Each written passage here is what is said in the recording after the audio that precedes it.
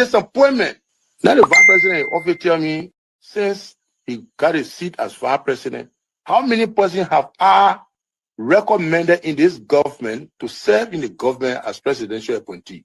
0. Every appointment in Nima County was done by him. He and I would discuss something as a brother.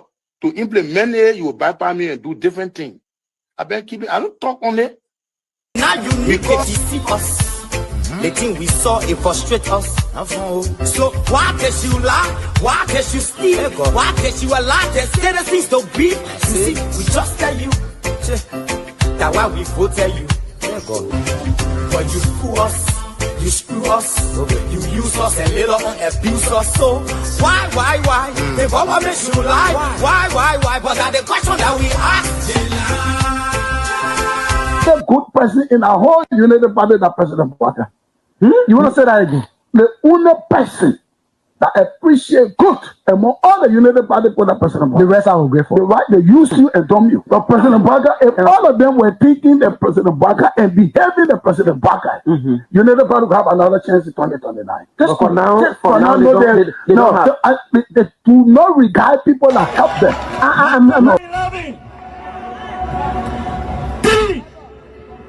Of our soldiers were executed on this party ground. 2 at the back and 1 right at the headquarters.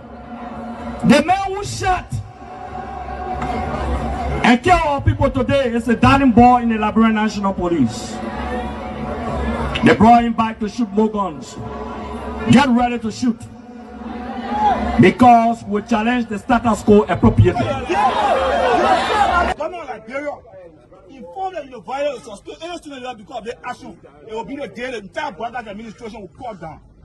We will massively violate the students in this country and we'll shut down the Brothers administration. The day that happens, we have the capability to do so. And if they think this is the renovation project is a joke, let them try it. The fall of the Brothers administration begins with this. If they think they will tumble on any student in this country or at the University of Liberia and walk away with impunity, while our children saving opponents and lottery in the Western world, while we are subjected to agile power and bad learning conditions here, and the thing will say. In the first 100 days, no car will get stuck on the major road in this country. And I mean it. You say it out loud?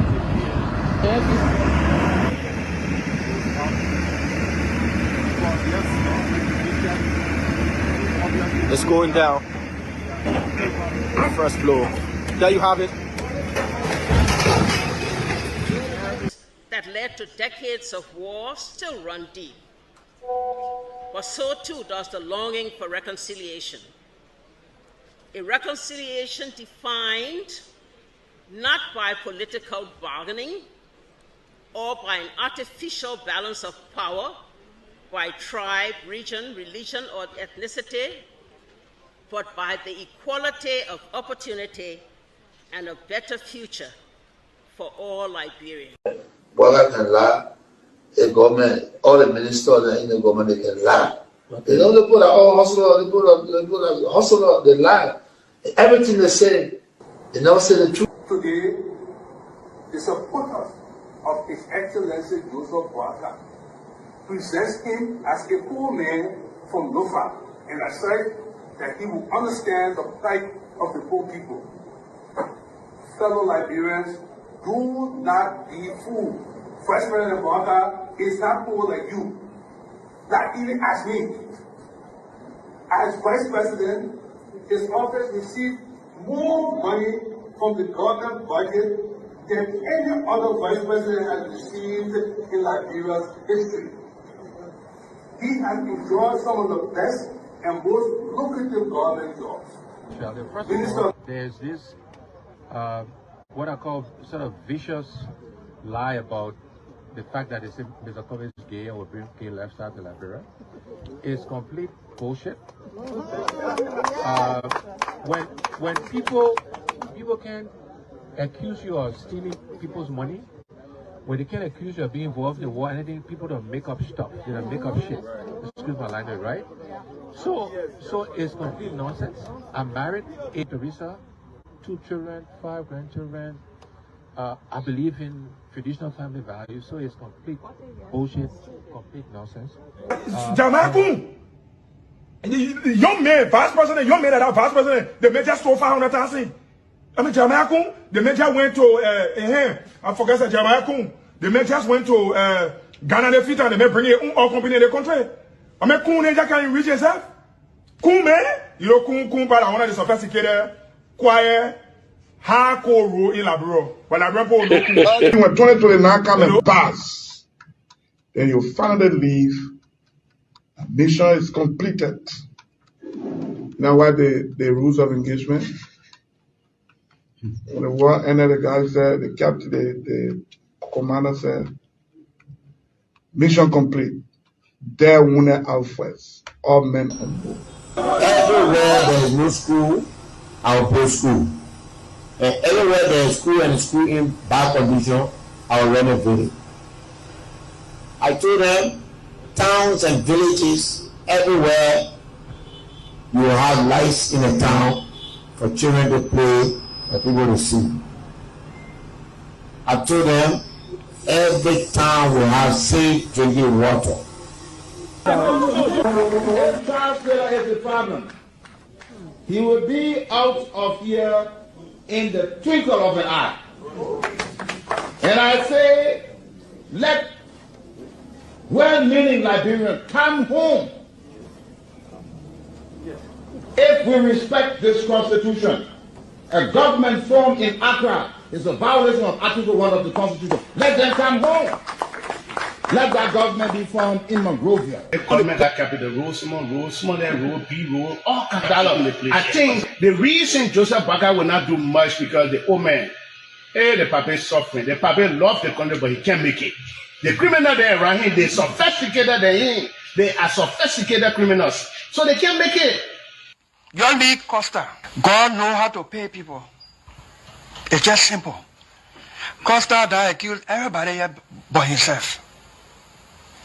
Everybody, Joe, we join, we kill Joe, he killed Joseph Baka. Baka still living. Joe, no, you leave better. He made me senator. He almost made Joseph Baka president until he screwed up. We gave God the glory. Yeah. Well, Baka, when he screwed, he said, oh, we don't want to make sure we fought for him to be reconciled with the president. And then the people who fought for him. Look, your league Costa, you will come. And Costa was in a podcast, he said, they don't been calling me. Okay. The time you were calling me for me to kind of Bwaga, did I put it on radio? That immaturity to do what you're talking about. And I guarantee you, when we finish, there will not be a winner or the loser.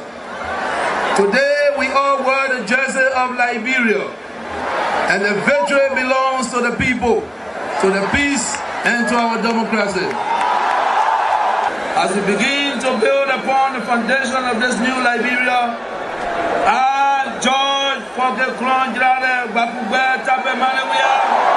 the new president, will first give thanks and praises to the Almighty God for the blessing He has bestowed upon our country. And I say, my people, thank you, When you elect on 85 irresponsible men, what happened to our country? We elect on 85 irresponsible men to govern this country, not to be very irresponsible.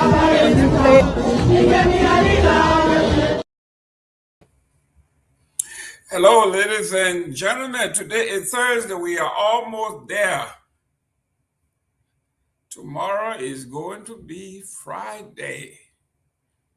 TGIF, we're not there yet, but today is Thursday. This is the eve of TGIF. I guess we can say thank God it's Thursday too, TGIT. I am Jerome Gayman from Grand Bassa. I am doing this from the beautiful state of Florida. If you don't like it, go drink some salt water. But if you need to go on vacation, call me Florida is the place to be.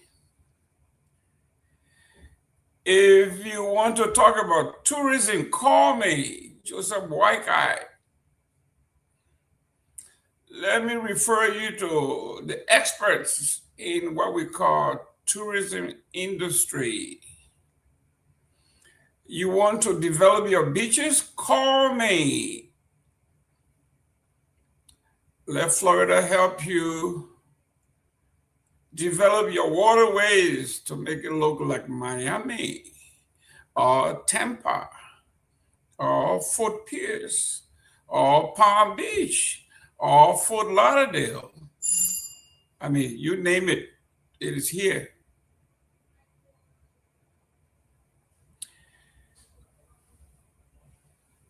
Tourism in the state of Florida, I won't even want to tell you how many folks flocked to the state from around the world to come and enjoy the privileges that the state of Florida provides for tourists. If you are in Liberia and you are struggling about tourism,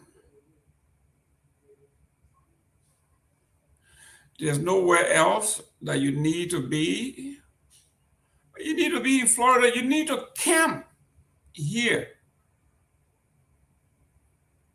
Go to Disney World, go to South Beach, go to any part of Central Florida, go to Fort Lauderdale, go to Fort Pierce, go to Vero Beach, go to Jacksonville. All of these cities are all on the Atlantic Ocean. And see what they have done. You don't need to reinvent the wheel. All you need to do is tweak it. The work has already been done. The research has already been done. It is called best practice. It's working for them. So why don't you come here, take the blueprint, take it home, take it to Grand Bassa County, Sunset Beach, tweak it, and enjoy the sunset. You are endowed with the blessings of the sun almost all year round. But today is the 16th of the month. We are in the middle of the month. April is almost gone. You got exactly 2 weeks left in the month of April. People in Liberia, next month, they will start talking about rainy season. All things being equal, we know, climate change and global warming. But when it comes to April, May, June, you are in rainy season full swing. So if you have a few dollars and you are one of the lucky ones to get a visa to come to the States, come on to Florida and have some fun, bring the kids. Go to Disney. Leave them there, and the adults can go to South Beach and have some fun. This month we have been talking about domestic violence in all forms. The abuse of women by powerful men, either through politics or religion. They use their religion to subjugate women. They use their political power to abuse women. They use their tribal linkages to justify the abuse of women. Today is no exception. And I'm going to profile today the former lieutenant governor of the state of Virginia, a young African-American guy who everybody thought he would be possibly a presidential candidate down the line. He's a young, ambitious, successful lawyer. He ran as lieutenant governor on the winning ticket. His name is Fairfax.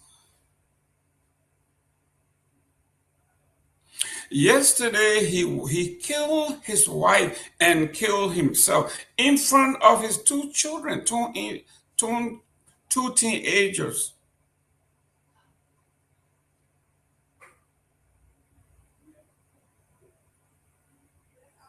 He was a lawyer. His wife was a dentist.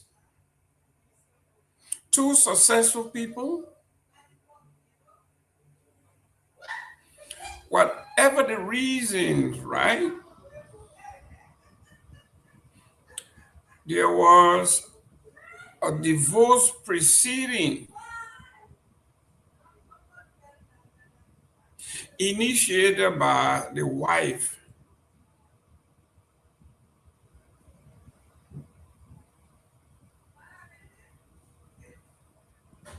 The young man got so enraged.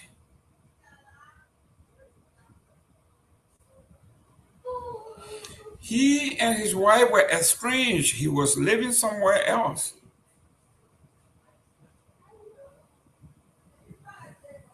Came into the home, shot her in the face several times. Made sure that she died on the spot.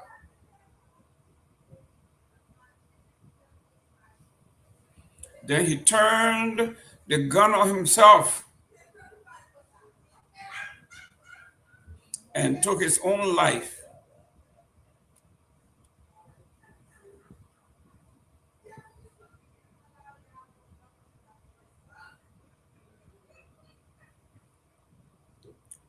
Domestic violence. One of those men who thinks that he has total control and he owns the woman. And she has no right to tell him it is over.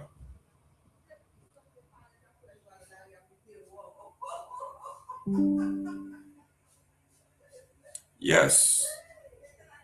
She said it's over.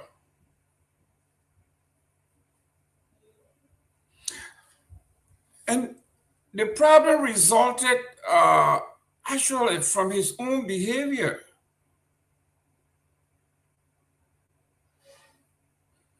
He was accused by many of his staff, women, of sexually abusing them. A young man who was, we thought, happily married, two beautiful children, have won the second highest seat in the state of Virginia.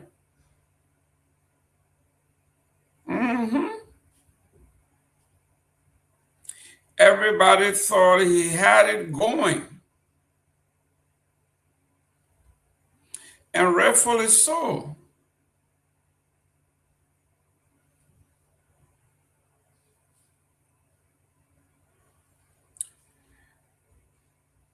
Former Lieutenant Governor Justin Fairfax kills his wife, then took his own life. A man who had everything. A beautiful wife, very successful, a dentist. Himself, a very successful lawyer, young, promising.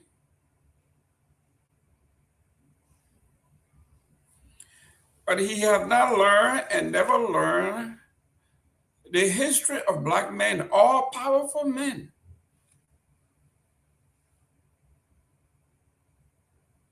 He fell prey to power.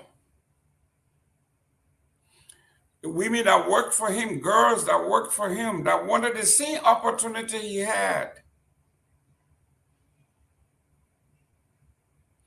Use his power to abuse them sexually. When the news broke, the woman said, "You are out of here." She said, I am an accomplished woman. I am a dentist. I work hard to be where I am. I married you. We established a family. We got 2 beautiful kids. You are lieutenant governor.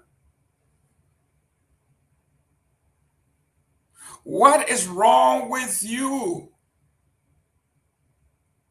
You are out of here. It says the couple's teenage son called 911 after midnight from the Armadale home in Virginia to report the incident, which came as the divorce proceedings were underway, the authorities in Virginia said. Former Lieutenant Governor Justin Fairfax fatally shot his wife, Serena Fairfax, before taking his own life early Thursday at the family's home in Armadale. Fairfax County Police said in what authorities described as a sudden and tragic act of domestic violence amid a pending divorce. Officers responded to the home just after midnight after one of the couple's teenage children called 911. Fairfax County Police Chief Kevin Davis said during the morning news briefing, both of the couple's children, who are in high school, were inside the home at the time of the shooting. One of the children was the 911 caller. Davis said, adding that his son described events that investigators have since corroborated through interior home surveillance camera. Police said Serena Fairfax was shot and killed before Justin Fairfax took his own life. Davis said the violence unfolded quickly, with little or no gap between the shooting and the 911 call. If there was a window, it was a very short window, Davis said. I think it all kind of happened at once. It happened pretty spontaneously. Bam, bam, bam, bam, bam, and then put a gun to his head, bam.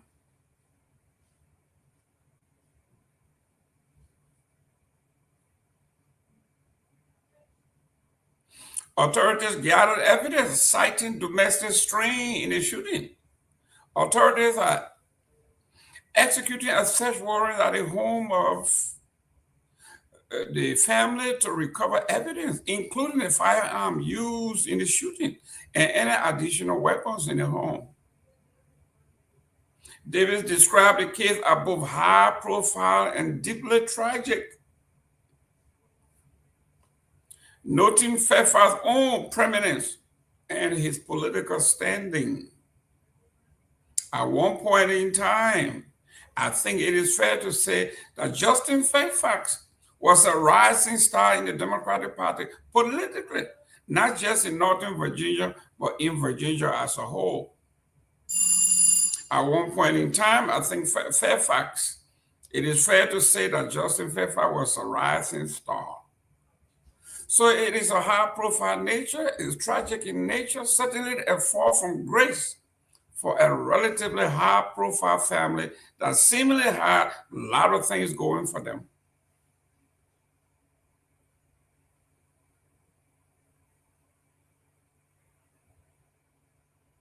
Domestic violence, my folks, this is serious. It doesn't have to get to this level.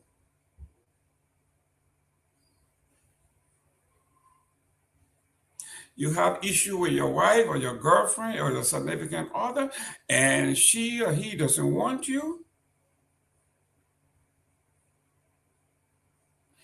Like the old preacher and songwriter from Liberia.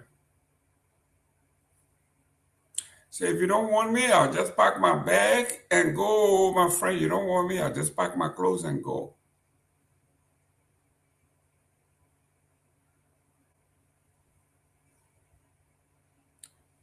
So today we are grieving. Yes, we are grieving for the 2 souls lost, but for the 2 young teenage or high school students in the home, in front of home, Their father killed their mother and himself. The trauma, the psychological impact this is going to have on them for the rest of their lives. We are saying 4 lives were destroyed.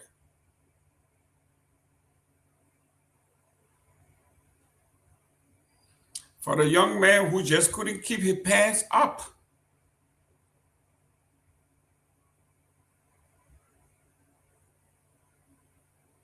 We see this in Liberia,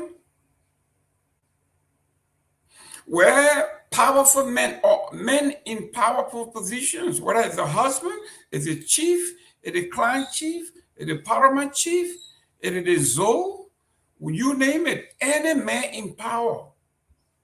In Liberia, they beat their wives. They beat their girlfriends. Even in these United States, they're doing it undercover.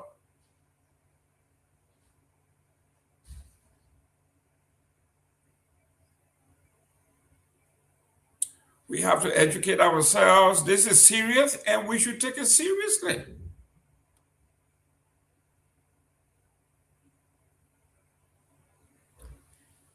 There's another story here we've been following. Butt naked in the United States.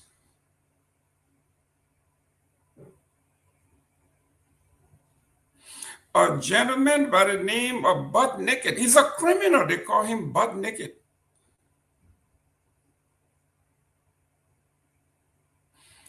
He was apprehended. He had been terrorizing his community in the Carolinas with the only weapon he has in his possession.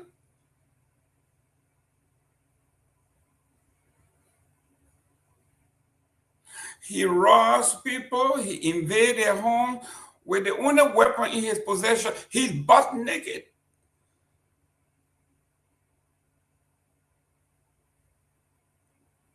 When he enters, the people run and he robs them. They call him the butt naked convict.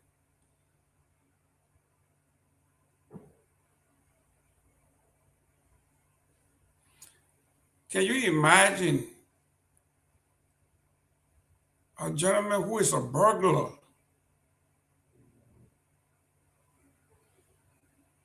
breaking into people's homes,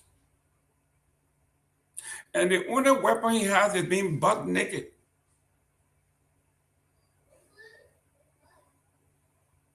General Butt Naked in the United States. They say he was terrorizing the community. And finally, the police and the sheriff department set a trap. The last home he broke in, he was on camera. And they caught him with his pants down.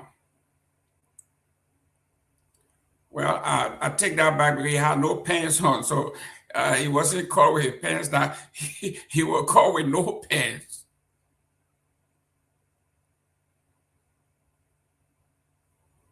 I don't know whether that's bravery or stupidity or being real brilliant.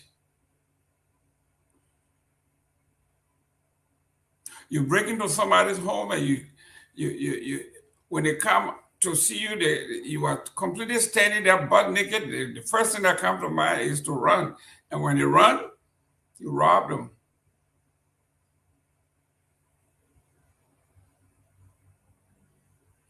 Whatever it is that he will carry with whatever weapon he had, scared everybody, because when they come and bottle with him, they run. More powerful than gun, than knife, than cutlass. The butt naked bandit. Yes. So if you want to rob a store, you don't have any money to buy a gun, just think you got your own weapon, just whip it out and go out there. When they start running, you take whatever you have.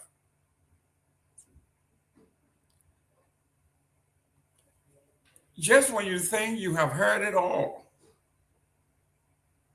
then you come across something like this. A bandit, general butt naked in the United States, robbing folks. No knife, no gun, no stick, nothing. All he has is him.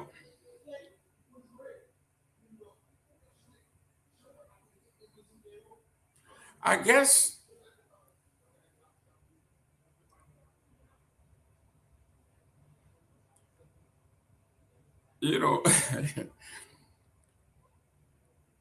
for someone to look at you and butt naked and just run. They didn't tackle him. They didn't take water and waste on him or chunk stick or shoes or anything. They just ran.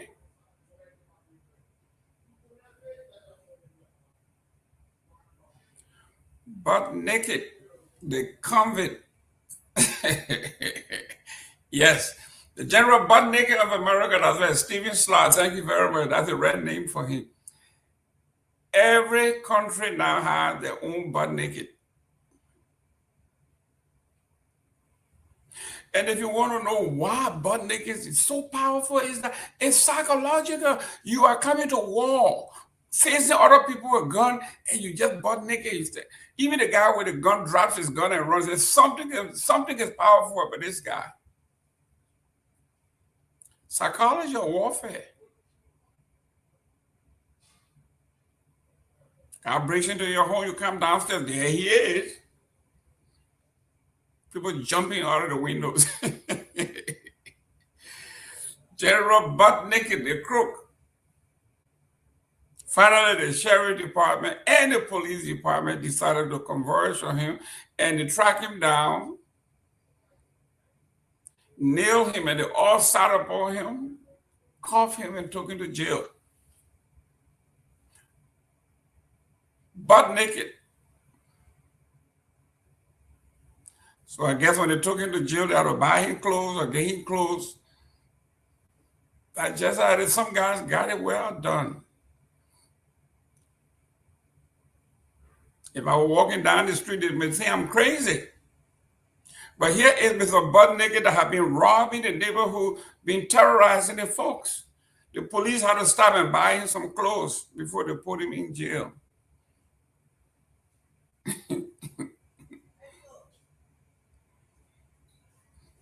Yeah, butt naked never killed babies. This butt naked never killed babies, but I tell you what, hey, he had women, mommy, all running with their babies.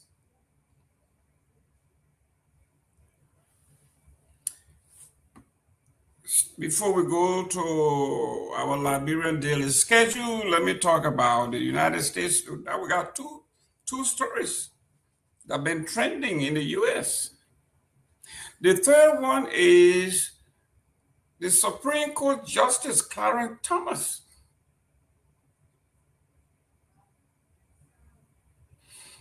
He was the keynote speaker at an event in Texas.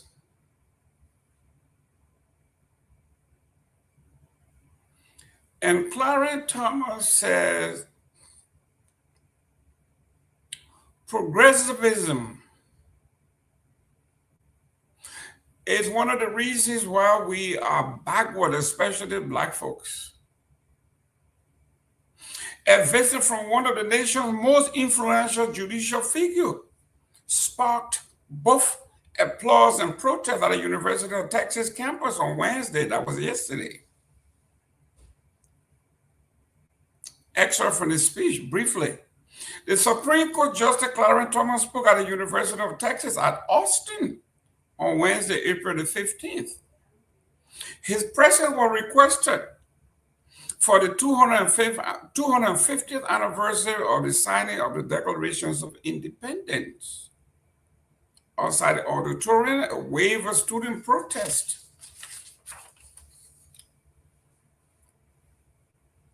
Austin, Texas was on fire. Clarence Thomas, the current longest-serving member of the Supreme Court of the United States, was welcomed with a standing ovation inside the UT Hawks Memorial Auditorium. After his speech, this is what they are saying: "We are here to learn from someone who has devoted a lifetime and a great experiment," said UT President Jim Davis as he prepared to introduce Thomas.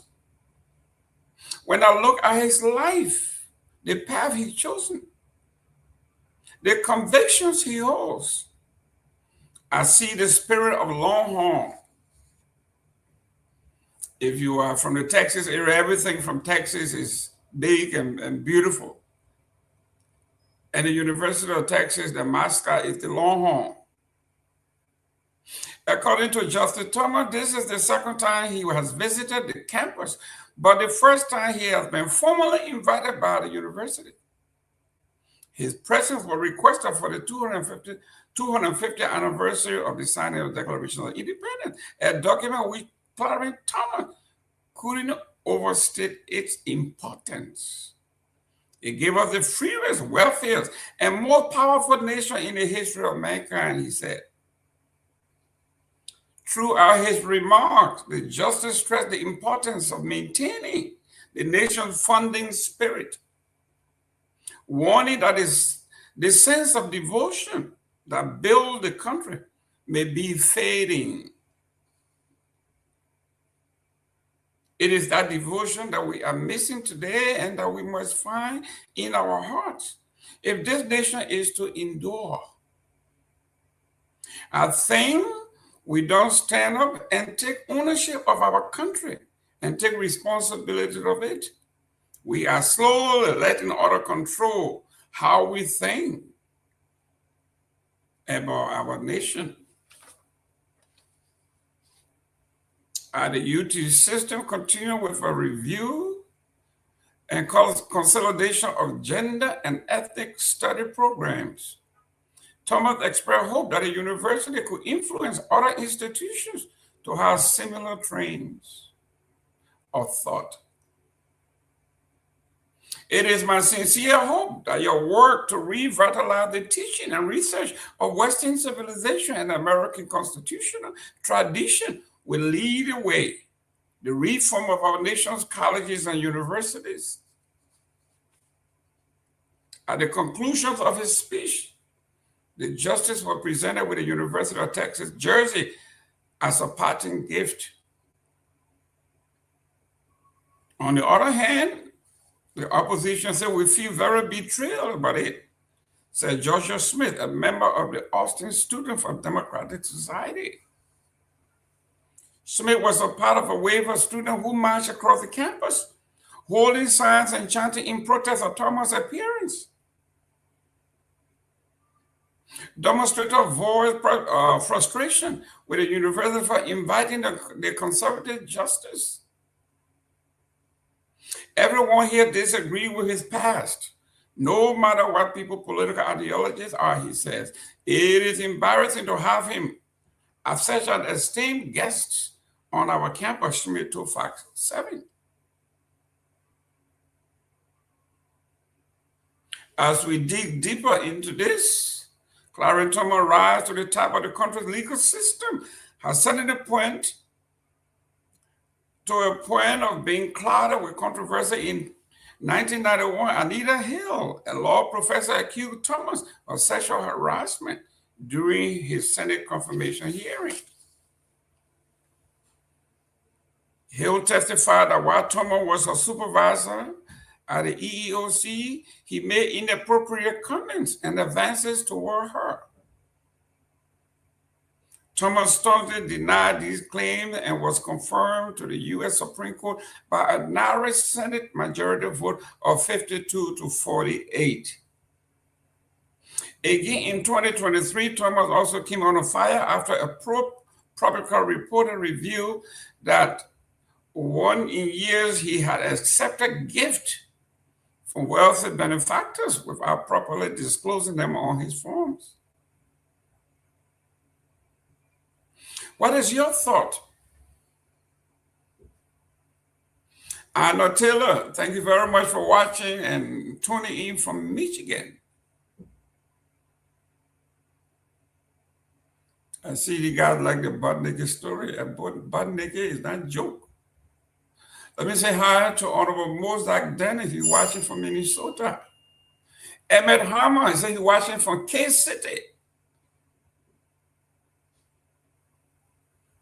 Prophetic Jean Conant, thank you very much for tuning in. I don't know where you're tuning in from. Stephen Slade, let me see where you're tuning in from. He's fascinated with the butt naked story. Yeah, butt naked. Kehleboe Gongloe from the city of Brother-in-Law said, this Republican apologist cannot talk. Donald 34 indictment and other Republican politician misconduct.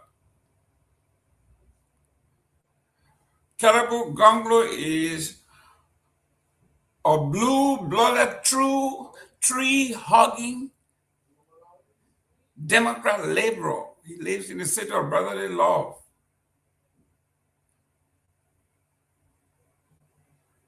A sanctuary city, a place where if you want to join, they can give it to you free. They think it is everybody, according to Gongloe, there everybody is entitled to free weed. Yeah, that's the liberal way of thinking. Give them free drugs. Arnold Taylor. Hi, Honorable Gayman, watching from Michigan. Yeah, Michigan. Michigan is training. John Eddie said, I am blessed to join from Season Wade Weed District, Grand Bassa County. Eddie, thank you very much for tuning in. I know exactly where you are calling in from. Say hi to everybody in Weed District, especially District number 3, compound number 3. I am quite familiar with it. When I'm back in Liberia, I will look for you guys. I will do all I can to stop by and say hi to everybody in the Weed District, especially the Student Association from the Weed District. Very progressive. Most of them went to school in Lac, so they are very smart. St. Michael, I think they're over St. Joseph. Smart folks. Honorable Pope Success Keita. He's tuning in from Dopoh. Okay. Dopoh. Emmanuel Bro. Yeah, I'm a crew brother. That need I know. They got some famous football player with that name. Minneapolis, Minnesota, thank you very much for tuning in. Jordan Sekou V. Dollar, I am watching from Bakedu Township, Kwadu Boni District, Lofa County. There you go. Kwadu Boni is in the house. Thank you very much for tuning in. I love when you tell us where you're tuning in from, so we can tell your folks. We can say hi to everybody. In Kwadu Boni, progressive folks from Kwadu Boni. Pewee don't know anything about Kwadu Boni. That's my people. Yeah. Isama, Kolobasi, Isama.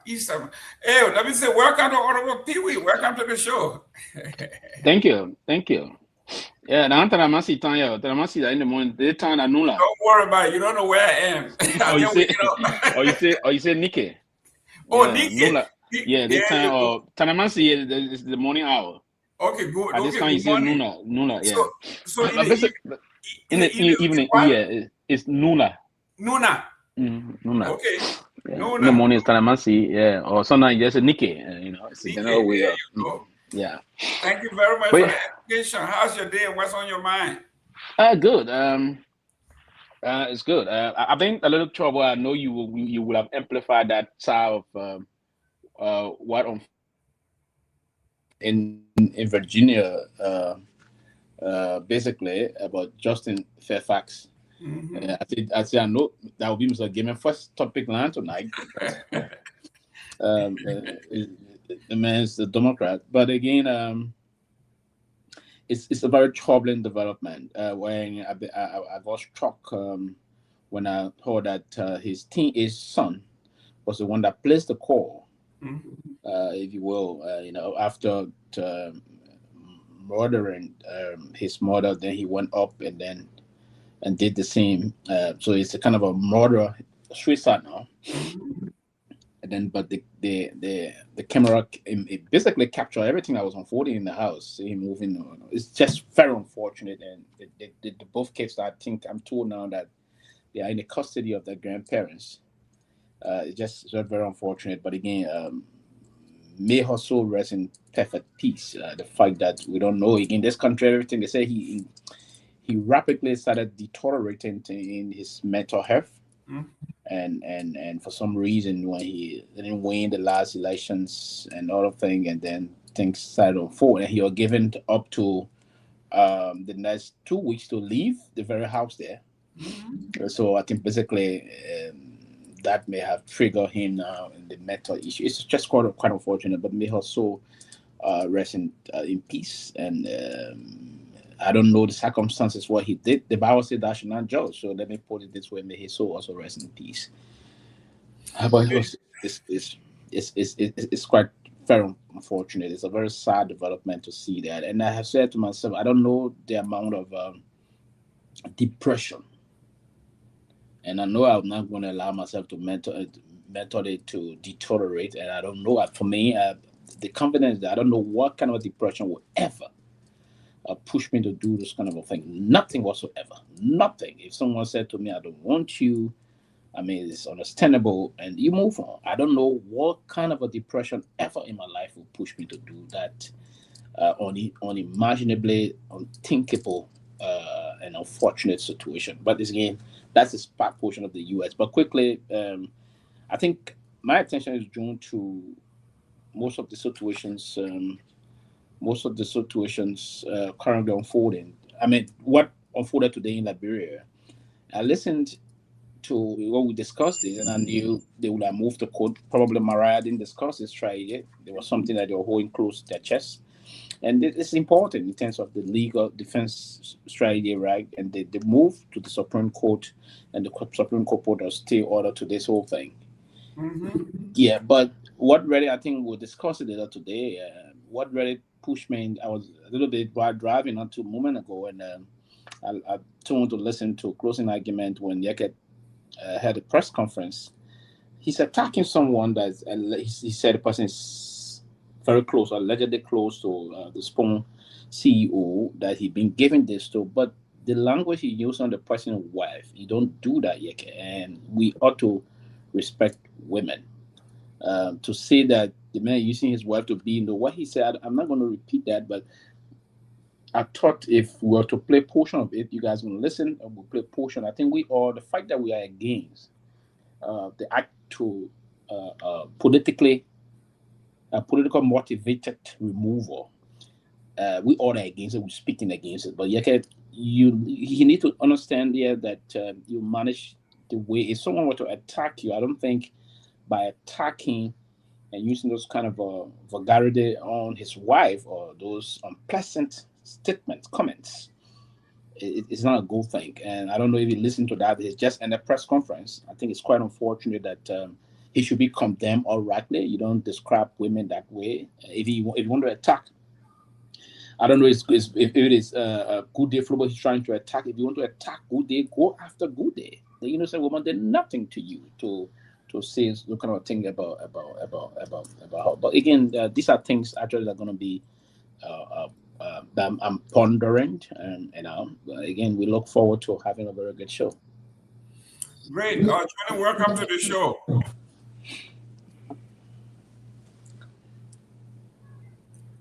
Johnny? I think Johnny is frozen. I believe he got some internet deficiency. Yeah, he's laughing. He knows. He tried to ignore us. Are you doing that, Johnny? Welcome to the show. I thought it was internet deficiency. No, I had internet problem already. You got frozen. Everything going with you guys. Don't try it. We'll never get frozen. You froze. You don't have internet. You want to tell us we froze. How can I be? You a poor man. You ain't got internet. We are rich over here. You want to tell we froze? We can't freeze. You froze. I think he's having a problem for real. Yeah, he got some issues. But aside from that, Mr. Gayman, are there other development today in town? Are they ready to follow the news today?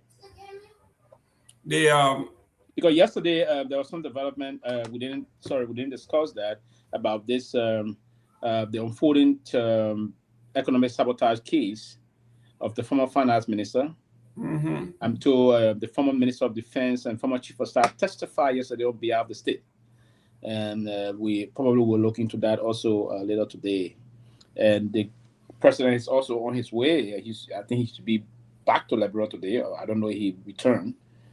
Then he'll be on his way to the U.S. In the next couple of days or so. But we currently have the Liberian delegation here to attend the annual spring meeting. Spring meeting, yeah. Excellent. We have on the docket. We have here the Supreme Court halts Seleke Kromah's case. We have that. President Garguah back with STEM message. We got that. Prosecutor arrest the corruption case. Oh, the prosecution arrest. Okay. Oh, the rest are okay. Yeah, because yesterday was I think that they had a major. The closing. Okay. Yeah. Okay. Yeah. So we discuss that. Then I guess the House is calling for family court, the establishment of a family court. I don't know whether these people really think about these bills that they are pushing, that if we establish a court system, extra court, the wage bill, these things, I mean, I don't know whether they think you can just pass these things into law and think it will just happen. The president, if they agree, they have to find the money. But sorry, Mr. Gayman, we already have the civil law court. Okay. Why you want to establish another court for family court? Civil law court deal with family matters, civil issues, right? Well, I guess they want to do it like the United States. They want to separate the family court as a separate court, just deal with domestic violence. It's also important if the resources is available. That's what I'm saying. Yeah, it's important. Every time there's a new committee, I mean, can you imagine to operate a court? I mean, you're talking about huge salary here. Oh yeah. You're talking about you need the judge. Yeah. You need a probably that court will have. You need a judge. You need sheriff, team of sheriff, if you will. Yeah, you need lawyers. You need the lawyers that will be the state. Maybe we have state prosecutors. We have both a public defendant, and then this other people will also be there. You need to hire those people also, and then you need other clerical administrative staff. You need those people also to keep the code running effectively and the rest of that. We've been hearing for more than 10 years now that there was this commitment to establish a fast-track code for corruption. Up to now, I don't know how far we went, but we established the criminal code E for the sole purpose of fast-tracking rape cases. Yeah, the criminal code E, that was established and was funded by then the United Nations special issue to, the criminal code E. That we did that, and they said there was this intent to also establish a fast-track court for corruption to just solely and wholly deal with corrupt cases, if you will. But again, the best way to do it, in my thinking, is that fund the money, hire more prosecutors, hire more public defendants, as per those that would declare themselves impecunious. Then you can provide a state lawyer for them to represent them, public defendant. Then you put more people, and then what you do, you fast track most of those cases. Because if all the resources that we need, they are all available, if you will, from all sides of things, you can prosecute one case in 6 weeks, Mr. Gayman, and then you can fast track that. That's I think to be very, I really like this idea, because like here, I used to go to I like to go to the night courts, right? Especially the traffic court. You go there and just listen to the fun that the people have when they, a guy who breaks the traffic law. So they have a court specifically for that. And then the family court is very, very important because you don't want to mix it up with other system where you just on the docket for months. Okay, like domestic violence we are talking about. Yeah.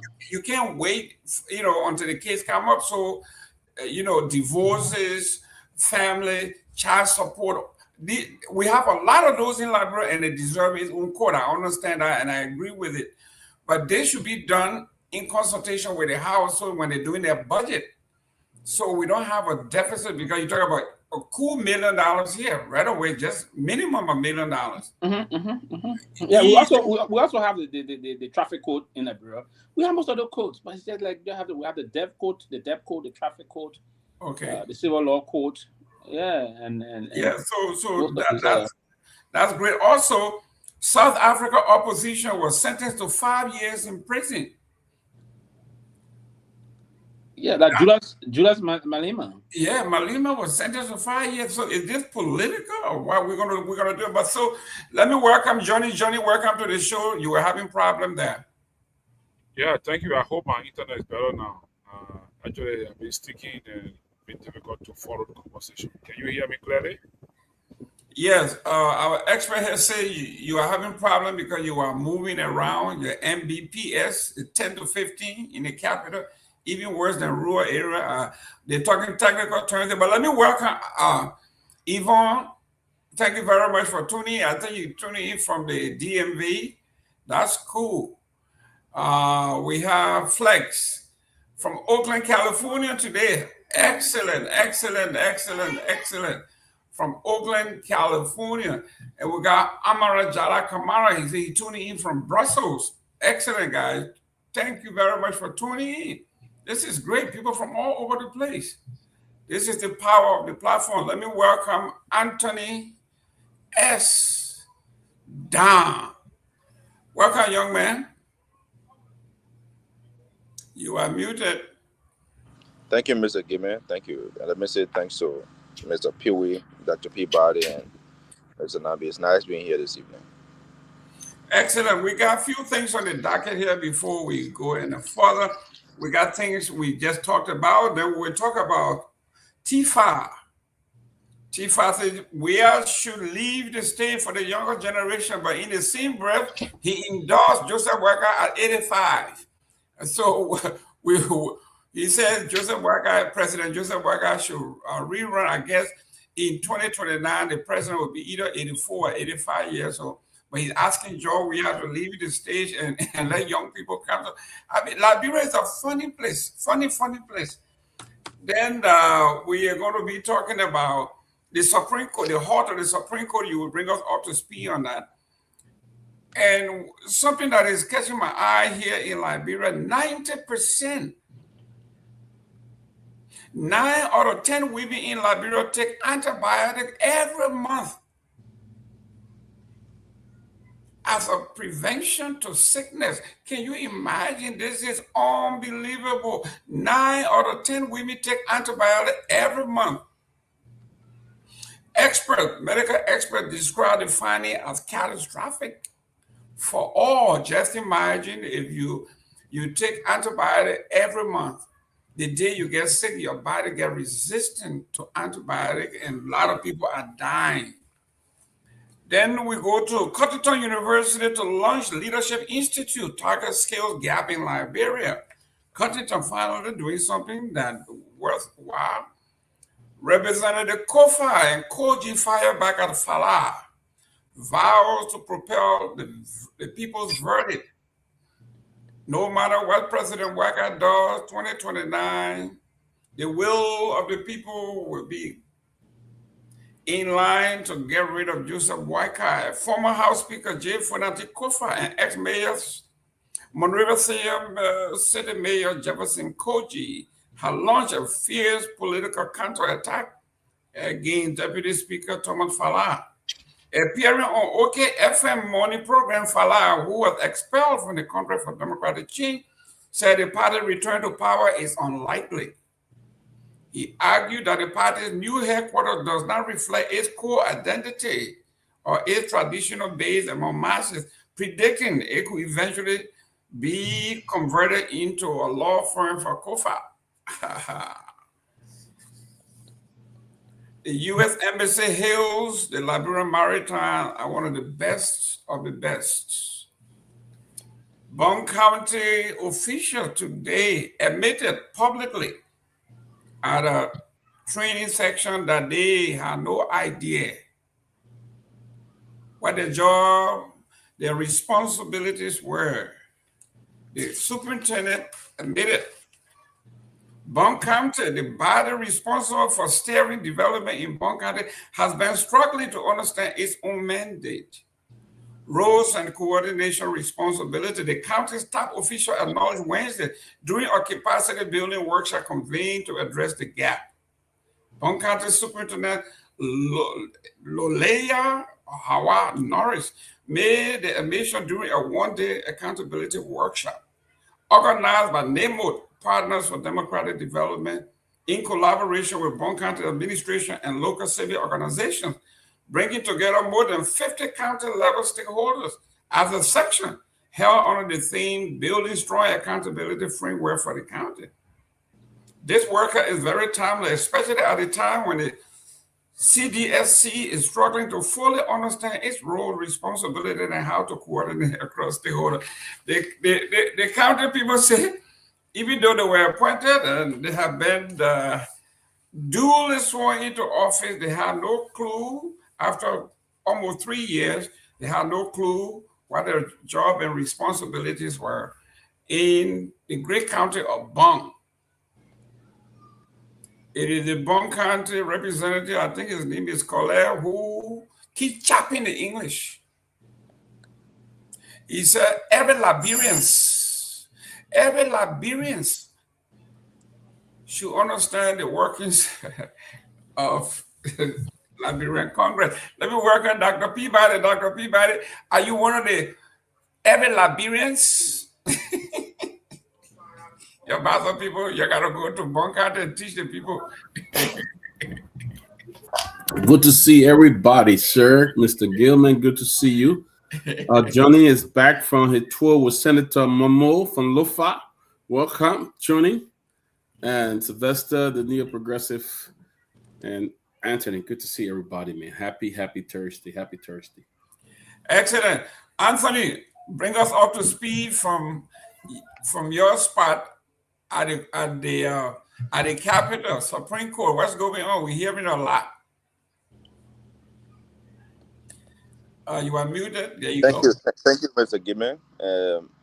Like you said, the Supreme Court has invited the plenary to a conference with Judge Yusuf over this Yeke Koluba's removal saga.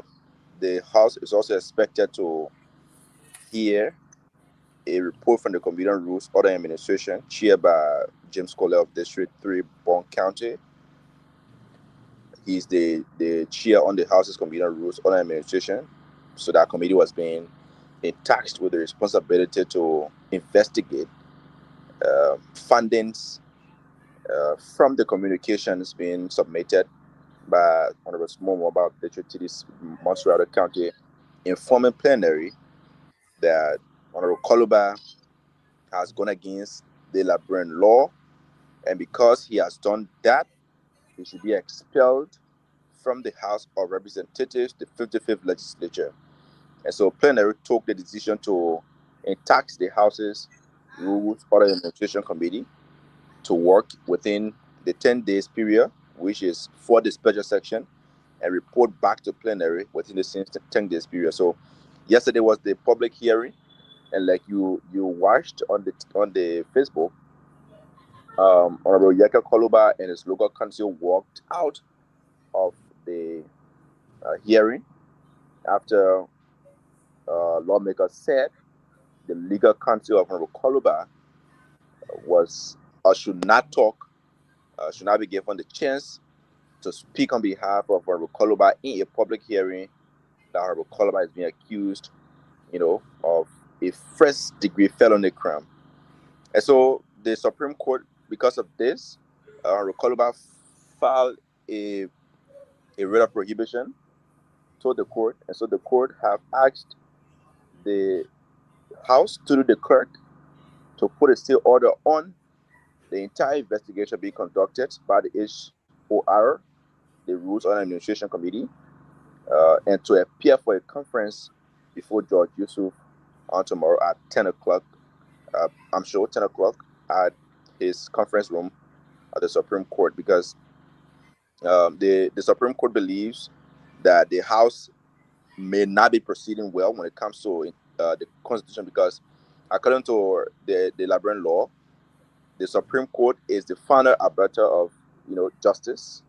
The Supreme Court, when the rules or when it speaks, once it is related to the Liberian law, it becomes final. And so the crime or the accusation being leveled against Honorable Koluba to the communication is not, a House's rule. It is a Liberian law violation. And so the Supreme Court have, perused the entire thing. And so that's the reason why they place a stay order on the investigation. But I don't know. I can't tell whether the House is going to concord, is going to agree with the Supreme Court's decision or the Supreme Court request to place a stay order on the investigation being conducted into Honorable Koluba's removal. I don't know whether the House's Committee on Rules or the Administration Chair by Honorable James Kola is going to adhere or listen to the Supreme Court. Probably he might not, or he may. All depends on what happens tomorrow, what comes out of it tomorrow. Because tomorrow is also a session day, because it is a special session. So every Monday to Friday are sessions. And so tomorrow, we want to know whether Honorable Koluba is going to be going to the court along with plenary to hear at the conference of Judge Yusuf, or the committee is going to give its report and plenary take decision on tomorrow during tomorrow's special session. Wow.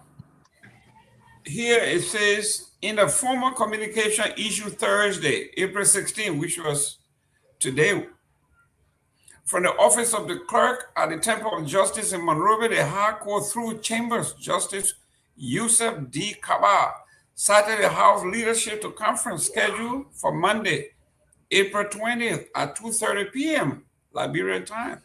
They directed specifically ordered the House, acting through Speaker Richard Nagbe, Deputy Speaker Thomas Fala, and the Chief Clerk and the Sergeant at Arms to stay all further proceeding and all action in the matter pending the outcome of the conference at the Supreme Court. The raise stems from a petition for a writ of prohibition filed by Representative Yaka Koluba, who is seeking the court's intervention to prevent his legislation continuing what he described as an unconstitutional probe into statement he made regarding the Saluba border situation between Guinea and Liberia. The crisis began when Representative Koluba publicly alleged the area which authorities of Guinea have encroached on, the Liberian territory in the sovereign area, does not belong to Liberia but Guinea, raising alarm over national security issue, according to the House. So, Johnny, here we are. This is where we are. The court has halted. They specifically named the Speaker, the Deputy Speaker, the Sergeant at Arms, and everybody else to halt all proceeding effective immediately until XYZ. Your take?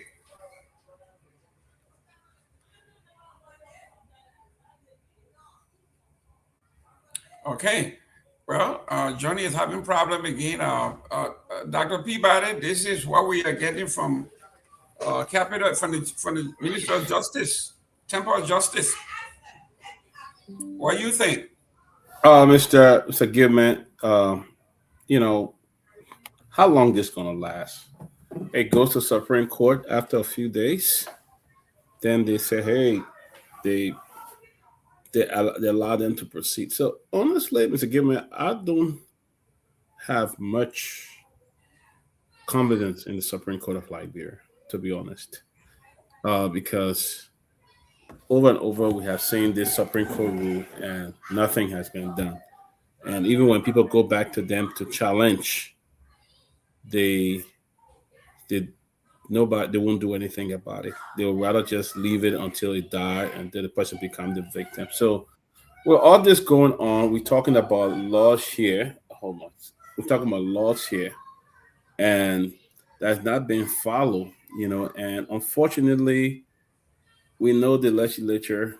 I mean, the guy who's leading this whole rule and order thing, there was the man who behaved like a rebel, busting people door on national TV. Did you see him holding axe or something and trying to burst into Chairman Fonati Kofa office on national TV? He was saying live, holding axe or whatever, busting the door. It was so graphic and so bad for a lawmaker. And this is the man that is leading the investigation on Yeke Kaloba. I don't expect Yeke to get any fair trial. I don't with guy like what's his name? With guy like the guy from Bon County, Colette, leading that. But I don't know what the Supreme Court would do, to be honest. It's going to come right back. It's going to get right back to them expelling Yeke. Unfortunately, they have not paid him for months. They want to silence him because he's talking. But did you realize that these people were rival when you have the Fonati Kofa case at the house? Yeke was supporting the Kofa side. And so they were rivals. So they're trying to silence most of their opponent in that legislature and think they are in power for good. They think they are there for the rest of their life. They think that they can't be touched. They think that nothing will happen. But this whole case, look at what happened. The lawyers for Honorable Kaloba went there yesterday, and they won't even give them a chance to say anything on the court, on the floor. So this is, I mean, honestly, I love the Supreme Court of Liberia, but I have a lot of reservation when it comes to the ruling and some of the things they do, because this very Supreme Court has sentenced a man to jail for cussing for 6 months. So honestly, I have reservation when it comes to Supreme Court decision in Liberia. I think they contradict everything and just make it difficult. That's all. Honorable Pewee, according to what we are hearing, and Dr. Peabody just echoed, it looks like this is a repeat of a movie. We have seen this movie before. We know the karate show. We know when the bad man going to die. We know who's going to kill the bad man. We know when the show going to end. So why are you showing the repeat? According to them, this is basically based on our part. This is just like a repeat, and we know what the end will be. Oh yes, and unfortunately and sadly, and these are things that, and it should not be that way. We should also basically move to issue with the mindset that folks are being investigated for probably something that we suspect they may have done. But if we check the records and they are not liable or guilty, they should be let go. But if you go into a politically motivated situations, things that we know that have been clearly decided, pre-decided even before going into the proper matter, then it's unfortunate. Those kind of a capricious way of doing things ought to stop in the country. And if we are to promote the democracy, and these individuals are benefiting from the system that we went through before, and we said a lot of atrocious things unfolded in the country, and how do we go about it and to change the landscape of issues in the country? So, but that is that we instituted what we say, hey, we subscribe to democracy, and to do these things, we ought to do it in a way and manner that we should do things. If not, but lawmakers, it's basically very, very unfortunate that we ought to notice and see these things unfold. And as we try to structure it, but generally what we're currently seeing is that bulk of the folks in the country, those that are in power today, do see and like this kind of a thing. So listen, the way to do it is to challenge the system, go to the court, use the court system, and we will continue to do that. If the court, because the court is one of the major elements to protect democracy. And if we were to do that, because if we don't make use of the code system, trust the code system, that would be a serious recipe for another eruptions of political turmoil in the country. And we don't want to see those kind of a reoccurrence of those kind of a thing that happen in the country. And attempt to see that it is taking the country backward. The country suffer a very protracted and devastating civil crisis. I think it's about time that we all believe and condemn that and try to use the democracy as a beacon of hope for the country moving forward. I think ever since 2005, 21 years ago, we reintroduced new phase of the democracy in the country, and it seems to be working. But yes, we got some third unscrupulous elements that are trying to deface the country democracy, and these people should be called out and uprightly condemned. It is dangerous. So I will actually end here because we have to respect the time. We look forward to having most of the discussion now that the court plays a whole order on this, and then they go tomorrow to the conference discussions, and we're going to see what's going to happen. But I think I don't trust them. It's going to be a kangaroo kind of a thing, and I think they're just going to condemn. But Mr. Gayman will be out. He'll be back shortly. So, Mr. Nagbe, welcome to the show. We're going to welcome you actually to make your opening statement, please. Well, let me thank you very much, Mr. Pewee. It's good to be with you, Dr. Henry Peabody, and my friend Anthony Dang, as well as Johnny Debbie, the man who was in Patawi yesterday. Are you staying in Patawi? No, I left already. I'm back in Morovia now. I mean, when I grow up, I want to be like you. I mean, you just enjoying Liberia. I mean, one day you're in the southeast, the next day you're in Lofa, you're at the border, you're seeing everything happening at the border, and now you're all over in Patawi. But it's good to have you.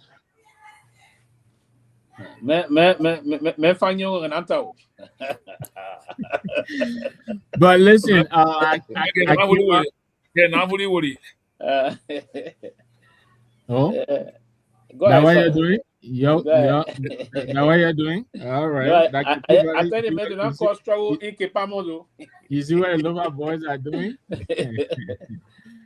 But listen, I came on and I think I heard you guys talking about what is happening in the legislature, right?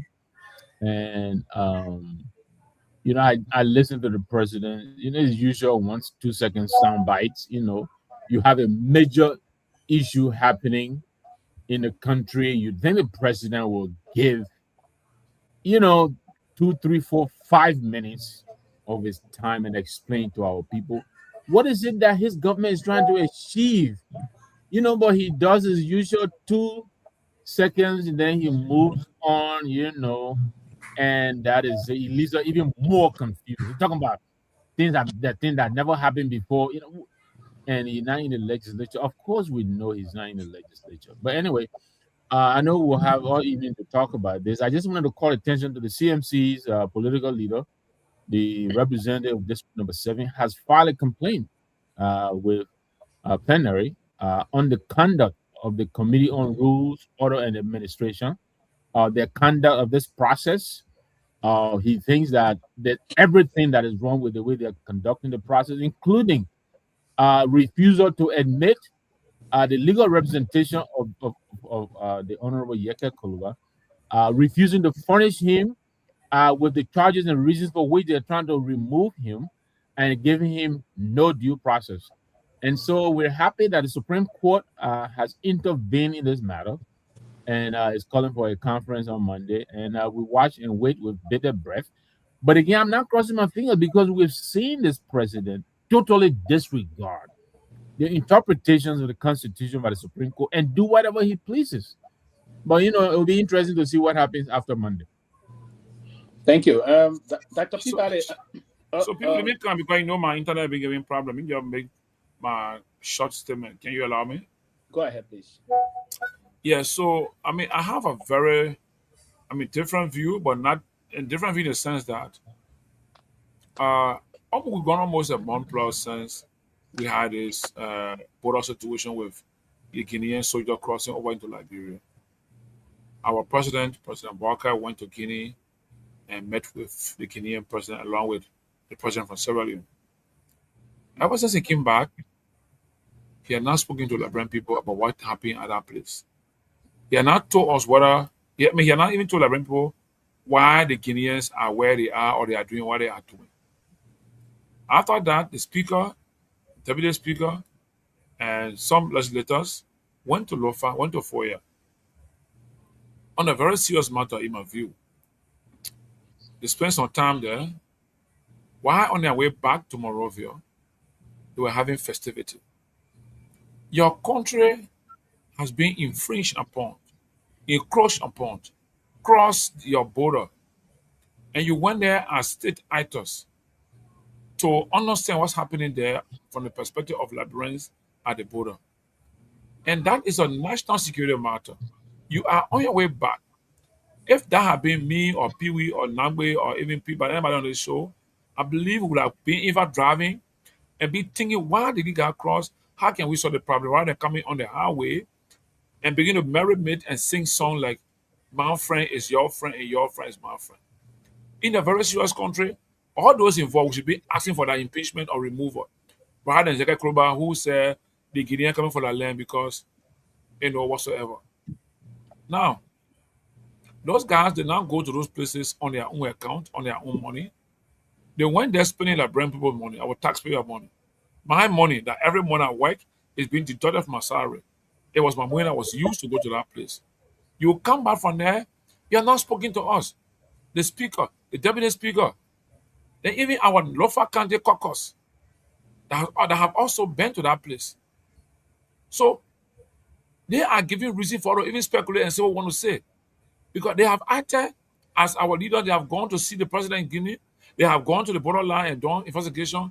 They have not spoken to us officially that this is what is happening and this is what the Liberian government is doing.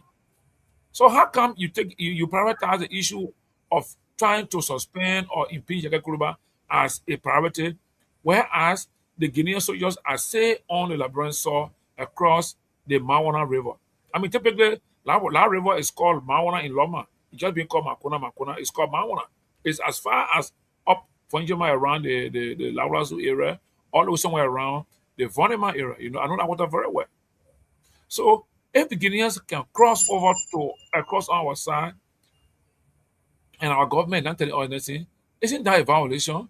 What oath did they take when they took office? The president, the speaker, the deputy speaker, and all those that have been going there, those are responsible for our security. They took an oath. Are they not relying on their oath that they took to protect and preserve the peace and security and defend the constitution of Liberia? You have Guinean crossover and they're sitting there on our land. Pewee, if I know you were during the war, if you ever saw areas where factions have fought and they remove and you go into the place, that fear will grab you. When I got to Solomon, to that village to the border, that was the scene. You could see people, homes, house, and everything abandoned. Like where people had just fought war and everybody retreated from there, and you're also deserted. And if you have a sense of reasoning or sense of security, you will feel the insecurity around there. You see how our security men are posted. That tells you that something is going wrong. And all those Liberians that live around the borderland on the Liberian side are now displaced.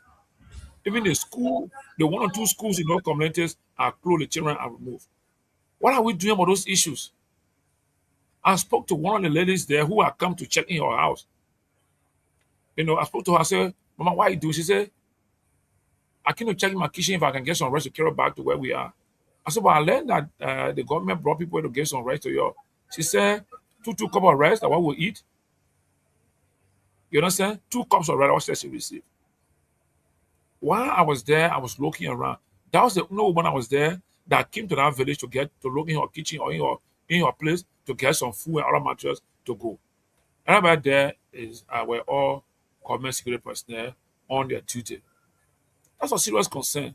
So that is more of a concern to me. I would expect our government to be acting on those matters and keeping us informed about what is happening, rather than spending money to go remove Seleke Kromah from the position. I don't understand the merit of removing Seleke Kromah. Why Seleke Kromah still made? Did you get intelligence that Seleke Kromah went to Guinea and influenced the Guinean to cross the border? Is that a situation? And then let us know, let tell Seleke Kromah Then that one that they want to Guinea, the kind of information that they get the one that influence, that supported the Guinean army to cross over and stay there. The president made a statement before when the army took over their barrack in 7th. When they asked him, he said, "Kona making new land." So the army took over the land. So I believe Yakuba spoke in that same tone. The president said, "Kona making new land." So maybe Guinean feed that Kona making new land, so they soon I play for them, but they won't take it too. You understand what I'm saying? So I want to say that look, we need to be serious about Liberia. Look, Pewee, just give me a few more seconds. When I cross on the other side from Venjama to go into Masada, I saw a different scenario there. I mean, I spent a whole day in Guinea. I felt like, I mean, maybe the next 1 or 2 months, if I have some money and get some gas, I should drive in Europe and spend a weekend in Masada. Enjoy the social life there, enjoy the environment there, you know. But our government need to tell us, why are these guys stay on our borderland? Why are they stay there since the president went to Conakry? I mean, what you call Conakry and being back.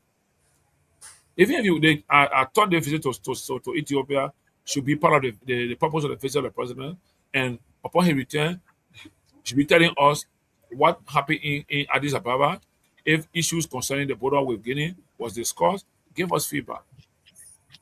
So I think we Liberians, we should be raising issue with legislature for not doing what we should be doing. Mr. Speaker, Deputy Speaker, the one to Lofa, no response. Thank you. So let my colleagues say something. Thank you. Dr. Peabody. Yeah. There's this basic thing very well on this. We learned that the court plays a stay order on it today. They will report tomorrow to conference. And I don't think it's going to change the trajectory of what's going to happen in the lower house. It's not going to change anything. But before, just you take it from here, then, Mr. Gayman. But that I don't think you're going to change it. But what is your own belief, if you will, in terms for the court to put this? Does that mean the court sense that they are not going about it the right way? I mean, as I said before, we know that these people don't care. These are very reckless people. And even if the Supreme Court ruled, they're not going to listen to the Supreme Court. Our Supreme Court have become a fun box in Liberia. When they rule, nobody cared. The fact here that what the executive wants is what the Supreme Court play by. Is what the speaker and other in the legislature play by. So, as I said earlier, I have reservation. These people don't respect the Supreme Court. They don't. And like Johnny rightly said, these were people who were merit making in the midst of people taking our land. They were standing there drunk and talking about your friend is my friend, this friend is my friend. Those are drunk talks. When people drink, those are the songs they sing. So we all did that. When we drink our beer, we sit down and we start knocking each other hand. They drink palm wine. Yeah. We are together. Yeah. Those are alcohol talks. They're not China, y'all. Yeah. But yeah, you got serious. You got serious. Something to your border, they're taking the land. Yeah, easy, your friend. You drunk, and you standing there singing this, and because you can try to just elect you're going after him and trying to remove him because you got power. Someone's father sitting there and said, "There's no way that Yeke will survive." He breaking on radio, and he's talking about no way George Weah should come back. I'm gonna give young people a chance. You should give young people a chance. You've been in that house for I don't know how many years on Chairman ways and means. For forever. You know, then you behind somebody who's about 80-something years old. Then he said, I'm gonna give young people a chance. Why don't you start from the top? Start from the top. You know, they said a fish get right in from the head. Why don't they start from the top? You know, but these guys, this is what the executive wants. They will bribe other colleagues, and Yeke will be in pinch. Unfortunately, there's nothing you can do. They would do it. You don't know what meeting they're having at night and how much money is exchanging hand right now. But unfortunately, I have so many doubts when it comes to Supreme Court ruling. Even Supreme Court ruling, the justice minister will come out there and find his own interpretation to what the Supreme Court say again, and they will go right back. So the fact is, you got a lawmaker. CDC got the highest representative in that house. Do they stand for something? Nope. They don't stand for fact. They stand for money. That's all they do. Because it's all about what's in there for me. What's there for me. And once you start talking about what is there for me, they get them money, and that's what happened. You think they're removing Yeke like that? You think they could have gone on the floor and get the food that they needed? No. They have to exchange and bribe. So I went to see what the Supreme Court will say. Supreme Court can put injunction, but the same Supreme Court rule that it should pay Yeke about money. Have they paid him for the many salaries and things they owe him? They have not done it. We saw the speaker call people to go in there and break into Yeke car. Have they fixed Yeke car? No.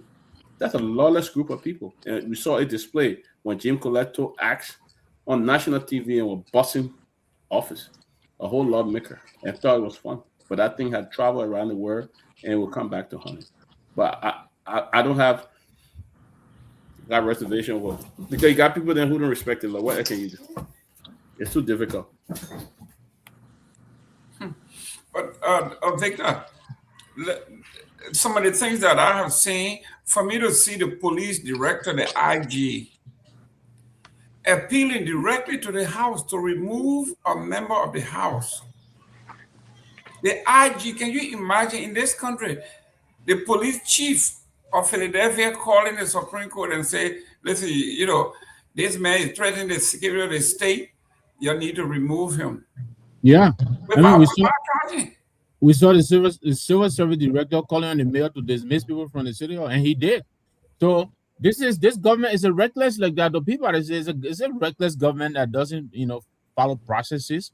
The police director is supposed to go through the Ministry of Justice if he wants any action taken. He's not supposed to.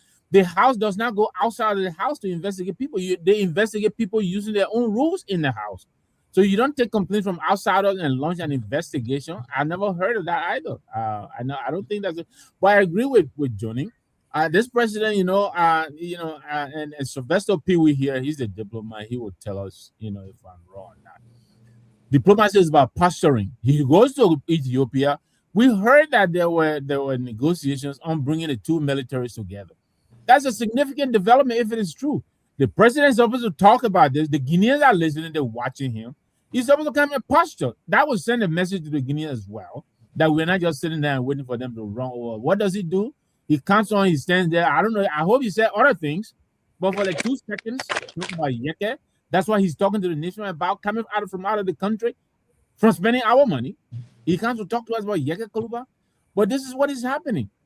The police director, he knows the processes. He's supposed to launch a complaint with the Ministry of Justice or the court, the judicial system, not the legislature. He shouldn't be filing complaint with the legislature and calling for an investigation. Or if he did, why would he do that? I don't believe that is the process. Again, I'm waiting. Somebody can call in and tell me I'm wrong, but I don't believe that is the process.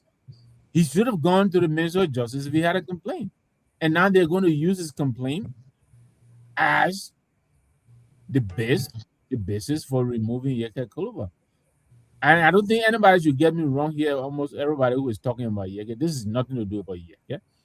This is a process to slowly, and I wouldn't say slowly anymore, rapidly silence dissent. This is what this is about. Debbie, I think was calling 2 or 3 days ago. Joseph Debbie of Granger County.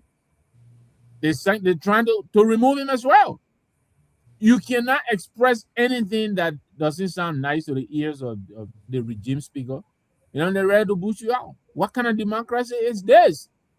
A democracy is a governance process where you can express yourself. If people feel injured, they should take you to court. They take you to court and let the court go through their allegations. Not using it as a business to remove people. I've never seen this. I don't think this is the right way to do it. But I'm glad at least the court, for whatever is worth, even the president is to override whatever the court instructs. At least the evidence will remain there. I think the evidence, is piling up now. You know, the number of times that these people have transgressed the legal process. You know, legitimate processes like that, they go outside of the processes, removal of tenure, you know, officials, all of these kinds of things. But this is where we are. Yeah, so Mr. Gayman, I want to yes. comment. Yeah, please come in. So this is where it gets interesting, right? Mr. Nagbe just said it. But the plenary actually acted on small mobiles communication. And the reason why plenary acted on small mobiles communication, forwarding the investigation to the House Committee on Rules Order, is because within the communication, the claim states that Honorable Koluba committed a treason. And treason, as we all know, is a first-degree felony crime. And so when a person commits treason, that is a state crime. That's right. Goes against the Liberian law. And so the investigations and punishment lie squarely within the purview of either the executive or the judiciary. But now, the House Rule 9 also states that a member of the House can be expelled, suspended, or punished, you know, for a cause.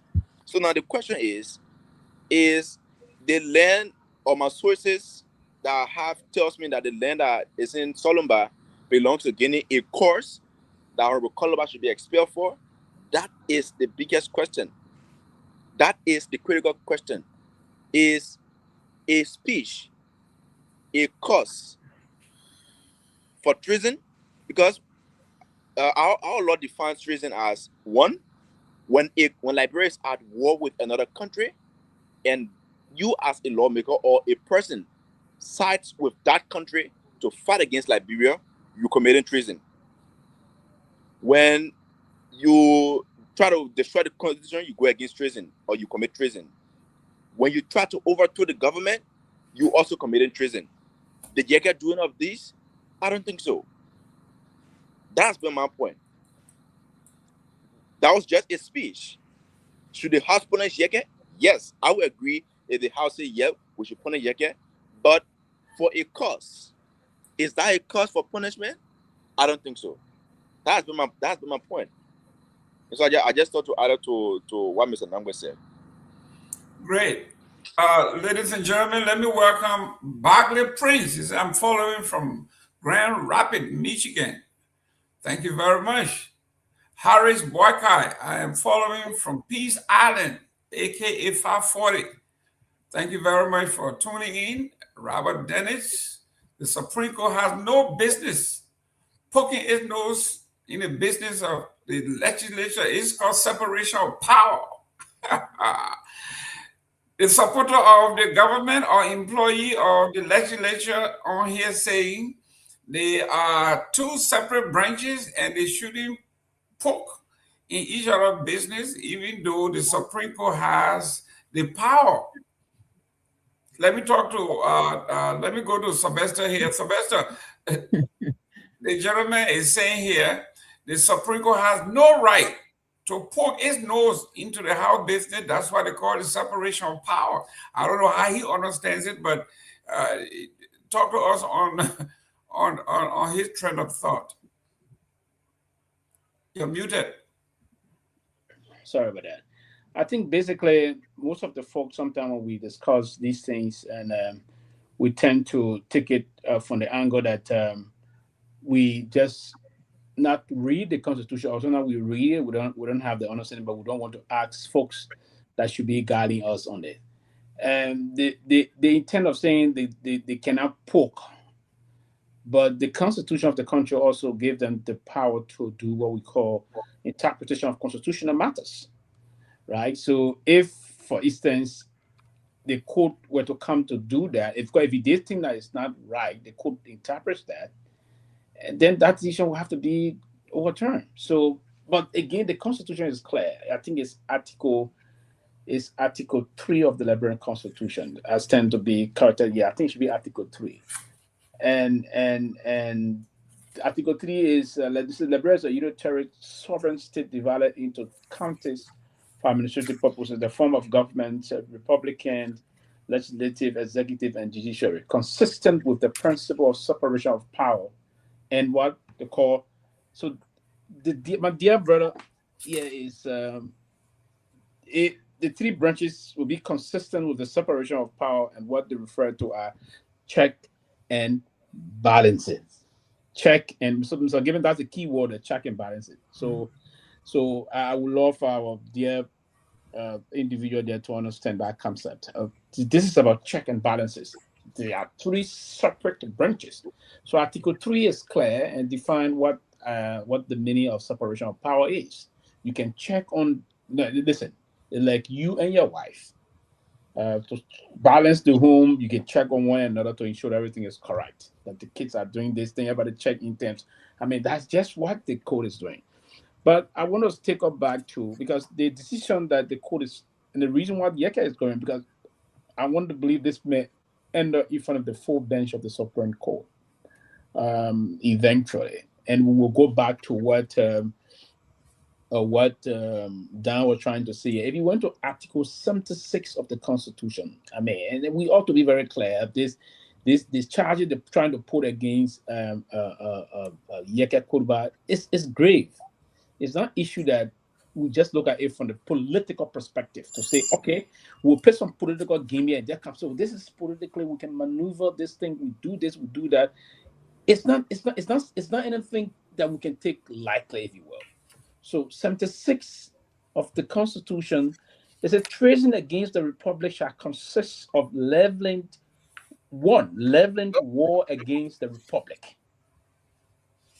2, aligning oneself with and aiding and abetting another nation or people with whom Liberia is at war or in a state of war. These are fantastic things, right? And it went on to say acts of espionage for any enemy state, right? And then attempt by overt act to overthrow the government, rebellion against the Republic, insurrection, and mutiny. So this, the charge that is not a small weight here for a lawmaker, and this act is committed against the state. So for a lawmaker to sit in his bubble, in probably not drink some Ghana and just come and say, okay, this man committed this, and the rest of the folks going with this and with the mindset because they believe the guy is an embarrassment to them. They're trying to find enemies. And we normally said when I was coming up, sisters are going to say, hey, they begin first girl, but one woman say, if the first girl child don't test you, you can be looking for the first girl child. I don't think that. So now you'll be find all means to get a first girl child, you'll be running behind the first girl child, you fall down again, you bury yourself. So they ought to be very mindful in that. But I think, Mr. Gayman, on a serious note, the constitutions give room for check and balances, and that's one of the reasons why the code is there for. And the Constitution also is detailed as to the responsibility of the court, right? So the Supreme Court itself got her own responsibility, and some of these they are all part of the reason why the country was structured, and that law is by which the country is governed. So we all ought to respect it. I know we are going to have our personal political feelings, if you will, and the reason why we have laws on the book is to balance the delicate, to strike the delicate balance here, so to keep the country safe and keep the country running. And that's part of the decision that we will never we're all going to agree with the decision of the court. But what we ought to do, and that's how the law is structured, the Constitution is laid down to ensure that we disagree with the decision of the court, but we all collectively must respect said decision. And that's one of the things. And that's the reason why those that are on that honorable seat should be above every reproach, if you will. They should be beyond reproach, so that they stand for the kind of integrity that the country relies on and the integrity that the country wants to see to move forward. If they take that decision, the decision should be based on the facts of the law, on the merit of the law.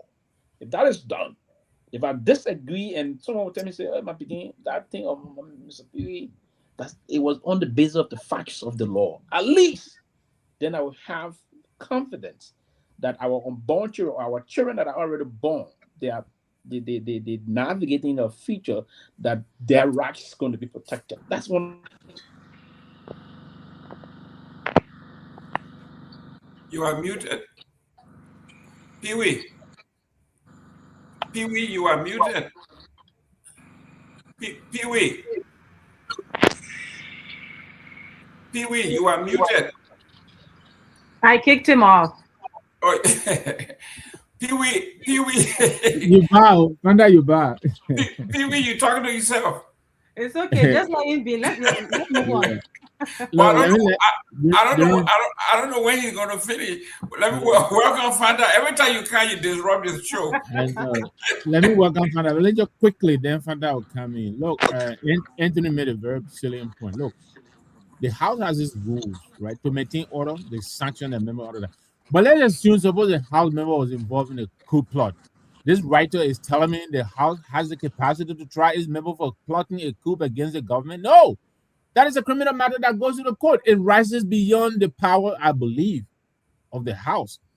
They're accusing this man of committing treason. The House does not have the authority or the power to charge or to prosecute his member for allegedly committing treason. I just wanted to throw that in.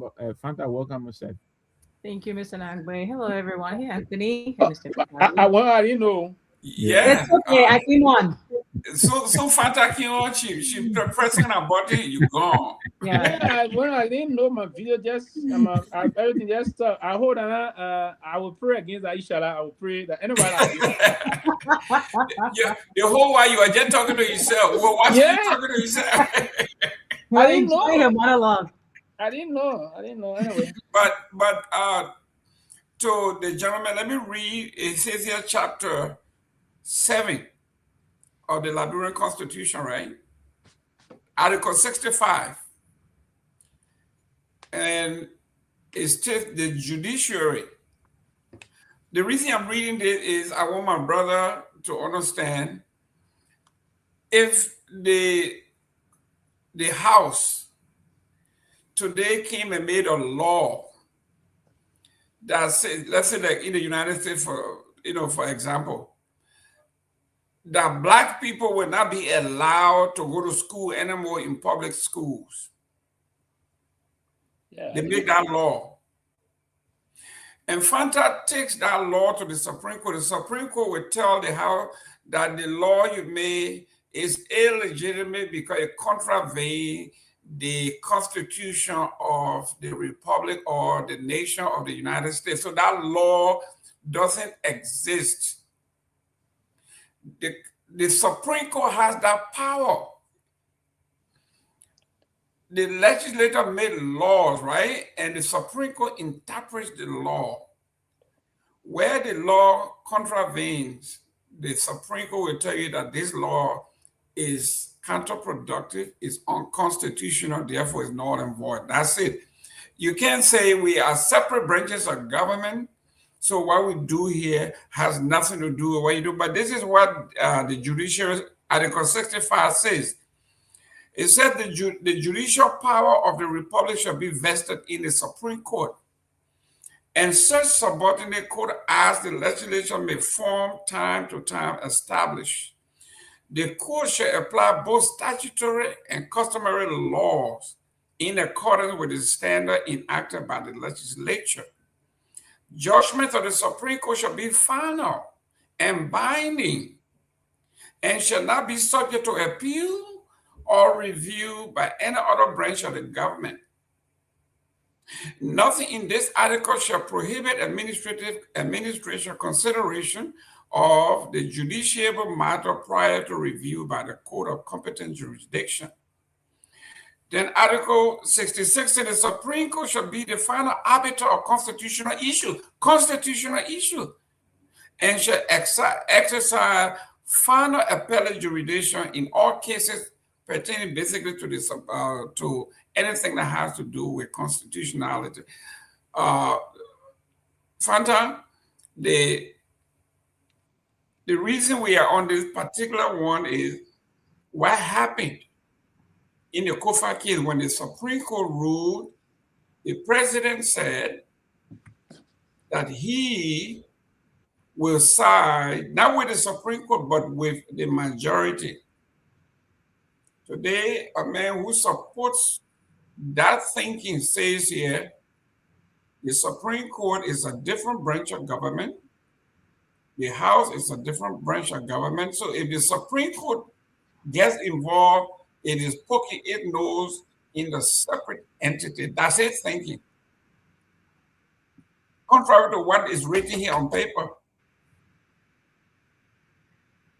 I mean, are we surprised? I'm not. I'm sort of over the surprise factor. The adrenaline, I think, has ran out. We have established that we are a country of lawlessness. We are the Wild Wild West, and so I'm not surprised by any of this. I think anyone who is surprised and you have not quite been paying attention, the actions of this government have been, the activities of this government have been quite indicative of their will to uphold or recognize the law or the judiciary. And so in this regard, what makes it different is unfortunate that it's become that it's been blown out to such extent, because it's nothing surprising. If they can remove the speaker, then what about a normal or common member? And what is going to happen? They're going to disregard the court and nothing is going to happen. Where are the ramifications? So are we just going to lend voices for the sake of lending voices, knowing exactly what the outcome is going to be? They're going to do what they want to do. Until we have, I think, solutions to combat that, the fact remains that we're being ruled by a lawless administration, and that's where we are. What are we going to do about it is the question.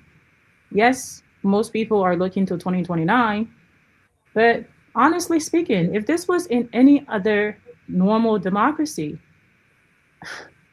Liberia will be on fire right now. Literally, you will have the citizens in the streets because they prioritize their country over politics. And so they will not sit for this.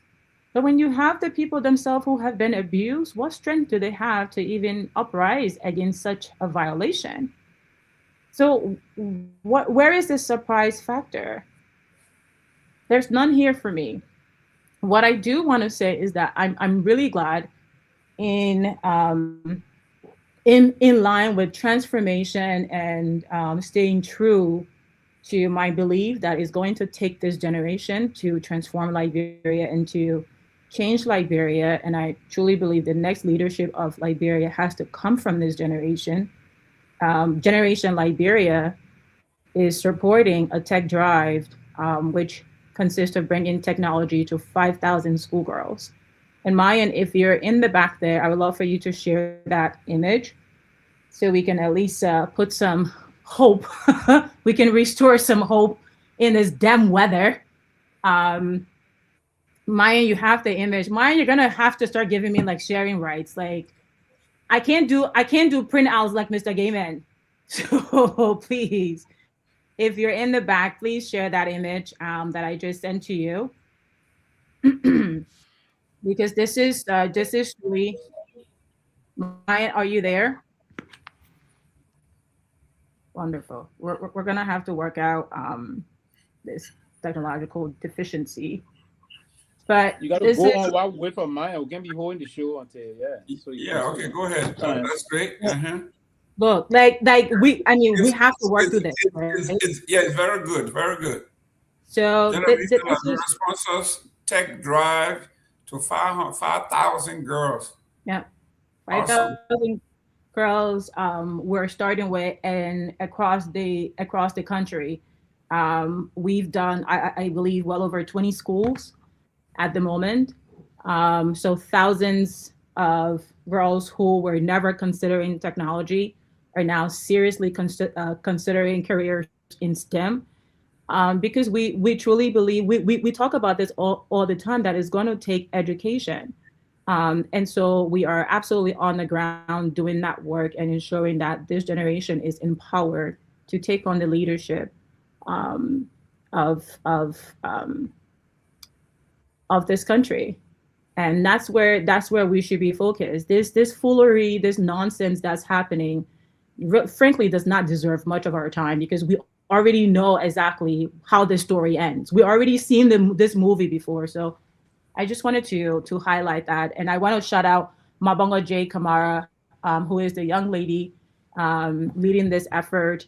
She is just a brilliant, brilliant, brilliant mind. Currently studying cybersecurity at the Blue Crest University, and she is just fantastic. And the girls have been responding so well to this initiative. It's as if no one has ever had these discussions with them before. And so that's how we know that we're making impact. And so this is the most important thing for me right now. And I think we should all really be pushing towards the future and not this craziness. Excellent, excellent. Let me welcome Mary Doe. She says, I'm watching from British Columbia, Canada. Thank you very much for tuning in. You know, we have people all over the place, and some of the comments you guys are making, we wouldn't even flag them because it makes no sense to say it is a fait accompli. We're happy to Kofa, we're happy to him. It's like it is just pure being, I mean, we're talking about flagrant violation of the rule, of the Constitution, of the law. If you're going to violate the Constitution upon which, the Constitution that is the fulcrum upon which our democracy is built, if you say you're not going to abide by the law, you're not going to go by the Constitution, then what kind of country are Johnny? The fulcrum of our nation is the Constitution. The president violates the Constitution. That in civilized country will be considered treason when the Supreme Court speaks, and the president says he wouldn't go by what the Supreme Court says. To me, that's treasonous. And then right after that, the House went against the Supreme Court's ruling and broke the Speaker's door, changed the doors, broke his car, took away his security, took away his car. And nothing happened. These are people who are charging somebody for treason. That is treasonous. I think, Mr. Gayman, these guys don't know what they are doing. I think they are just acting because, you know, when they children in the house, when they eat too much food, they get so filled with food, they just run around and cause problems for people in the house. You know, and that's why I heard a story from my grandmother. She said, our kissing women and the kissing mothers, we keep the children hungry in the day until evening hour because then as soon as they eat, they go to bed. So I think our guys in this legislature are just overfilled with the free money, and so they don't have a priority ready. Because what they're doing right now is not a priority. You imagine I stopped in Banga today. I went to Phoebe Hospital, the number one referral hospital in Central Liberia that should respond to issues from Nimba, from Lofa, even from Mike Gibby, you know, based on proximity. They don't have syringes. They don't have gauze. Simple things in the hospital. And you say you took an oath to protect the life of the people of Liberia. The right to life, right? The right to life, there are elements that constitute the right to life. And the first thing I see there is health. If you improve my health system, then you are protecting my right to life. So I thought you guys should be looking at what is happening in the health sector, hold the health minister accountable, bring her to check, you know, and let's see how people can improve. I was coming from Lofa in Astab in Salaye, and there was a report that people were on the farm and tree fell on somebody. They were doing some farm work, the tree fell on one of their colleagues in the bush. They call somebody in Salaye to have the information. Salaye City, Salaye District has no ambulance. They will have to call the Zozo, maybe like I would drive about 15-20 minutes from Zozo to get to access the paved road in Salaye. You got to go get to Kangaroo Town. See how long would. Those are the concerns I expect our legislature should be pushing in their oversight responsibility to ensure that Liberian people are served adequately when it comes to health, when it comes to security, when it comes to education. So they're just wasting our time, wasting our resources on Yeka Koloba issue. Because I know that case has some money coming into it. Because the people are being recalled to section. And they're on vacation. So come out of section means that they'll get some money to them for their return to section. And that return should have been for important matters that will be in the best interest of Liberian people. So I mean, like everybody been saying here, anyway, like I will hear my man Ben Sanvee, he said election have consequences. That's why we are here today. People were elected 2023. That's why that is what they are doing to us now. I hope Liberians are listening, are following, they are learning, and preparing to get the gas out. And that's why I always say we need to revise our constitution to come back to ensure that let it be 4 and 2 years. 4-year presidency, 2-year representatives. It will help us to get people, and getting people make mistake, we put some wrong guys there, we get them out quick. But 6 years is too long. It's too long to keep people there, keep doing the same thing over and over, and not making progress with the, in the country. You know what I'm saying? There's so many things I saw in the last 10 days I've been out of Monrovia, I've been out. I see so many real social issues. Education. Children going to school hungry. I saw that real life. Real life, go to school hungry. How would they learn? And you call them future leaders. And you're spending time to spend money to go to the border, to go inspect the border. You come out the highway, you start singing song. You can't even get account of what you did there. You've been back almost 2 weeks now. They are not even speaking to us. Who are we Liberians? We have to learn to hold people to account for our cents, our dollar that they are using in this country. Rather than making noise about getting Koloba, or because Koloba said Guinea wanting that land because or whatever. How does that suggest that Koloba committed treason? People arrive here, cross the border, Liberian young men, unarmed young men, move in to protect their border, and the Guineans return. Liberian men raise the flag at the border. Central guards were asked to be removed. Our government had not taken any action to protect our borders. Guineans came back, raised a flag, they are still occupying the position. So who should be more of talking about being impeached as compared to Yeka Kromah? I think we should be impeaching those that are responsible for our security. Maybe the president, maybe the speaker, deputy speaker, because they went there. They should have given all information what happened. No information. By this time, all those guys are being involved with this thing. We should be considering to have a popular uprising to ask them to step down rather than talking about having Yeka Kromah removed because Yeka Kromah said that the Guinea came for their land and that their land came for it. How does that suggest treason? You understand? Treason. How does that suggest treason? So I really hope that this time around, even though everybody expects people to rule against legislation, but they will say right and do what they want to do, but we should take record of these things. And this is why we are having difficult times to get international funding from bigger bilateral organizations because our rule of law system is not strong enough. And that's why we cannot have a real investment camp. So the one Indian investment guy in Nima is all we depending on, and the China Union in Bon County. We need more investors here. But how would they come when our judicial system, our rule of law system is not working in a way that people get the motivate to come to this country? So I'm appealing, to the government to back off on the whole process of the Yeka Kromah issue, back off, let find a more genuine agenda to follow. To remove Yeka Kromah is not important at all. It's not important. You remove it, you keep it, nothing changing. So what you want to do? What you want to remove the man from the position? What you want to expel him or suspend him to prove what? To show what? I mean, like just low man, like I think I said, like that low mindedness. I'm sorry for the word I say. If we don't speaking, let's mute. Honorable Peabody, the representative from from Grand Jida, said to the folks, he's in a house.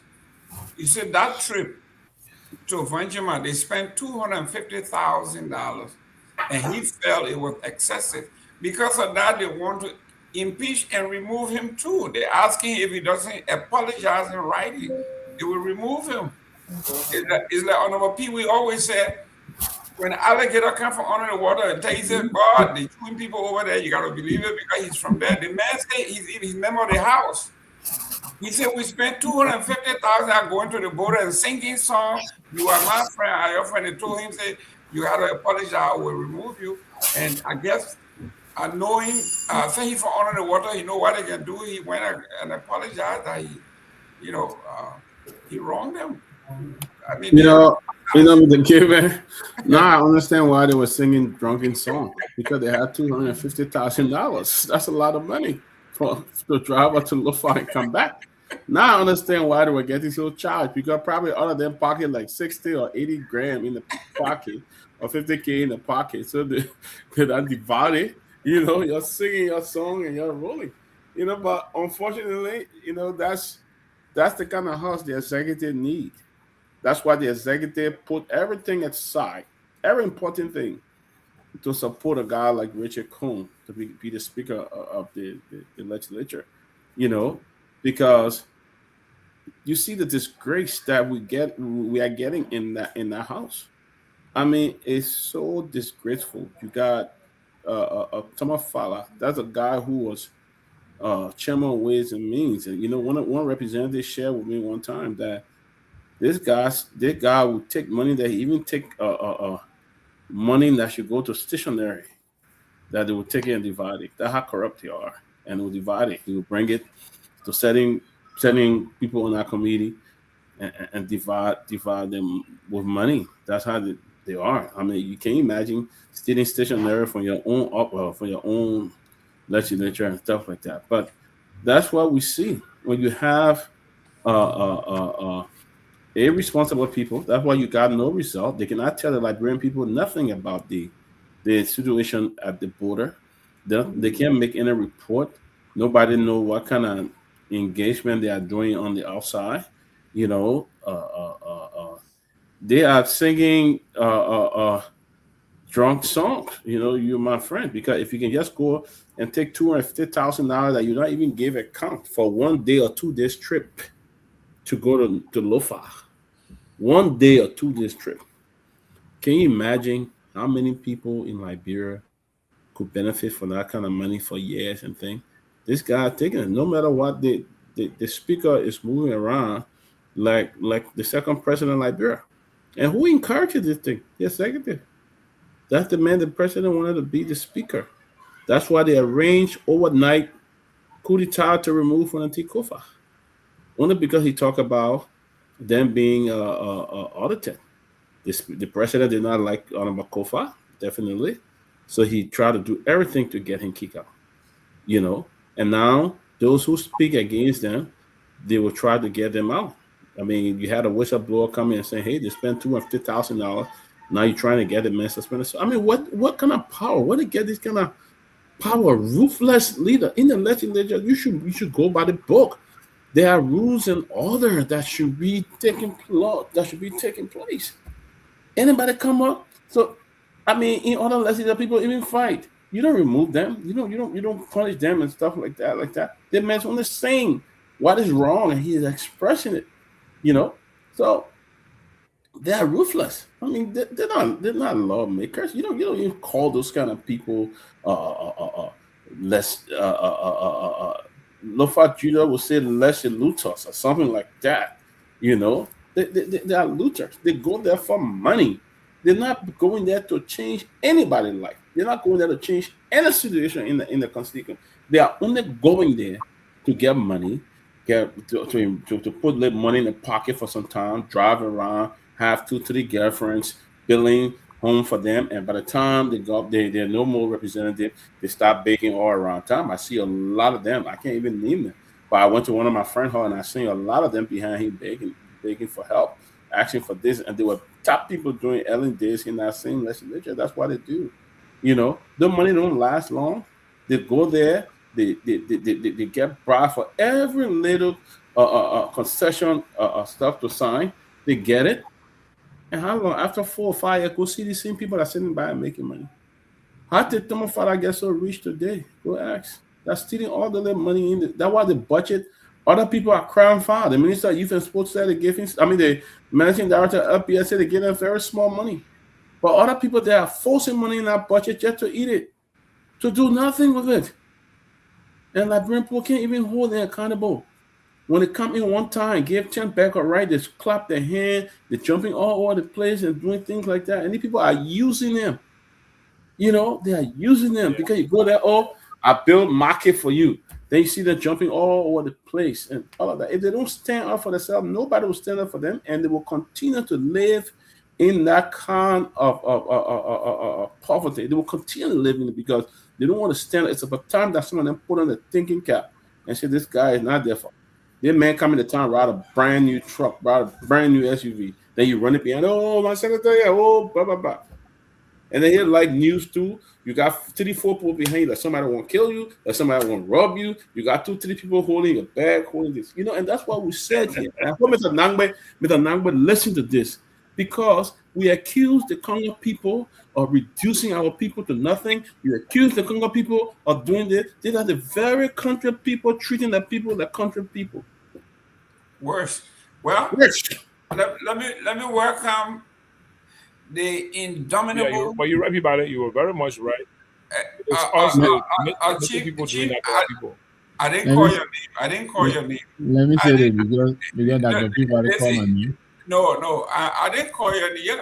Listen, I think that man came from Bonkande. That pound one, you stop over there. We gotta start singing our own song. Your friend is my friend. Tomalin, we have to get. Money. Y'all got to be together. You my friend. Everybody, we are royal ambassadors, right? We are royal ambassadors. Yes. We are together. Yeah.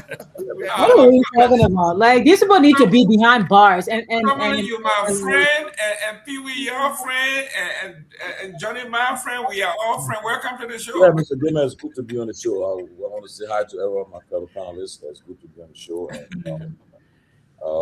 And, I've been following the discussion. I spoke to Yeke today, and we had a long discussion. And then what surprised me is that to show you that some of the things that people, his colleagues, they know very well what they are doing is not right. For them to tell him, say, go and beg JMB. Oh. Go talk to the president. Go beg the president. I mean, go talk to the president. I said, you do that stuff, your whole career over. You go to that one. I mean, because it's like you got conscience. No, like somebody said, you think that people they came back to session for nothing? No. And for the fact, when the president arrived today, you didn't be a rocket scientist to know that he part of this thing. When the boy asked him, what he said, a lot of things were happening that haven't happened before. A co-feature change. Somebody not put Dennis line here, though. Co-feature change. It shows you that he. Somebody kidding people during there. You say, don't say that. Dennis Fab is the least that we can do for him or to him. Fantastic on the floor. Go ahead. You know exactly what happened. What happened? You know what happened with the issue. I mean, that's alone. That interview today. That I'm sorry, Mr. Nagbe said earlier, he arrived in the country after going to these visits. You can't take that soundbite, that 2-3 minutes. They get poor program there. LBS always there. But then some student will try to force the way you hear to ask questions. Asking the question, and he said, a lot of things will happen. I mean, it shows you that I don't need to ask questions. You know exactly what's happening. Now, you're going to come to America. And he on a trip that that's when they will do that. They will finally finish up your care. But I told you, for the fact that your colleagues are telling you, when they telling you, they go and talk, they can't say, my man, go talk to the president, go be. After you try, your career done. Don't do it. You know? And look, and that's a problem. And that's a problem. But and another thing, I'll listen to one thing. Let me also say this. The last time with the speaker issue, the Supreme Court, like I heard you guys talking. We have 3 branches of government. It is clear. The Supreme Court, they are there to settle dispute, to interpret the law. So if you can, not because there are 3 separate and coordinated and equal branches of government, no. If this comes to that issue of constitutionality and legal issue, whatever they say, it's the final. The House can say, oh, we'll listen to them. But let me tell you one. If those who are interested in being president of Liberia, the parties that want to seek power, if they will sit down, each time the Supreme Court come up a ruling, and the House say, the legislature say they're not going to hear it, the president ignores it, and you'll sit down and let it happen, 2029 will come. It's a precedent you're setting. And they will do the same thing. They say, but we'll try them. They say nothing. We try, they say nothing. And they will do the same thing. He has an electoral dispute. The Supreme Court will issue, they will even honor it. And that's a problem. I hold it thinking ahead of what they're doing. They can't just say that each time people issue a ruling, then the other branch just dismiss it. And lastly, I heard Johnny was talking about the medical issue. But the question that came to mind when Johnny was talking, I will ask also the question: where do the president, where the president can do his medical checkup? The vice president, the speaker, the deputy speaker, the pro tem. The question, you all get and say, oh, they were at JFK today doing a medical checkup at Phoebe. That's a question we should ask ourselves, because if people are doing medical checkup at our local hospital, then they will be serious to prioritize the health issues. But we don't ask ourselves the question. You know, they are all the people are above 50s, the president in 80s. You know, they need medical check intervention. So you know they are on treatment. They're taking some kind of medication somewhere. You need to do your physical. But I will ask the question: where do they do the medical checkup? They do it in Liberia? No. The president coming to America maybe next week or so. You definitely know you go to Rhode Island for a checkup. You go you do medical. You'll do all that stuff here. So as a result, they don't really prioritize the healthcare institutions in the country. That's a problem. And like you said, the people of Liberia should understand this. But again, I always say, you all take your time. You come here every night and try to talk to them, engage them. Either they take it or leave it. At the end of the day, all of us here, we are okay. We're not going to have problems in the future. We'll go Liberia, we'll all be in our cars and living. But when you ask me, I said, but when we used to say it, you guys were like ignoring it. So it's about time that we really prioritize our own rights and put it in our hands. But other than that, Mr. Gayman, my fellow panelists, we're gonna have a real deja vu in 2029 when the Supreme Court will rule on something and the people will ignore it. Yeah.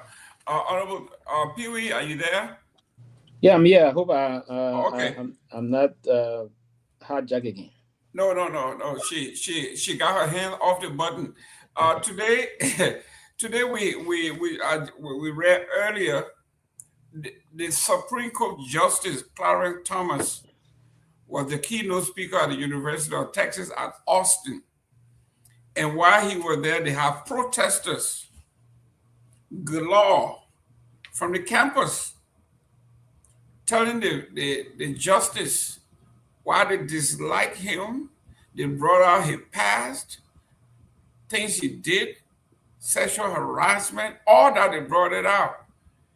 Clarence Thomas or the Supreme Court did not say a word about arresting, putting people in jail for saying things against the constitutional order.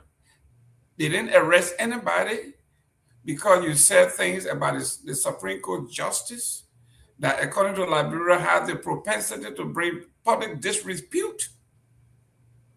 I'm saying this about what happened to Prophet Key, where the Supreme Court Chief Justice says because somebody said something against him that has brought the Chief Justice and the Supreme Court to public disrepute. So they put him in jail for 6 years. And we say we love the United States and we want to mimic. Why we don't mimic the best of the United States? Yeah, and that's a very good question. Why are we done? I think we should, but again, more or less, and I agree that quickly to my dear sister point here. We are frustrated, as she said, even though it was slap, they did and other things. But I understand there's the frustration in the country when those things are happening. But one thing I would encourage all of us to do is that when we as people elect government or president, we ought to respect that person. Even if that's what the laws structure.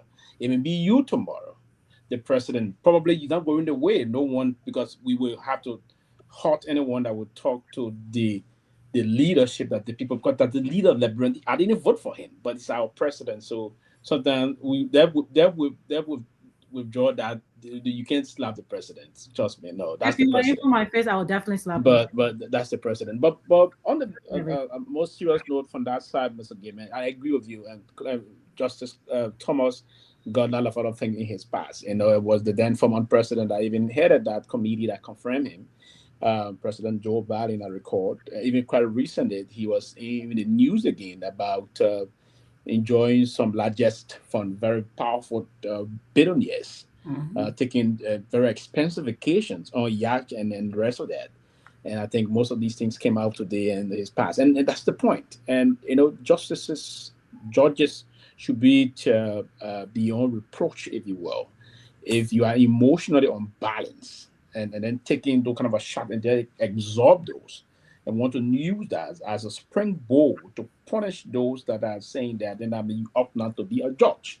And that's why a judge is more than a murder that the kids, babies will do this, do that. The mother will always be. You have to do that. It's quite unfortunate that the Chief Justice of our country, I can remember on this very show, one of those, along with Dr. Peabody, we were very high on the Chief Justice and said some things that that other felt it was unthinkable that we would say that. I mean, if we didn't fear reproach or we didn't fear people that, how you want to call it, we want to target us, this selective targeting whenever we're in the country. And I said to one of them that, hey, the country is not a new era to me.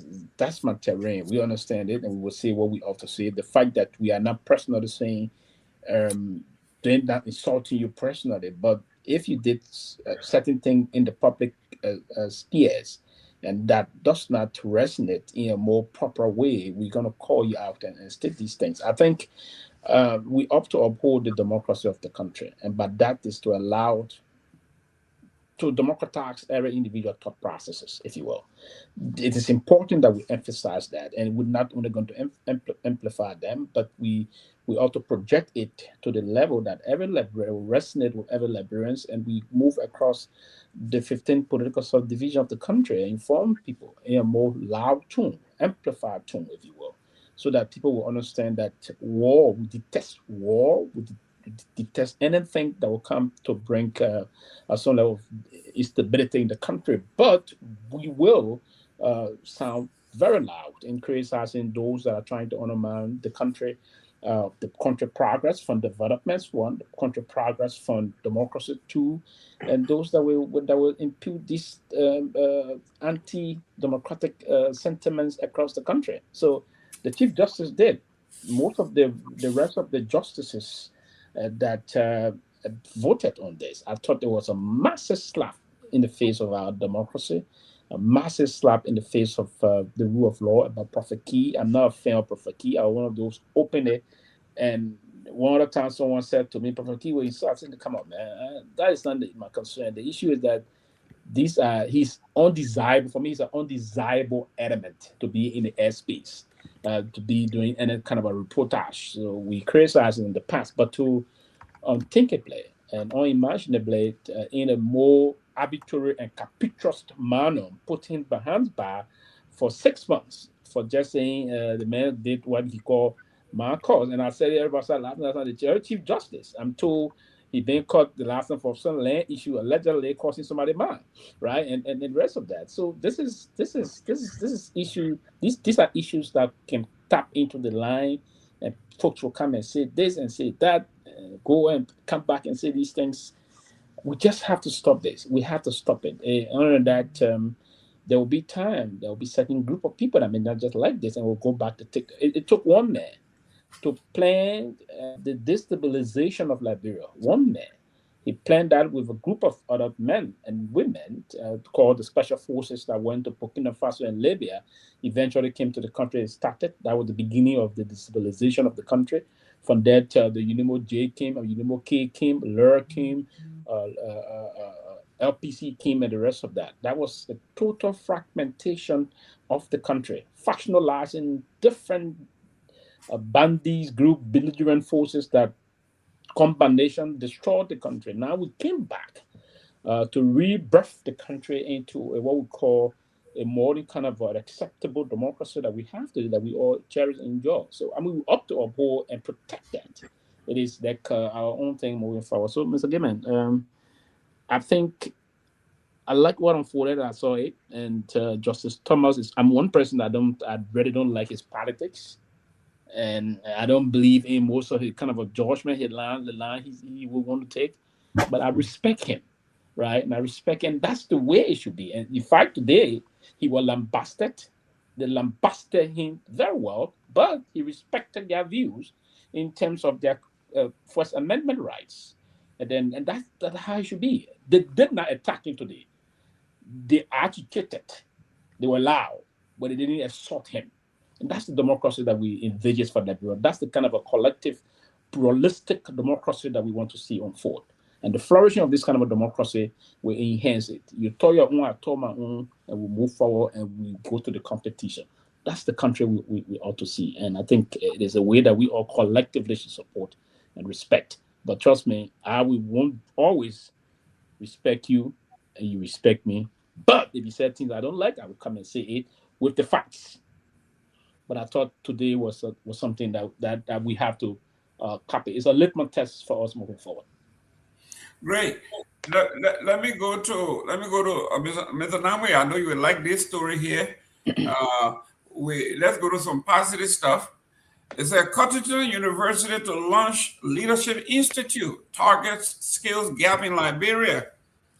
Cottington University is set to launch a new Leadership Institute in 2026 in a move aimed at strengthening human capacity and addressing what educators describe as a critical leadership gap in the Republic of Liberia.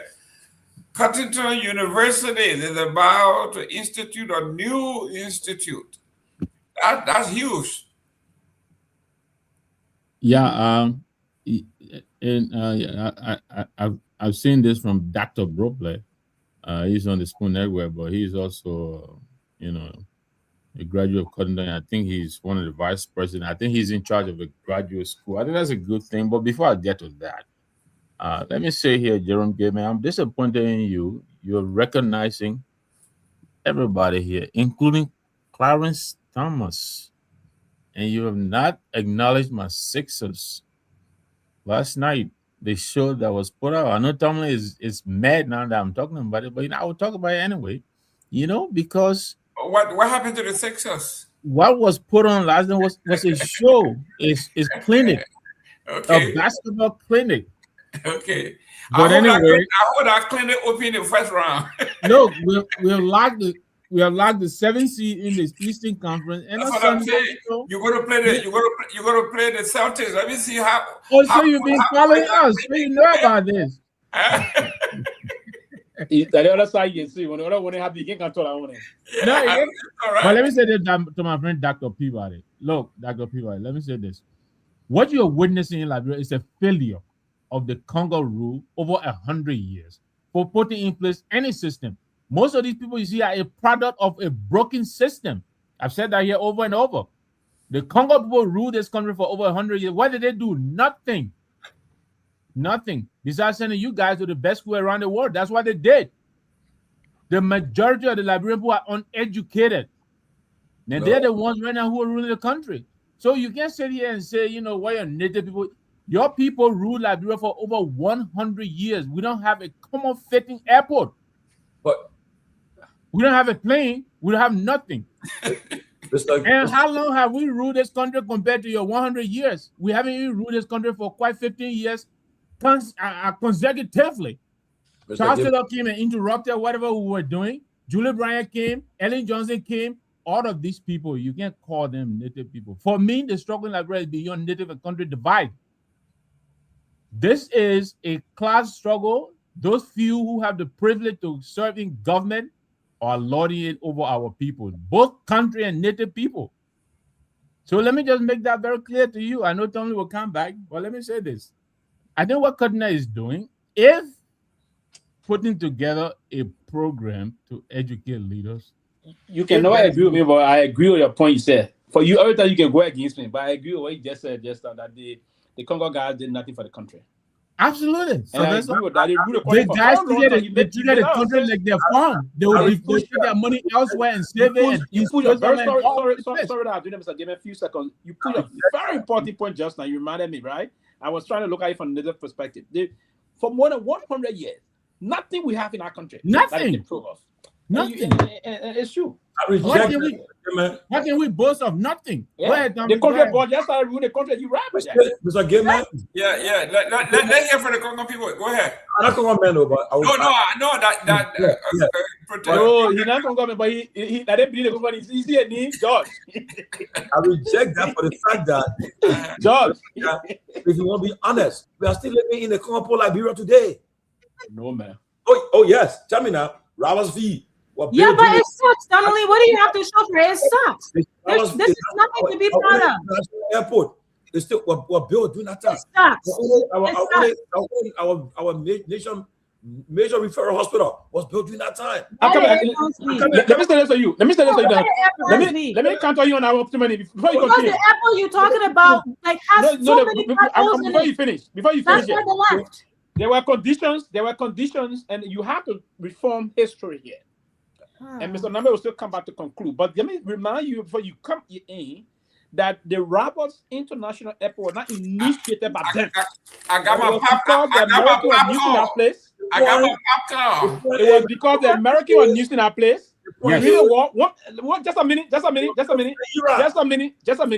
It was because the American was using that place, that particular area, they told it that. The Freeport was not also built by them. Yeah. No. It was not the built by them. Omega Station. Talk about Omega Station too. The Omega Station. It was built in the era, my people. And since then, they built in the era. Our University of Liberia, our hospital JFK, our airport was for you. Samuel Do time you saw the SKD complex. What do you have to say about that? Era. Since then, even most of the roads and streets then was built during that era. We still live in the Congo Liberia. What have we the indigenous? What have we done? 100 years they led the country. More than 100 years. 100 years. And Tomalin, look, gentlemen, Tomalin, I have to, gentlemen, excuse me, please. Let me just say this. I'm not saying no, I have to talking in terms of I have to leave. Mr. Gayman, I have to leave. 100 you got to leave? Yeah. Go ahead, Johnny. Yeah, there's an emergency in my neighborhood. Somebody got shot, so I'm running there to go see what happened. Oh. When you go there, where I'm going to Yeah, that sounds serious. But others the too many guys did nothing for the country, yeah? No, I disagree. We still live in the people like Liberia. Tottenham, but again, Tottenham for 27 years, almost 30 years. But now, Maryland country, there's no pavement there. And then now during the era of the American Liberia, we have major multilateral corporations in the country. Liberia, we're exporting paint, we're exporting sugar. Come on, what are we doing today? What are we done? George. Who brought it? George. Who brought it? George. Yeah. Who brought it? From 1822 to 19. Please. Tomalin, who brought the war to stop your paint export and your sugar export? Who brought the war? Congo people. What Congo people brought war? Answer now. Who brought the war? What people brought war? They were fighting. Hey, Tomalin, we have to be truthful about this. Who initiated it? Who initiated it? Who brought the arms? Tomalin. And it seems the progressive were part of the other one. Where did they get the arms from? No, man, I didn't progressive. Where Joe Willie came from? Joe Willie. Tomalin. Where the came from? Tomalin. That's the only thing you did. Mr. Nagbe, yeah, because thank you for that. When you finish, let me reclaim my time. Yeah. 1 minute. I think you guys are up to something here because I reject the fact that listen. I have the history of the ACDL. Sure. Okay, which were founded right here in Washington D.C. by the same people that we are talking about. Progressives. No. You talk about Eddie Johnson, Salif. Sawyer. You talk about Sawyer. Okay. You're talking about Gus Major. You're talking about all these folks. Your cousin, what were you? So now let's do this. The airport, the airstrip you were talking about was not built by Liberians. It was built. No, listen. It was built by the United States during World War II. The seaport you got there was not built by Liberians. It was built by the United States during World War II. There's no system that we inherited that made Even the so-called JFK.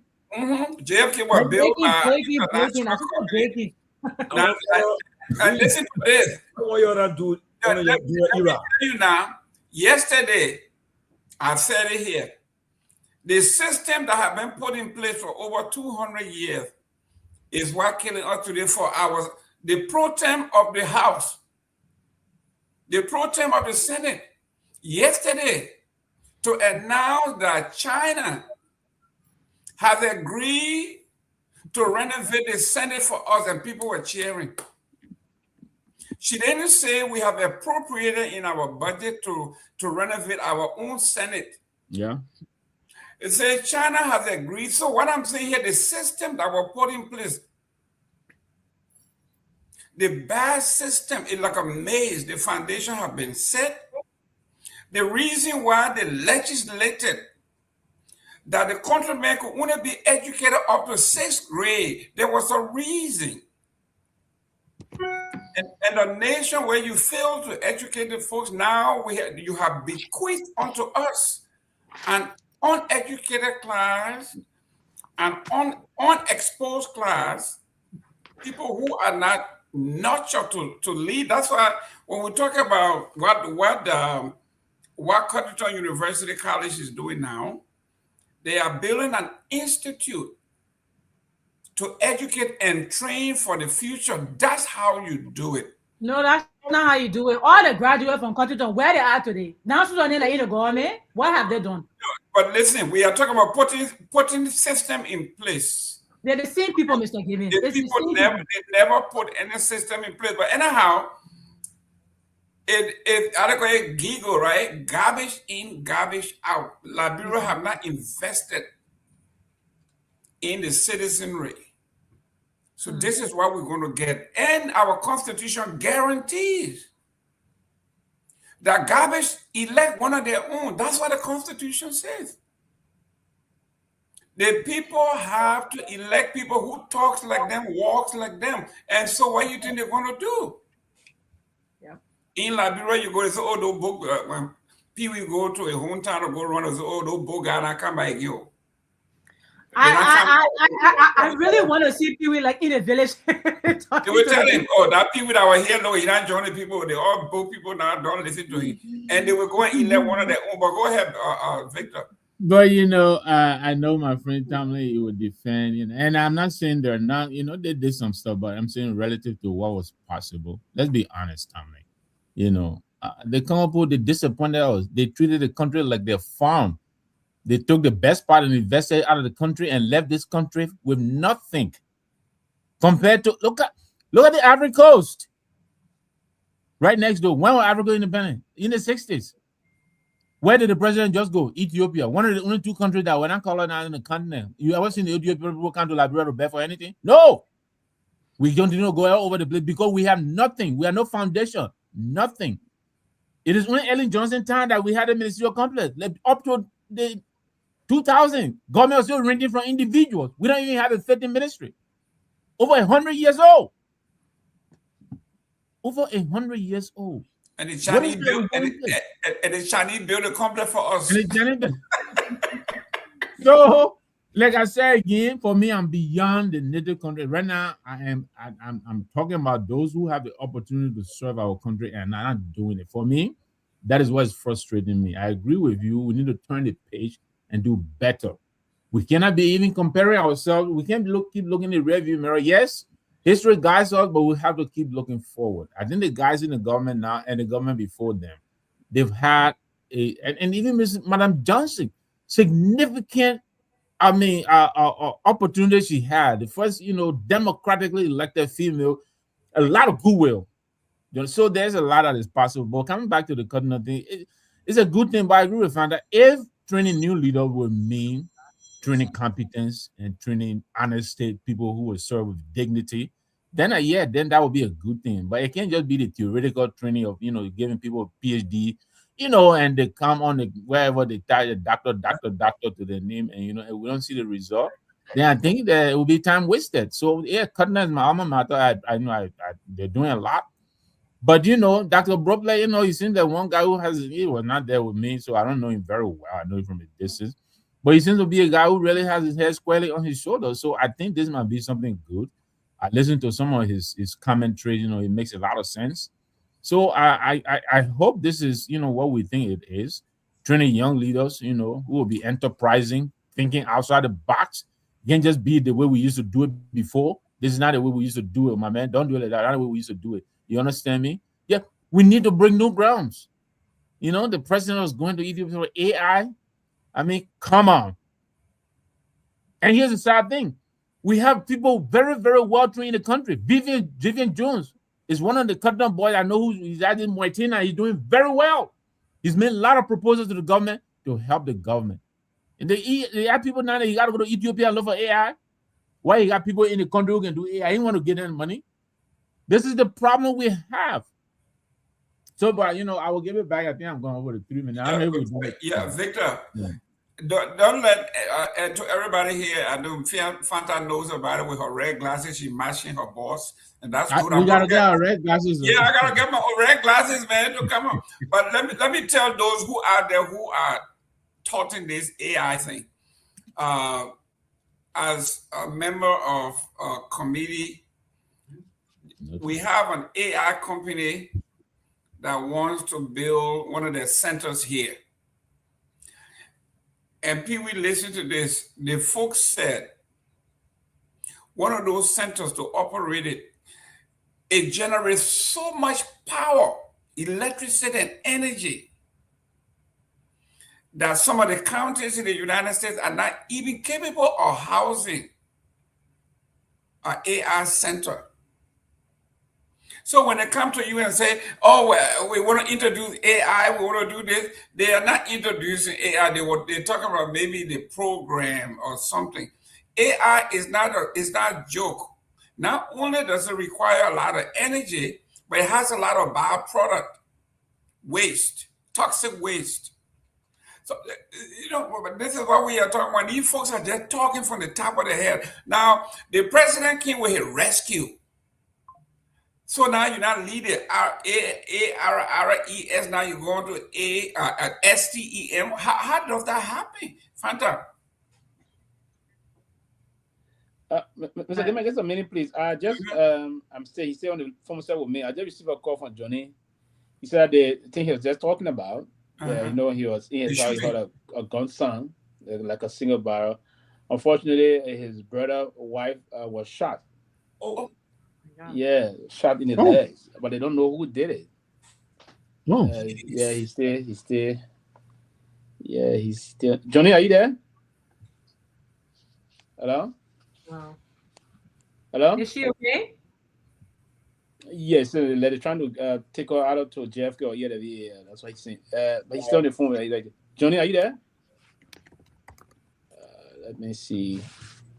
Yeah, he said. I think that's what he just said just now.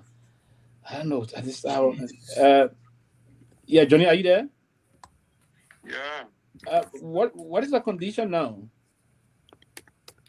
Well, there's a neighbor who came with an emergency car, so we're trying to put him in the car. And I'm trying to go to the nearest hospital, so we want to use the sign close by from Dopoh. Yeah, you own. I forgot. I didn't tell you. You own live. We just wanted to know the conference. Just wanted to know if she's okay and other thing. And I was just telling them that. That her leg, her left leg received, I think, 2 shots, 1 single shot. Then her right leg, her upper thigh, received 3 shots. Because she was sitting around her post. Right now there's no current around the neighborhood, so she was sitting out trying to get fresh air. And then she saw the person sitting across the road on the other side. And the person just shot and ran. You think before Ola can come in quickly, because I know you guys got to rush, you guys got to leave. You think it's something targeted? I don't really know because, the woman's a mother. My brother is a pastor. She's a mother, and she spent all her day here in the church with my brother, the praying and doing all they do. I said I go out for meeting, but I don't know. I can't really tell whether it's targeted or what. What church is your brother pastor? What denomination, Johnny? I said, Hawaii. Did you see the point I shot you? What difference does it make that they don't shoot Catholic? Wait. Look, I haven't really let Johnny. Right in front of the gate? Yeah, he did. Oh, he came approach to you. I hope it was not targeted. That sounds very, very. They're telling me that the person came close on the boat and shot. Because on the show, I got 2 shots, but nobody, I thought that the children got a firecracker and be playing around here. But later now, the labor came from the house and said, "Oh, your brother called you, say somebody shot his wife." So that I had to leave and quick to get ready to come out. And I came back her with all the bullet mark on her body, on her leg, and trying to get her out. Do you, by any chance, have the car come? Have you? Okay. Have you got a blood pressure to make sure that she's not bleeding to death? Yeah. Are you guys on your way to the hospital now?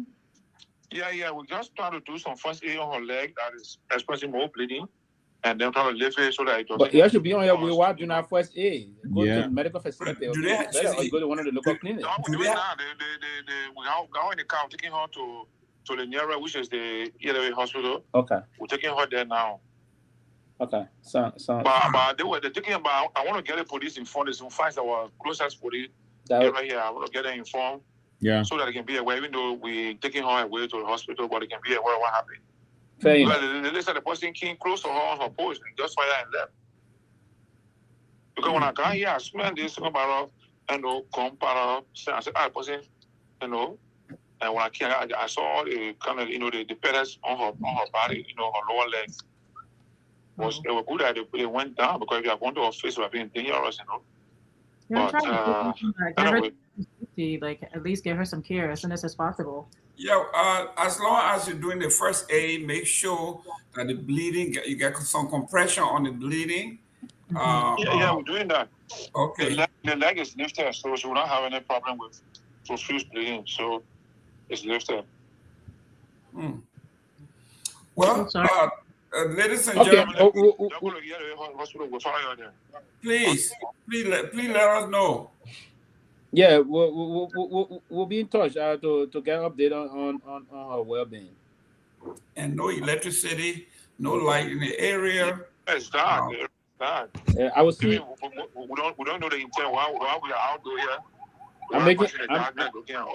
I'm making some effort to call. I'm trying to contact 102 now to just bring it to his attention to see if he'll get a guy from Zone 4 also to come to find out, because this kind of thing, it look, because if someone walk across you on the post, it's a scary thing.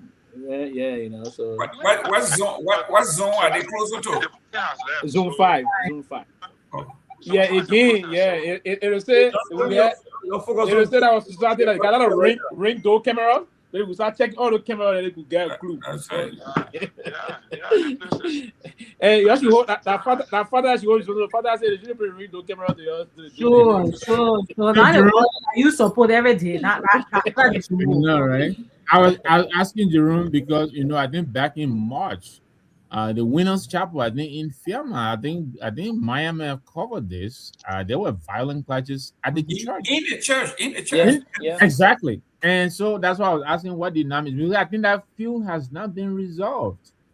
And the way he describing this doesn't sound random to me. If this person came to the came to your post, yeah. Exactly. I mean, that's something you don't hear about in Liberia. People get up and randomly shoot people. I mean, it's very rare. Yeah, I hope it gets resolved, and I hope so. He recovers rapidly. Well, ladies and gentlemen, we look at Magnus. The man telling us Magnus always let him fight. I think that's why, I don't know whether he's Arsenal fan or where he always losing. He said the man must concentrate on administering care and lead the interview. The man telling us what's happening so that we can also get a captain involved. Magnus, chill out, my man. Go get a cold bottle of water or something. Wow. Guys, I mean, You know, this is real. To have something like that happen basically on live television. Yeah.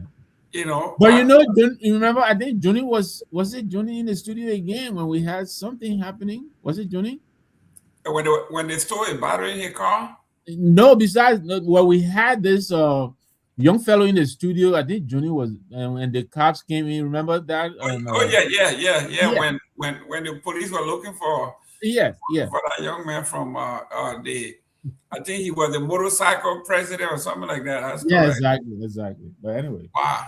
Yeah, I hope they apply tourniquet, man, and like Manya is saying, like you all are saying, stop the bleeding first if you can, and then if you got people, the kind of thing people can bleed out, Yeah, if nobody has a car, see if you can get a cab or something to take her to. This is 2026, and we are talking about no ambulance, no car, no light.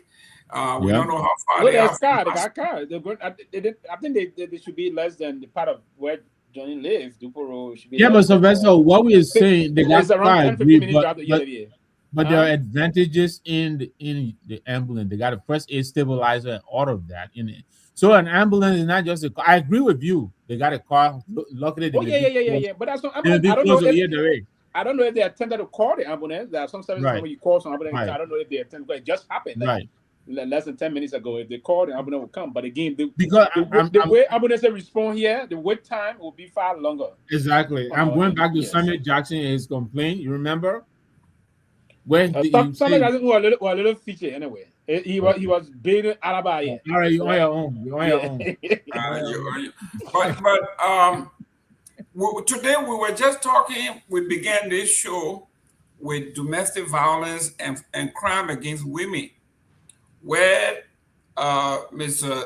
Fairfax, the former lieutenant governor, killed his wife. She made sure she died, shot her several times, then killed himself. That's what we began this show with. And here we are, a woman being shot on the porch. She's not in the street. She's not protesting. She's home where she's supposed to be because there is no electricity. Everybody's sitting outside to catch some cool air. Somebody walks to her and shot her. Let me welcome Sarah. Sarah, welcome to the show. Thank you, Mr. Gayman. Hi, everyone. Hi to the followers out there. Thank you so much. I've been listening to the show. I heard Pewee and somebody else going at it, and then Dr. Peabody look for his own trouble too. All that kind of good stuff. I said, no, that today. You sure you're not dreaming? Yeah, but listen now. You see, they should be calm today. All the good things we talk about, she only talk about the G's. She talk about all the other good things we talk about. She just talk about I'll tell you now, when we making power on this show, the group of woman loves it. Y'all talking about Supreme Court. All that one that she care about the G's, the power thing. And Sarah, you can't just I say the wrong time, the right time. The great Tomalin, what's up? Johnny was on his show and somebody got shot on his brother. Yeah, I saw that thing pop up on my phone. Yeah, that Virginia incident. Oh, you talking about the guy shot his wife and shot himself? No. He was talking about Johnny. Just had an incident. Oh, okay. Yeah, I heard Johnny said somebody. I heard him when he said somebody shot someone and he was going there. You know what? I thought to myself, I said, Johnny, make sure the scene is safe before you go there too. God forbid and get shot. Because the kind of thing that when you rush in there like that, you don't know what will happen. So make sure the area is clear for you, it's safe before you get in there. That's just what I thought about it when he said that. Yeah. Yeah. Let me give it. Yes. Let's highlight this Seleke Gongloe guy. This guy is an idiot. That guy can be highly be unfair. Don't pay attention to him. He has several aliases and he has these fake profiles. Yeah, he has the most idiotic comments ever. That's what he does. Because he is on the payroll of the government. For someone who claims to have sisters and come from a big family, the fact that you care not for other people, the fact that you care not for the citizens of Liberia, probably your family is out of Liberia, and you are a paid mouthpiece, that you have the time, you take the time to come to the comment section and spew nothing but rubbish. Yeah. Keep your comments to yourself. Don't pay attention to him. Keep your comments to yourself. If you're bored, as my grandmother used to say, go outside, take off your trouser and play with yourself if you're bored. Don't come here and spew your nonsense. Okay? I'm not the one. Do not cry with me. Joma Jala said, Well, let me go outside and take out your trouser and play with it. I'm not the one to play with. Do I look at someone you can play with? Madam Dopoh law gassy her leader gangster George Weah. Is it Joma Jala? Now you don't want me poor mom on my political leader again. Who like Joma Jala? Man, Joma Jala go from Plymouth, man. I thought I was method. Get me pick where continue. Yeah. You know Joma Jala is really. You know Joma Jala and Paul Gongloe, they are cousins. Yeah, say Gongloe. They are first cousins. Oh, okay. They're probably cousins. Like, what kind of like bullying or like nonsense is that? No one's gonna take that like from you. Just how you get it, we'll give it right back to you. Good. Okay, uncensored, unfiltered. Uncensored, uncompromising. I told them now, guys. Let's talk about this. And I'm glad that Sarah is here. Sarah, there's something going on in Liberia, and you, women, or me should take the lead on this one. It's a 9 out of 10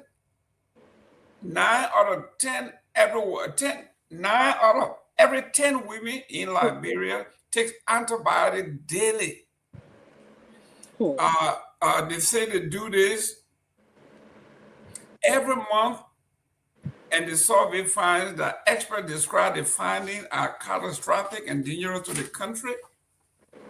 In a widespread but misinformed practice, more than 9 out of 10 women in Front Page Africa Narrative Survey said that they take antibiotics every month to cleanse themselves after the menstrual period. Experts say the finding is frightening, suggesting an unseen public health crisis that will fuel antibacterial resistance in the country. That is already leaving many people without treatment and options. Many are dying from this practice.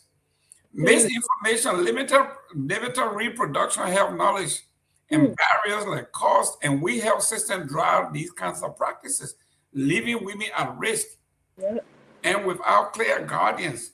And it says here, Dwas on Magibi County, in a recent weekday, Elle, her name is, obviously not her name, had just ended her 4 days of monthly menstrual period. The next day, the 18-year-old walked into a small drugstore beside the main road here, and she does that every month.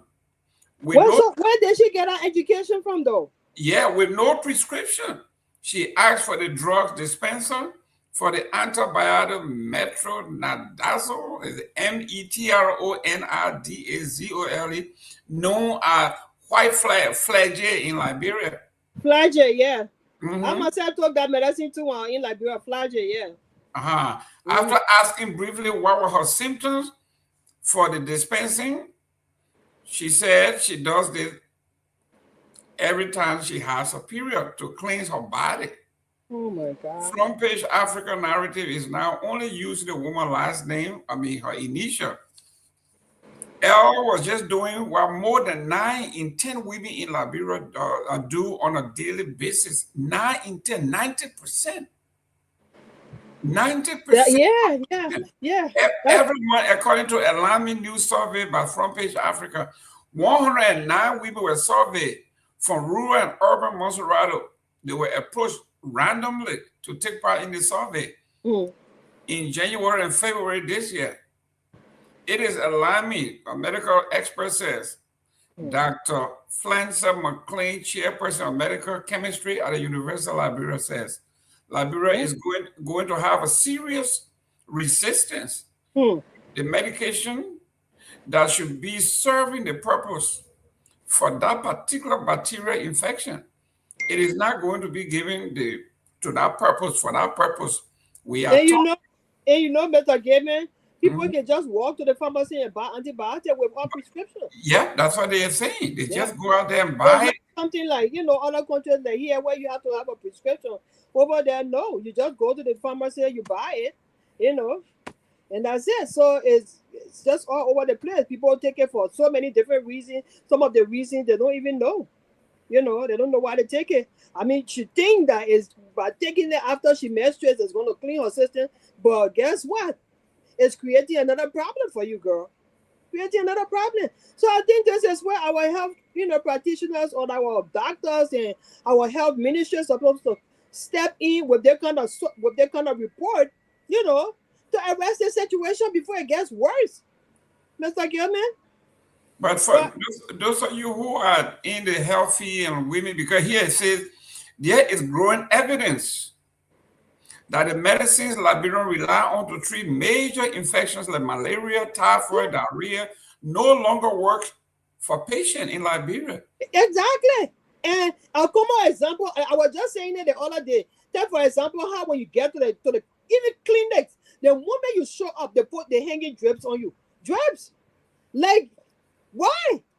What did you see to put drips on someone right away?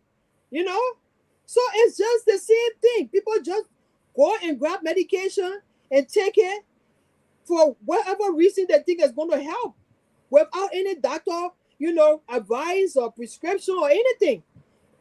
Our country, we got our people, our doctors and our health ministry now need to try and see what they can do to step up and see what maybe they can do something to curtail the problem. Either maybe do some of these medication as prescription drugs. You cannot have it unless you get a prescription from a doctor or something. Even at that, I don't know whether that's going to help because how our country is when it comes to, That's not going to help. That's not going to help. Fanta, it says here a 2021 study by the Washington University found that the number of premature deaths associated with antimicrobial resistance that year in 2021 was more than 4,000, making Liberia the fifth largest killer. Liberia the fifth largest. This particular antibiotic. And that's some of the thing I can kill people when they're ready to say that. Yes. You don't know what's killing you. This particular one makes it the fifth largest killer of Liberians in the country. Wow. Fanta, this is, I saw you trying to work with the girls across the country. This girl that they are talking about, few of these, they were only 18. Young women whose future is way ahead of them. Yeah. But they said 9 out of 10, they did 109 women from the interior to the city. 90% of the women said everybody does this. Everybody take antibiotic. Yeah. It killed 4,000 people die because they have built the resistance to these things. So if you have typhoid, you have malaria, you have major stuff, it doesn't work anymore because. Yeah, but Sarah, every time, this is not on the girls. This is on our health system and the people who have imposed these treatment mechanisms on our health system. Because everything, as you know, we borrow, right? Because Liberia and our donors treat everything in Liberia, every illness in Liberia as a crisis. So they often then prescribe or will mandate, that antibiotic to then treat the crisis, as we saw with COVID. So Liberia, instead of developing its health infrastructure, has relied on a borrowed system that does not serve them because they relied on a system that was borrowed from an emergency era. So they then now diagnose everything as either malaria, typhoid, or diarrhea. That's the only 3 sicknesses. You go to the hospital, that's you either have typhoid, or you have malaria, or you have typhoid and malaria.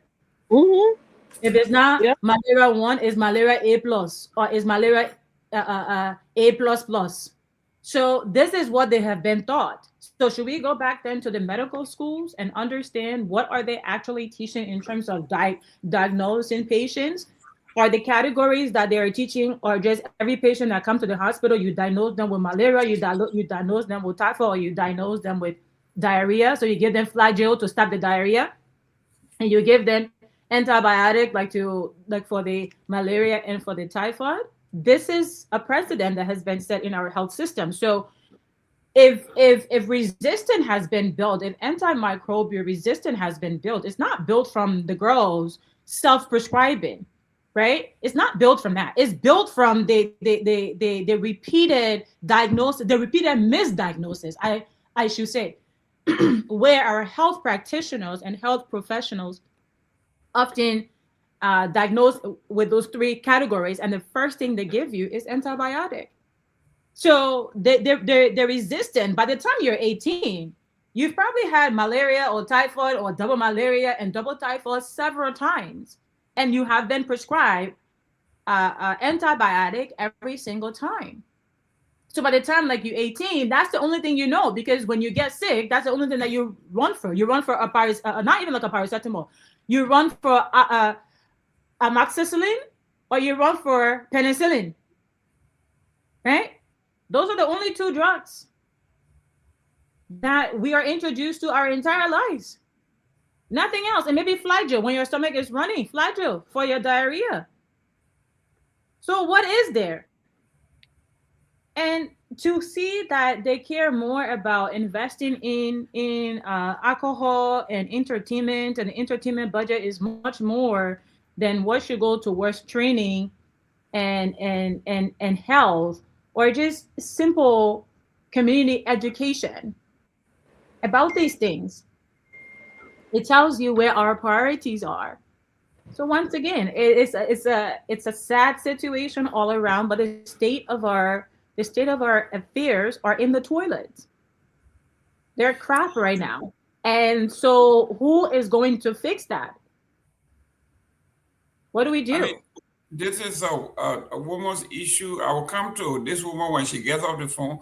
But Victor, where do you think this concept, this rumor started that women should do this? So all the girls now doing this. I mean, somebody came up with this rumor. Either the pharmacy, the industry came out to sell these products by coming up with a false information that every woman that is a menstrual stage should buy this every month to clean the system of whatever.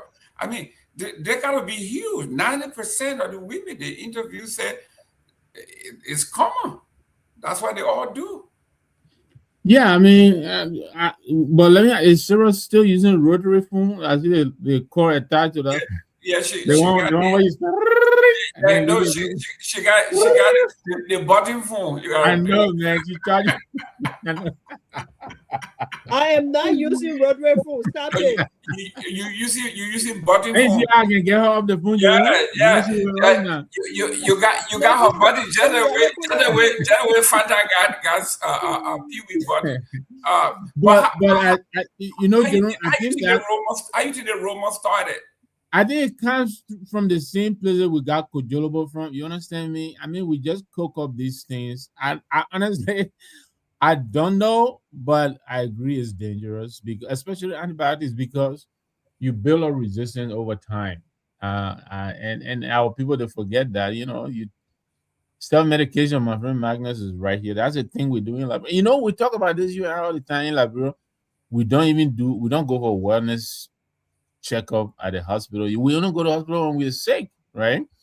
Unlike, you know, other places, or like here, you know, after maybe 3-6 months, the doctor will call you, you know, go do your blood work. So we take care of ourselves at home. And I'm sure somebody started this rumor somewhere that it is good for you. Yeah, you know, women menstrual cycle, we get all of that, what happens and all of that. But I think it's a bad idea. And our people, you know, those who are listening, please spread the word. It's bad. People need to stop it, you know, because it has very, very serious unintended consequences, you know, and you know, we got all these people dropping dead in the streets, you know, and today you and them talking, tomorrow they're gone. And who knows? These are some of the things, you know, immune system is all, you know, hollowed out, you know, weakened. 4,000 at the counter died in 2021. 4,000. That's a huge number. But I don't know whether Sarah is off the phone, whether she wants to chime in. Let me go to Pewee. Pewee. No, I hope we talk about your boy locking horns with the Pope.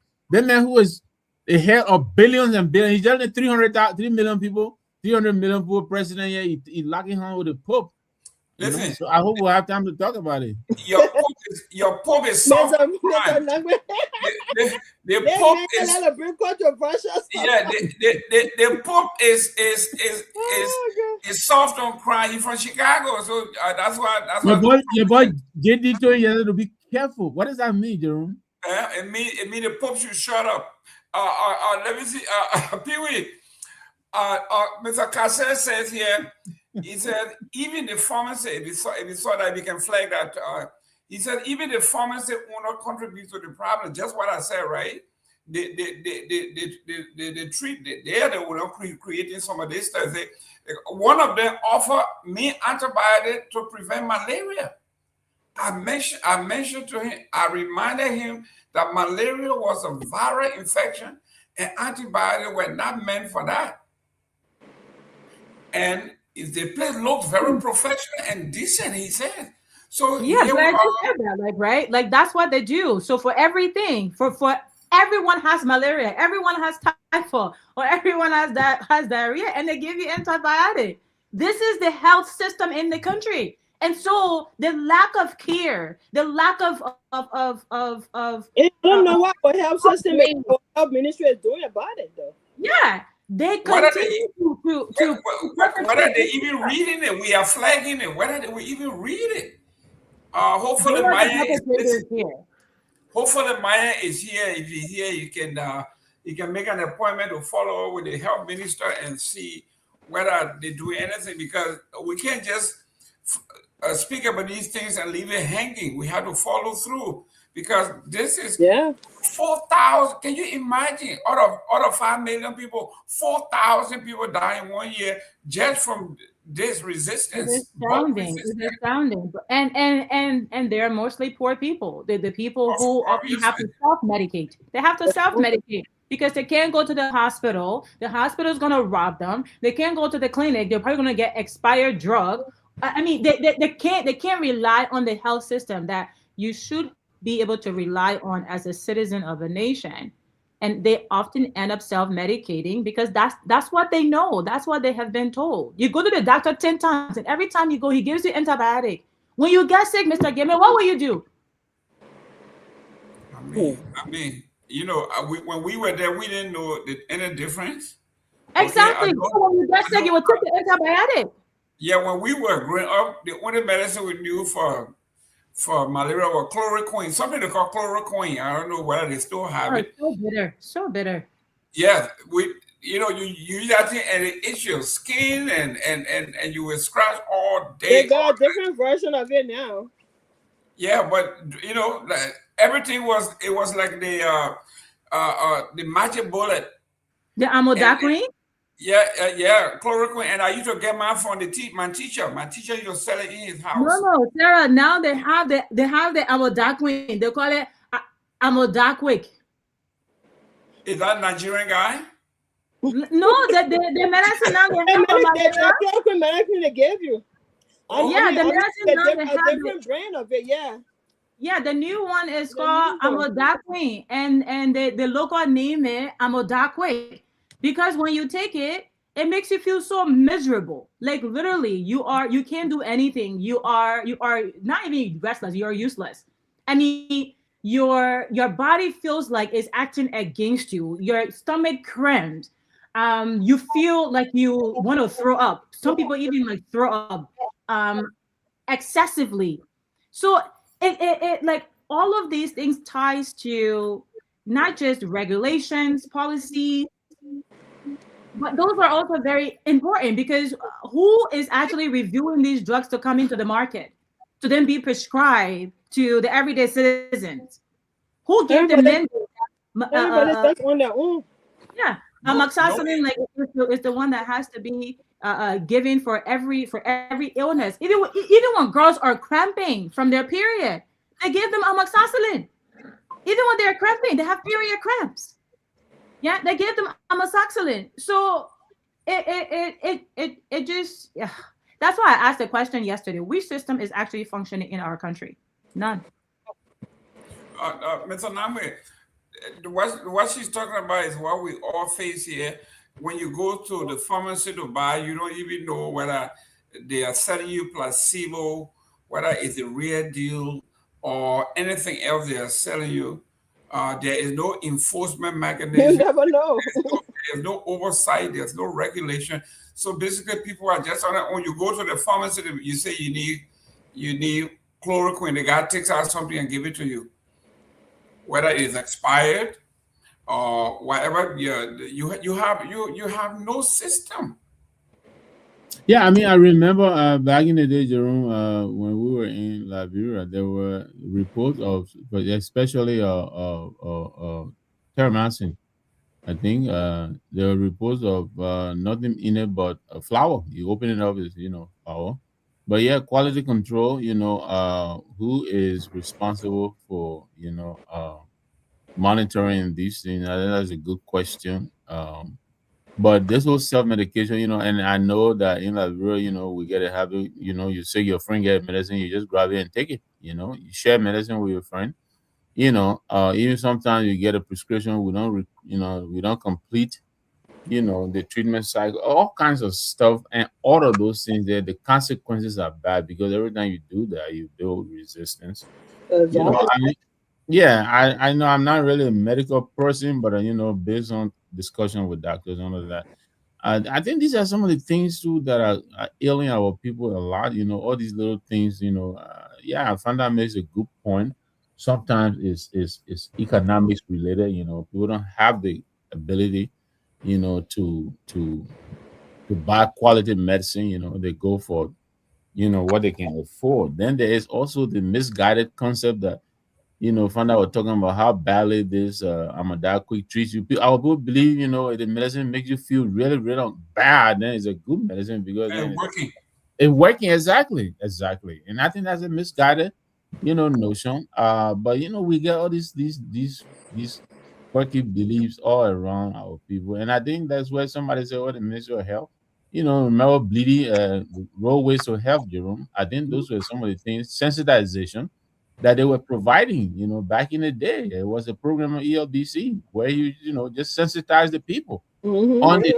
Not to defecate up river, those sensitize our people, health education. I mean, at least having an hour or these kind of programs on radio to let people know some of the side effects of this medication, it will help them a lot. It will help the population a lot because a lot of our people don't really know. They just take these things. They don't know. They don't know the side effects. And then when something happens, they say, "Oh, the man was he was here just now. He just found out yesterday, or he just found out later today." There's something in the system. You remember Jerome schistosomiasis? Something in the system that went because of accumulation of some of these drugs that we take.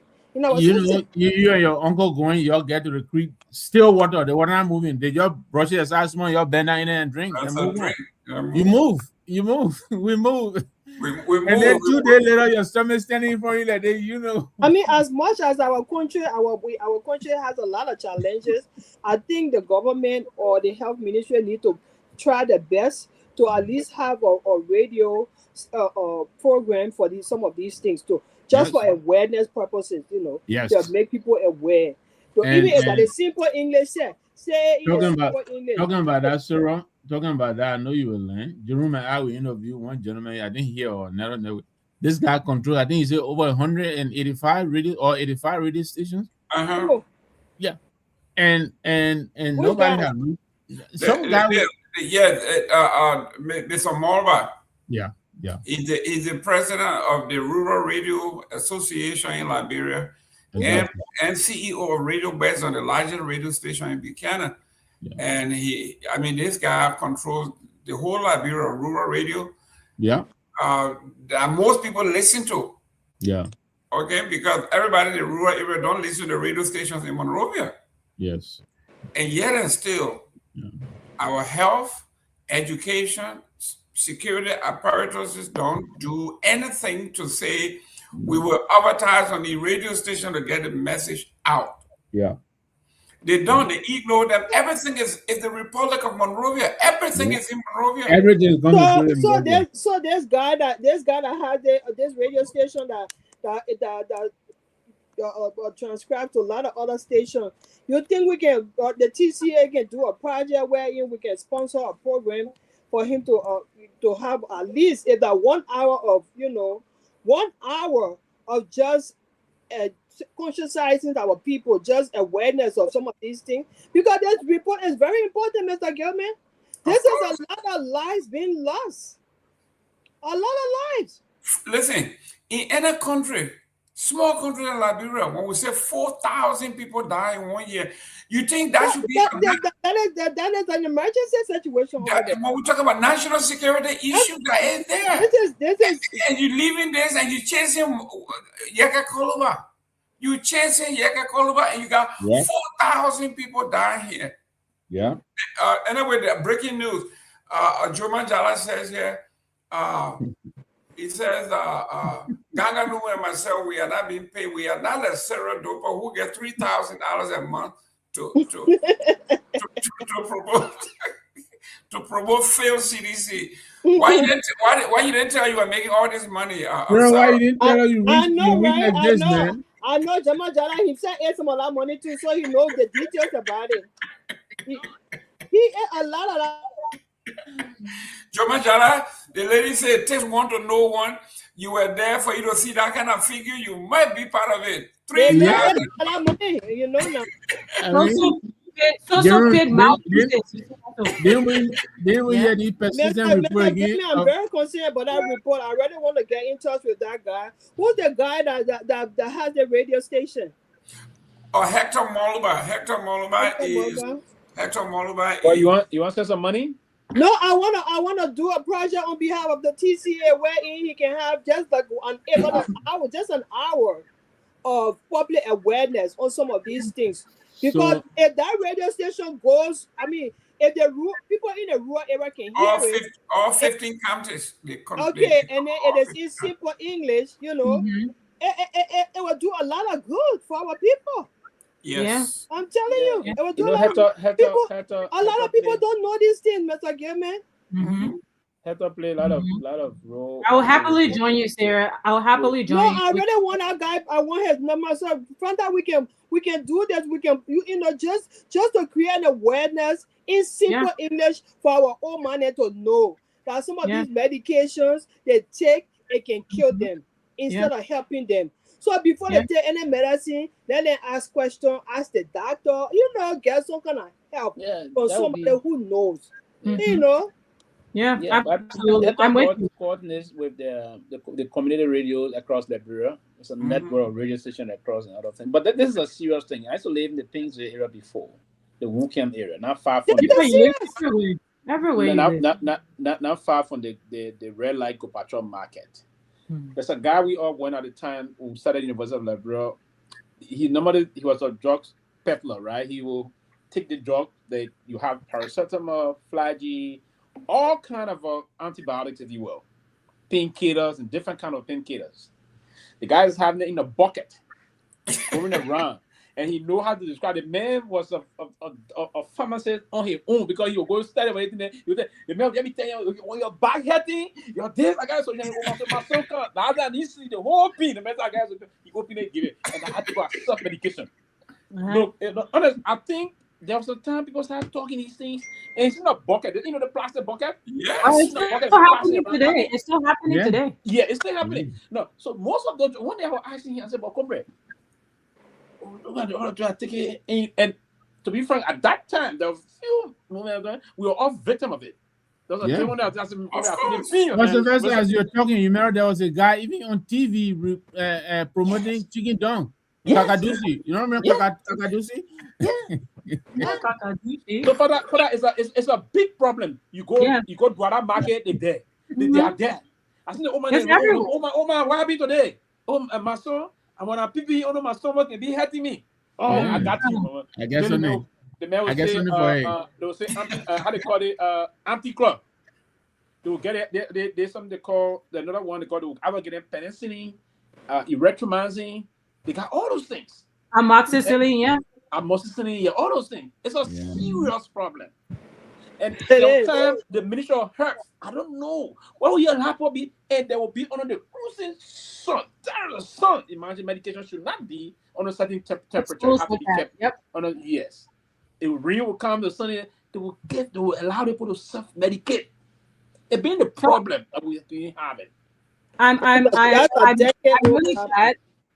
really glad that you're back, and Mr. Gayman, like I need some time here. I'm really glad that you're back, Pewee, because you are expressing all of this, and I see the passion in you, the frustration in you, having lived this experience, and know when what you're talking about was when you lived in these communities, and fast forward all these years, it's still happening today. And Mr. Gayman is providing numbers like 4,000. So when a frustrated citizen as myself make the comment of like, I really would like to slap some sense into our leaders, and you denounce that, but we can then make a comparison to someone like Donald Trump today, who is messing up. Who's messing up the U.S. economy, and you have millions of people protesting. Millions of Americans. It's okay. You have millions. You show the U.S. economy is messed up. Wait, you have millions of Americans protesting, right? Their brothers and wait. I get one share in the whole land. Myean, like I need Tomalin, I need administrative rights. Like I need to be able to share my screen when I talk about these things. I'm telling you, the protesters have. You get screen sharing time. You can take all the time. We get screen sharing time about You will show movie, eh? The pictures are 1,000 words. When you show other picture, you take 5 minutes. Wait, no, I don't have the ability. Don't listen to this man. He want to distract you. Don't listen to him. It's a distraction. When I have pictures, I don't have to talk much because a picture is worth 1,000 words. That's right. Okay. And you see the protesters literally have Trump on like in chains. Some of them like have him like in orange jumpsuits. So what are you people saying? If we do that, do the same in Liberia, but don't slap. Wait now. If we do the same in Liberia, it will be treasonous for us. Y'all will put us in jail. IG Kromah police will shoot tear gas and like even live bullets at us because we dare to want to slap the president because he is ruining our country. He is killing. He is responsible. He is directly. Look, when you talk about treasonous crimes, as the leader of the country, the oath that you take is not just to serve, but is to protect and is to provide safety and security and the welfare of your people. If you have numbers like these, where due to the failure of your health ministry, the failure of your health system, 4,000 young girls are dying regularly, you are committing treason. When you have your friends mining in a shared resource river that results in a land dispute or region dispute, you're committing treason. Why didn't you stop him? You knew he was mining in that river. And before you say anything, I know that land has been disputed, I believe back to like 1919. That particular area have been in dispute, and they have had several conferences to resolve it. So this didn't just start today. And coming into the presidency, you want to say you didn't know any of that, right? There's been at least, I think 1919, so like at least 3 or 4 different conferences to resolve that land dispute between Guinea and Liberia. You've been in government 40 years. You come into the presidency knowing that this land is a conflict piece of land. Any agitation is going to, of course, like have someone like Guinea who has the military might to say, like, you know what? We're not going to sit at the table with y'all like anymore. We're just going to take it. We've been discussing this since 1919. That's when that land has been in dispute. And then you sit there, you allow your colleagues or you allow your friends to then mine because you say, what the heck? What can Guinea do? And then they finally take it. And then you want to blame someone like Kehleboe, like who is also responsible for bringing you to power. is also responsible for bringing you want to deem him treasonous, but you're not treasonous. You want to deem Fada Kamara treasonous for threatening to slap you, to slap the divine life out of you, when you have thousands of Liberians dying every day due to your incompetence. When American people stand on the street and protest against Donald Trump and have him in chains, what does he do to them? I'm sorry, please answer me. Why there's this intolerance when it comes to dissent in Africa and in Liberia? I'll remind you of something. Look across the continent. It is Gen Zs who are toppling government. Gen Zs and millennials. Keep that in mind. Continue to mess with us, and you find yourself on the side that you will regret. Okay. And I like the Pewee. Let me go to Honorable Tomalin George. I gotta give. Not my time to talk. No, not your time. Thank you, Mr. Gayman. Fanta spoke for you, so you gotta wait. Tomalin George, I gotta give this to the Unity Party. Okay, the Unity Party has done one of the best PR campaign I have ever seen in politics. They have everybody convinced, including Sarah. You just wait for 2029. Don't protest. Don't say anything. Just wait for 2029. Exactly. And they are getting the free ride. Everybody buy into it. We will just wait for 2029. I never seen anything like that. Even during the Torgbean, though, I never seen anybody succeed at this level to accept the government's position. Guys, just wait for 2029. No, Jerome. No. I gotta push back on that quickly. I know you want to tell me. Look, our people have resolved that they don't want any more coup d'etat to effect a change. I think our people have resolved this government is done. This is the failure, but there's no other way to remove them. We're not talking about removing, but we have to let them know that they're behaving badly. Well, the CMC is doing that every day. We're calling them out, every day, whatever move they made. This recent emergency session, we already put our position on that. All we can do is to sharpen the contradiction and educate our people on what is right and what is wrong. But Mr. Gayman want you to put people in the street so United Party can shoot them down. That's what he wants. Tomalin George, I think they have succeeded on this. These are the people who said we couldn't wait. George, we have got to go. We can't wait. We have to let him know our 25 billion and this person died, that person died, and this person. They made it very uncomfortable for all citizens, wherever you are, whether you work in the government, you were not a citizen, but you work. They made sure that they made the 6 years of George Weah very uncomfortable by undermining him in almost everything he did. They have succeeded in saying, don't hold all responsibility, just wait for 2029. Yeah, but Mr. Gayman, I tend to agree with you for the fact that the day George Weah got inaugurated, they started on him right away. They went after him. Even one of the opposition leaders admitted, said, well, we didn't give President when the government took office. One of the opposition leaders said, "We'll get this go. We won't be how we did to George Weah. We jump on him right away when he became president. So we'll get his government time, and it's going to 3 years. And the attitude of this government, we have seen it. It's not going to change. The attitude is not going to change. They feel entitled. The arrogance, you've seen it. First of all, for the fact that the biggest, what they usually do, they go to the Myean press conference. That's all they do. You call the education minister, you call the health minister, they will tear you down. They would prefer going to Myean and talk there. And what do you can you tell Sarah off the place because she can you pull her? There you go. Pull her. What you don't understand is the fact is that there will come a time, and if all of us we have witnessed elections upon election. There will come a time around 2028, 27, starting from next year, they will start trying to make their way. When they realize that it will be a tough election, they will tell you, say they won't count, they won't talk. And this when you can say, well, you can just come here and talk. We have airtime. We don't just give free airtime to people.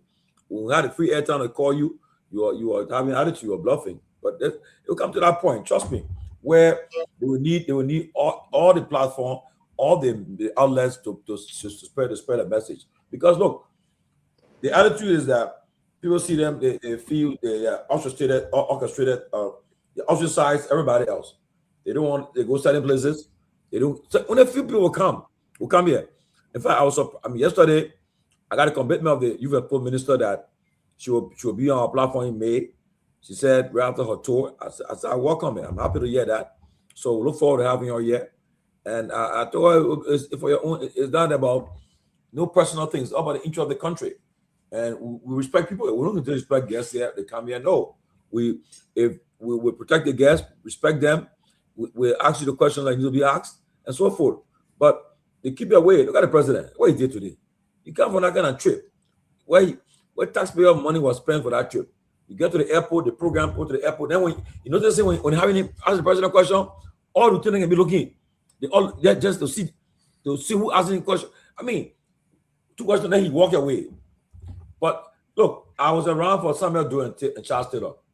When he come for a way, if I want to come for a way, he goes straight to the church. They say Thanksgiving intercessory service for the save of the president. From there, the president will now address the nation. He will entertain the press. They will say President Doe will have a press conference tomorrow. International and foreign journalists will be invited to attend the conference. Taylor do the same too. They will stand to the podium for 2-3 hours and engage international and local press. But I'm not seeing it in recent times. I'm not seeing it, and that's the problem. Because you talk to your people. Look, one of the things that helped Donald Trump, he's a great communicator. Trump will have press conference every day, even when he going rough. You know, like the issue about the thing with Jesus Christ. Trump, because he MAGA went on his back, he said, wait, where you headed from? Fake news, right? Fake news. The idea he engaged the press. He doesn't run away. Okay? And you can't beat a man down. When you ask it, like people all tell me the story. One president was going to beat Trump. So the guy for the country, he bet Trump. He said, Trump said, oh, he said, where you from? The journalist called him. He said, oh, the president brought a gun to see me. Then you ask me again a question. He said, you think he would like it? Look, I mean, Trump is entertainer. I can enjoy the guy. Look, whether his son is different or foolish, but the idea, Trump will engage the press every moment he gets.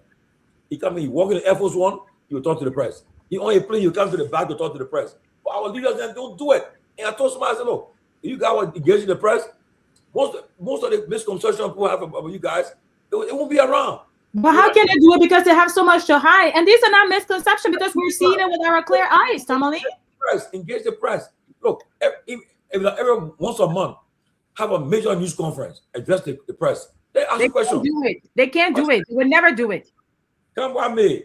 You come to that point where they will run behind people to come to their peer to come talk to them. They give it to Daniel Sando. Let me go to Honorable Pewee.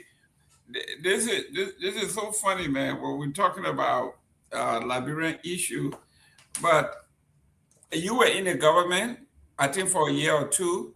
You saw how it looks like it was like a conspiracy to make George Weah's administration hell from day one.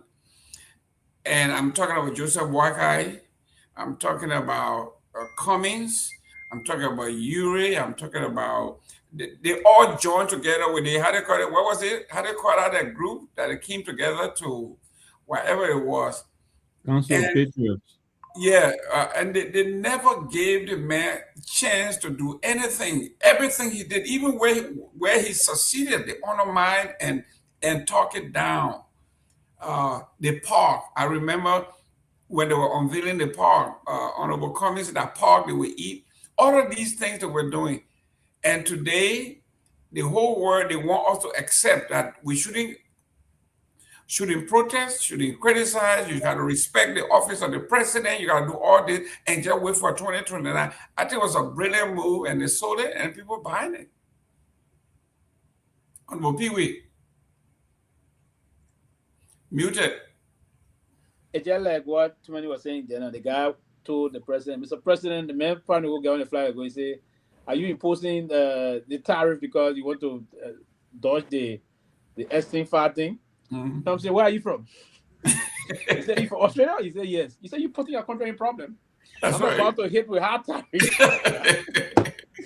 But yes, what on a serious note, I will say to this: the president is on his way again to the country. He leaves the country in a couple of days. He's headed first. Going to be on the East Coast here. Then he'll be headed to. I just received part of his itinerary. He'll be headed to Sacramento, California, for some program. But it is important. Former President Taylor, whenever the preliminary right on that, there was always a service when the president returned. There would be they would determine a church that president would go move to, and he would normally he lying. It was always 25,000 to that church whenever the president returned. Right, the president go and suddenly meet the president. Other thing, one of the time the president came from, I can remember, he have come from Taiwan, and then the Taiwanese government gave some support and team some, but there was some news back, and Taylor was not really happy with the press. In the palace of the executive mansion, then because my late father served him then as an assistant minister for Francophone affairs. When they came from Taiwan on that trip, I can very recall watching Mr. Taylor when he turned to the press, when he stood to the palace and told the press, STOP, tell them to stop.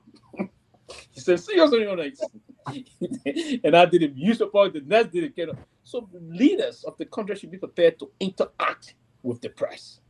Yeah, there was a time Mr. Taylor and the late Marco Baca Francis, they went at it.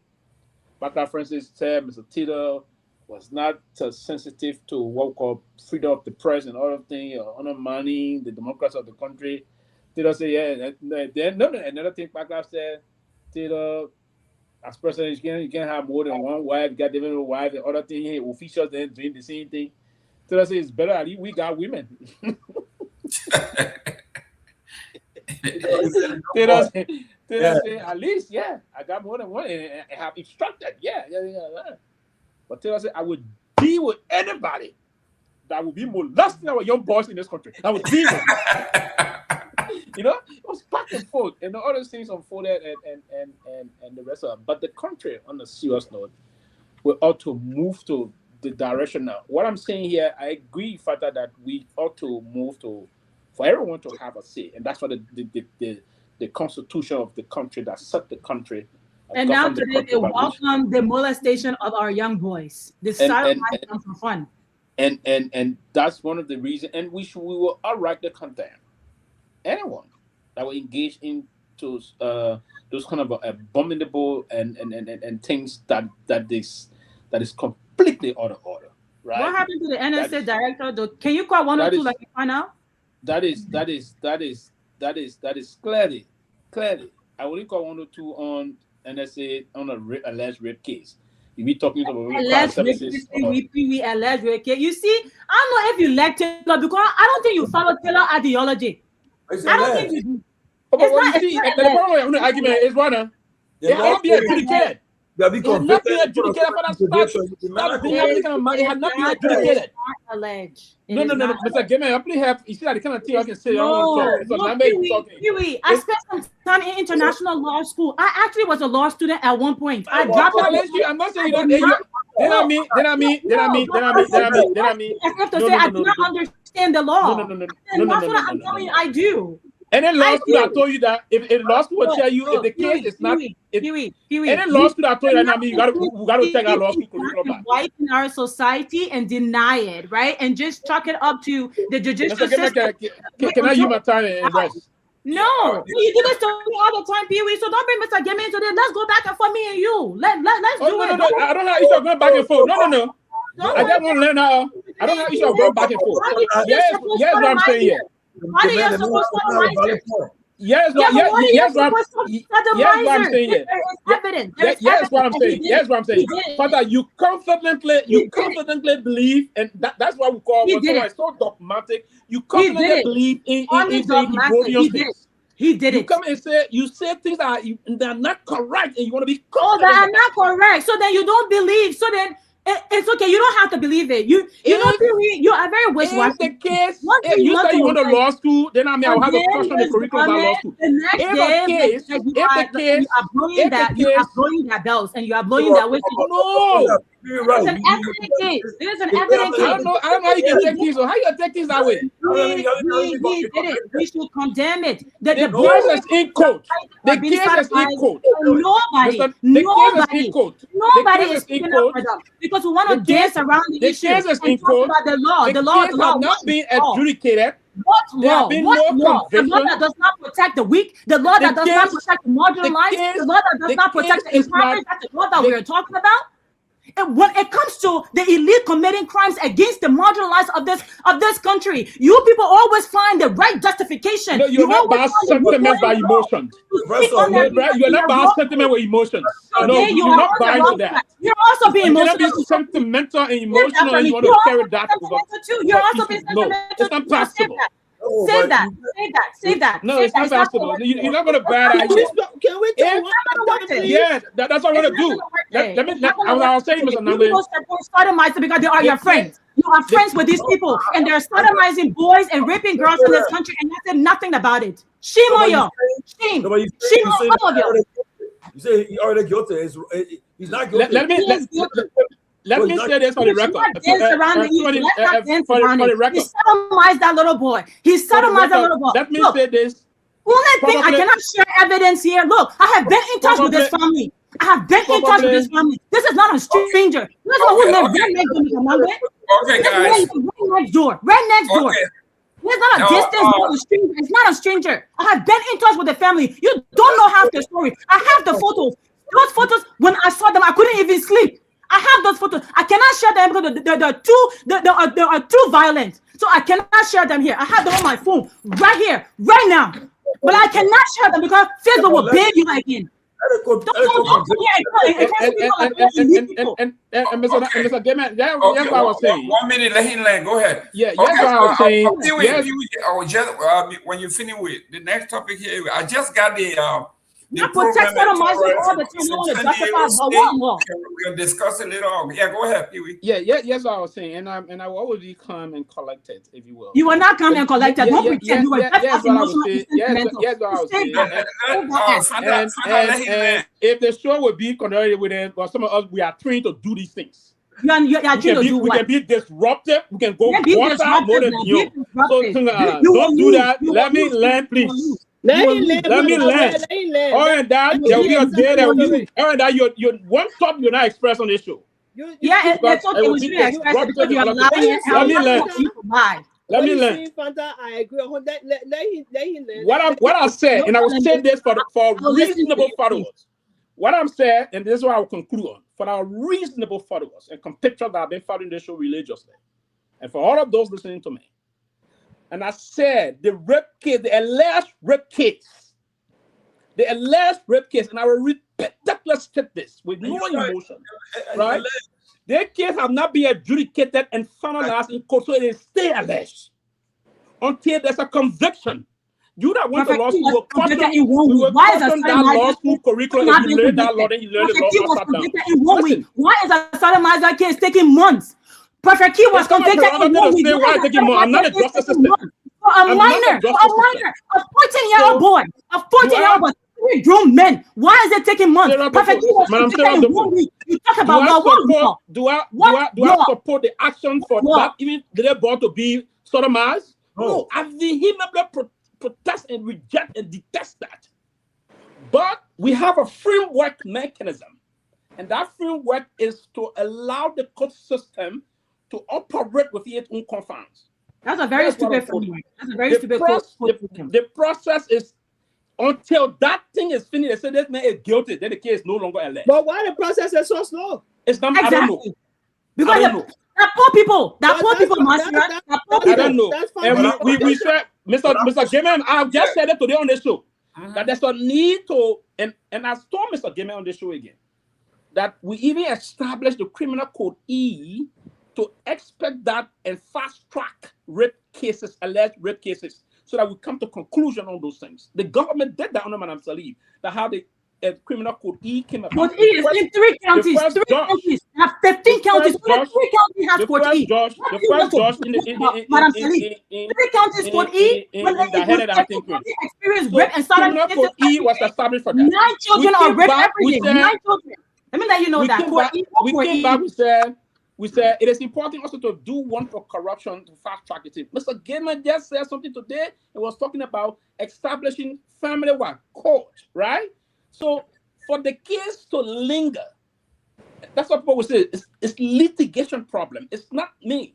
I have condemned it. I have condemned. There's no need for to have a protracted, a very long case here to snail walk these cases. That case is taking pretty long. Seriously, it's dangerous to sometimes the victim also and their family, particularly this kind of thing. I have said it. It's just sad. But without pushing me to be emotional and come and say, no, I'm learning enough to know this. To be emotional and say, okay, saying the case is dragging, that means the man guilty. No, I'm not the one to do that. That's very sad of you. The Constitution of the country said that. Easy shot to say, oh, she's emotional. We have magistrates. I'm Because not the judge. I'm not the court. you will not sleep for days. I cannot come down to conclusion on matters. You will dream about the rear end of this little boy. If I show you these photos, you will not sleep for days. So don't tell me I'm being emotional. You don't have to show me these things. No, you lie to me. Listen, I'm not sentimental. I understand your frustration, man. I'm not sentimental. Fanta, I'm a father. You don't have to tell me how I lament that. Jerome, a few seconds. I am a father. No one will lament to me how lamentable that situation is, how pathetic and sad it is. But that does not say give me the right, Madam Dopoh, to say the man is guilty before a competent court saying he's guilty. Exactly. It does not. I will be stupid to ever do that. But Pewee, no reasonable person will do that. I condemn it. Yes, I understand, Pewee. I understand. I think for that frustration here is that how long it's taking so long for this case. And the way Prophet Key case went like this, but that little boy case, no, this is where the judicial system is guilty. It has the people have no confidence in the court, and this is where the frustration is coming from. And the worst thing that you can lose, even as people, if you lose your respect and your dignity, you have lost everything. The Liberian judicial system, like Mr. Pewee saying, is saying, we're all saying the same thing. The structure is only on paper. Yeah, it's unfortunate. They don't enforce, or they do it selectively. If they are coming for you, Sarah. Yeah, I know. They will go to the depths of the ocean to find the law to convict you and put you in jail. When it comes to you can see everything they may improve. We all frustrated with the process. We all know universally. It says you are only we understand that nobody arguing with that. We say on paper they say the right thing, they say all of the right thing, but we know in practice it doesn't exist. I can have all the pictures here about something that I say, but then the facts here. But until they go through that legal process, we understand. That's why it's written on paper. That's why it's written on paper. Is that how it goes? No, because Prophet Key was not adjudicated. He had no chance to appeal his case. He had no chance to appeal. He had no chance. Well, I found out today that Prophet Key should only be in jail for 30 days, according to the charge they gave him. Of course, or who he contempt for only 30 days. Yeah. So that what the Chief Justice and the Supreme Court Justice did, they're using their power to get him to put him for 6 months. Yeah. So the man in jail now for 62 days. Okay. Now he in jail for he got to take out a couple of days to go. He moved for jail around August. So the crown should carry 30 days, but it says 6 months. So I keep saying it. It's a joke, but people continue to push the body. They will push it because everybody just, oh yeah. But you kind of found out when it comes to the real time, man, will say, oh, okay. And we'll push it, you don't say nothing, we're there now. So, but time, people take. Tomalin, I want to ask you, what you really wanted Liberian people to do? Liberian people? Mm-hmm. If you found that they put violating the Constitution, you saw what happened recently, right? What the American people did there? They call it no kings what? No king rally. Okay, they say because all the politics of Trump, they went the king in the numbers, okay, and it has some effect. Trust me, You see, the various elections being held. The people that you see, Republicans not really winning. As a result, you see what happening. That's why ready to we give the Larry. Who that? All you got a crazy. Somebody say I should drink water. Yes. No, the reason I asked because but you hear what Jenny Maboro said. Jenny Maboro, she said, I think I spoke too soon about getting along between Fanta and Pewee. Today she came on, she said, I really love the show today, Pewee and Fanta getting along. But listen, I respect online, but for instance, right? I respect online when she said things, but things that I know is not right, I would not let nobody Pewee, let Tomalin, you go ahead. People say alleged. People is right. Right. Why should that for them they have the pictures? But until the process, the legal process found them guilty, he's an accused. Fanta frustration is the process is very slow. Yeah, not even the process, it's the whole system, the legal system. Can you imagine? Now all the cases they get too slow. Oh, well, that's what I'm saying. That's the system. They are selective. All the cases they get too slow. Okay, guys, we got 4 minutes. Let's start closing. It's 9 o'clock. Let me just close, so I can get off, right? Yeah, go for it. Yeah, go ahead. And you got 2 minutes. It puzzles me. You get 2 minutes. Sure. No problem. I probably don't even need that much. It puzzles me when you have people like Pewee and others who are very selective in who the other caller need to? Tomalin at times can be very selective. There you go. Right. Thank you. In the addressing of these issues, because we know for a fact that NSA boss, and that's what they're doing right now. They're trying to. In fact, Mr. Nagbe even said like the last time, he probably didn't call his name, and he probably wasn't even referring to him. But we know what they do. They pretend to put them at South Beach. At nighttime, they release them. They go sleep in their comfy beds. In the morning, they go back to South Beach. Y'all deny it. I dare you to deny it. Y'all deny it. Look, I live in Liberia as an adult. But why are you saying I live in Liberia as an adult? You can't tell anything here. I'm not going back and forth. Let me close. I don't know how to be too certain. Let me close. It's okay. You don't have to know it. Pretend not to know. It's okay. I know it for a fact. For the fact that the system is flawed, anything is possible.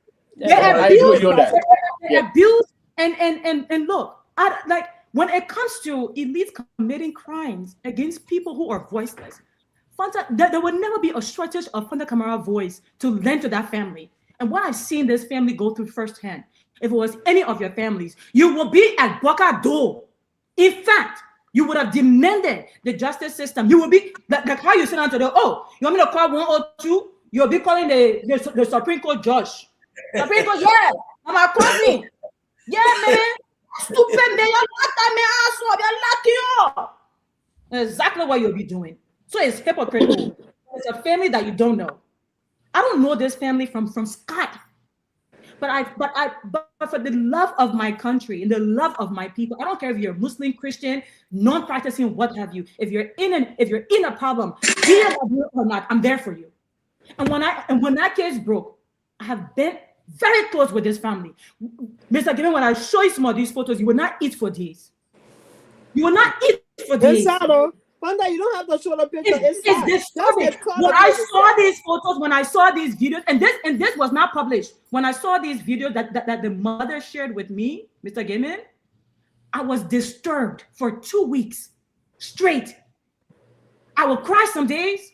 I will have dreams about these photos. No,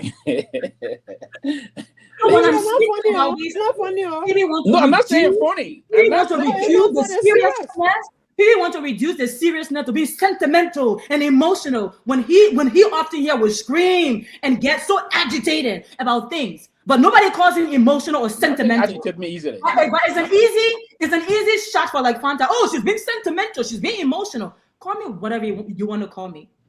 And this is why people like you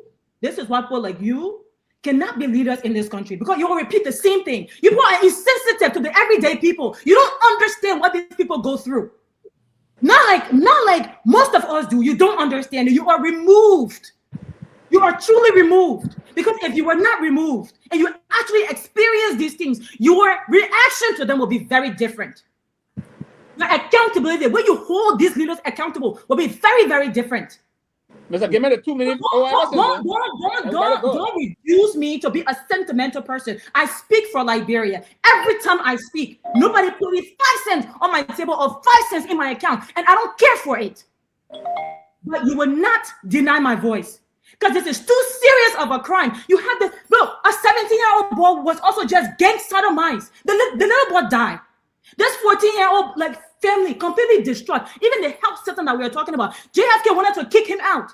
The little boy was not even wow. They wanted to kick him out. Where should he go? To the safe home? Oh, the safe home cannot take boys. They can only take girls. What kind of system is this that we are in? We continue to protect.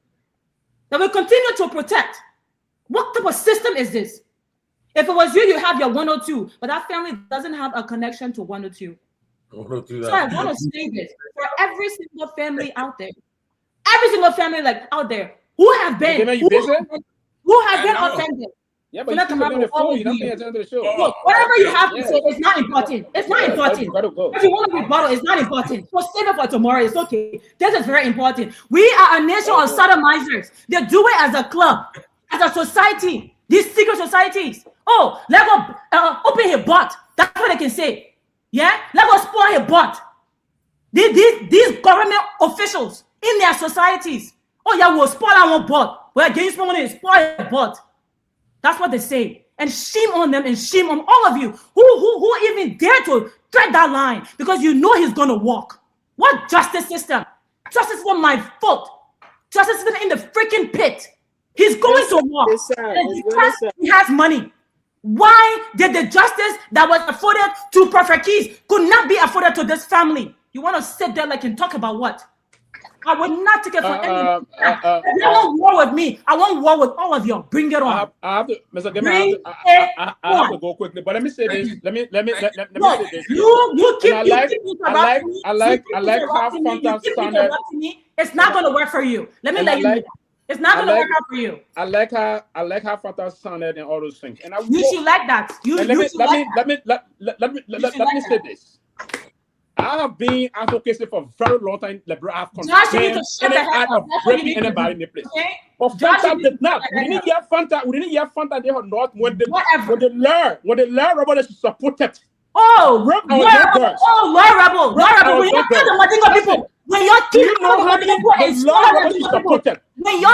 Madinga people for cheating in the street, what was your voice? When you slaughtered the Madinga people, where were your voice? Where was your voice? What was your voice? You hypocrite! You are a hypocrite! What was your voice? What was your voice? You don't even shoot. I'll close on this. I will close. How old was around? How old was Fofana Kamara when Law was around? No, Sarah, hold on. Because she is Madingo. You and your hypocrisy. You feel you are evil. You are evil. The Muslims and Madingo have been very kind to you. We have fed you. We have given you safety, and you sit there. You should ask yourself, how old was Fofana Kamara when Law was around? Ask yourself, ask people for my age. You sit there and want to associate something like with me. When you supported Charles Taylor, shame on you, Pewee. Shame on you. You're a disgrace. You're a disgrace because you go for the easy shot. Oh, she's Madingo. She supported Yulimo K. She supported Law. How old was I? Ask yourself. Idiotic. Good night. Can I continue, Mr. Gayman? And yeah, I really position. I would love for you to give me to give me time to move on. You made your point. That's very good. Good night. I hope you sleep in hell. Bye. If I would sleep in, the process, I would have no sign to continue on this time. Pewee, go ahead and close. And it's unfortunate she's leaving this stage. We don't come here with sentiments. We are mature sort of people. We don't do things on the backside of things and be more hypocritical. You won't go trouble. I respect Manigopo. They are my friends. They are my friends. But are you the one who went trouble first? Though? No, I didn't go trouble. I said learn. Is learn trouble? Is learn trouble? Was learn trouble, Sarah? Have you went through? They came as trouble people? No, I'm asking a question. No. I didn't call trouble. I said learn. Yeah, but what the Mandingo people think? No, it was not the Mandingo. They had other people. Other people were part of them. Other people were part of them. But the major thing about those that came, most of them raped, sodomized innocent kids across in Liberia at the time when they launched the revolution. Do you know how Lynch said I was smart, was this, and the rest of that is turning up? You have to push that history. Did you condemn those that you know that you got blood tax with, that associated, that recruited child soldiers to be sodomized, raped all across Liberia when nothing was unfolding? Do you know history to come and say some of our disgrace? Some people are beyond the record of disgrace. Some people are beyond the record of disgrace. We have championed the cause for. We can't be sentimental about this. Do you know the rules? Do you know how we done to come and say these things? That's not coming to show. And what I'm going to sound this warning today. This will be the last day ever. If we don't have a moderator to control the show, then we're going to draw the line. The moderator should control the show and be very balanced here. There's no emotional striking going to be allowed on the show no longer moving forward. I said the case is alleged because it have not been concluded. There have been no conviction here. That does not mean I don't even know the guy that is involved into this case. I've never met him before in person. I've never associated with him before. But do I run with emotions to come and say these things? And folks are using invective on this platform. And I'm exercising it because there are other wonderful people on this show that follow and text me, say you don't have to go that. That's why I'm not going that route. But none of you guys ever came to any correction that invective you using. Stop. And particularly what behind the scene, right? Nobody, and you saw I was very quiet. And the reason I remain quiet is to put some level of sanity to this show. No one can bring level of emotion to come, but that is going to be the last time that anyone will cross that territory. I will lambast you and go beyond the line of your imagination. We can go gutter if necessary, but we will only do things to respect the code. Then you thought, what have Manigo? We bring in Manigo? Come on, man, I don't want to go there. I didn't talk about trouble. I talked about learn. The movement learn. That those that she associated with, those that she associated with personally. Recruiting young girls and all that to be raped. You ever heard condemning that? Then you come in linking me to those things. I don't know Bon Jala. What happened to that young boy? Yeah, but the issue of sodomization is condemnable. It's abominable. It's unacceptable. But meanwhile, we will come with logical reasoning. If the case is not adjudicated, there have been no conviction. We cannot come out with conclusions. We will use the word alleged. To use the word alleged, we run out to be perpetrator. You should be a fool or inherent dumb fool to believe those kind of a thing. And there are people that got some serious comprehension deficiency that want to trade that towards some of us. Do you know me? Do you know my line? Do you know my kind of advocacy? Do you know what kind of line we've done to move across the country to seek support for innocent kids that have been marginalized, punished, or abused across the landscape of Liberia? You know how we draw things to be sentimental and emotional. We don't do that. It's not our way. It's not our modus operandi in terms of moving things across the country. We don't operate that way. We don't. If you want to come, if you want your hand to be clean, equity, your hand should be absolutely clean. You don't come push them to make some of us look that we are on the other side. Oh, people are supporting. I got no government friends. Gentlemen, if I wanted to have a job in this United Party government, I would sound the way one seeking job would sound. I'm criticizing the government every day on this platform. But you want me to be dogmatic as you. Everything is wrong. No, I'm not a dogmatic element. I didn't come from the level of the allegory of the cave to be a dummy boy. No, I'm not. I'm an intellectual that reasonably balance issues and put it in proper perspective. I don't go with the kind of a John emotional thing. They're mocking type of analysis of doing things and say, oh, I'm doing that, getting overly emotional and saturated with the kind of a irrational level of thinking. Then you come under the canopy of being under the religious and theocratical doctrine with level of moral indiscipline. That's not the level we find ourselves. Yeah, but what is it? But you go when I fuck you. No. I didn't want. When I respect people, I let people to respect the line. Don't draw the line. I was trained to go gutter. I can go beyond that. Jerome, I don't want to say that. And we have reasonable voices on the show. All of them, they are mute. Because they are the hypocritical numbers that they perform before in another line. That's what can happen on the kind of platform. You don't want to disrupt this platform. It should be the last time ever. But who mute now? Who mute here? Everybody. All of you people. I don't know. Better being used. Nobody. If I were the person using the event, all of you guys would. I could hear Mr. Nagbe crossing. Oh, Pewee, I'm disappointed. Now you see, he will be quiet. Oh. Nothing he will say whatsoever. When event was news. Sylvester. Unfortunate. Very unfortunate. Look, I have told and he you knows very well that when a case is going on, when the case not concluded, it's alleged. He knows that. Listen, I have told you over and over, right? I don't come here to settle personal squabbles. That's not my assignment. That's not why I'm here. So who assignment is it? Who assignment is it? Who assignment? That assignment goes to Jerome Gayman. He's the moderator. He's the moderator. But other time you accuse me, you get that. You see, that's the hypocrisy we have in the country. Look, let me tell you something, Sylvester. I have taken some of your beating, but Fanda will not take it. You know, for me, I don't see anything. But she can't even stand it. If I want to go there, she can't stand it. But she can't stand it. I agree. Some of the language that is coming out of you and her. No, not me. I've been clean on the platform. Yeah, so be man enough to say the fact here, Mr. We need to moderate our tune. But you know, she's pushing her point. You're pushing your point. What I will say is this, and this will be my closing. Thank you all for the show, and thanks to the audience. Can you guys please meet me at the TCA reunion chat room, please? They've been with us, so I'm going to go back to the issue. We started with the situation with Yeket, and the president, you know, returned to the country. The Supreme Court's intervention. I will go back to that issue. I hope that that's why I need to mute. Yeah, I hope the Supreme Court's intervention will meet something. They sure, as I was, I mean, it's unfortunate that they sure in this way. Zero, Mr. Nagbe talking still. Oh, I'm sorry. I'm almost done, sir. I'll give it to you quickly. Sarah, how many radio you got? How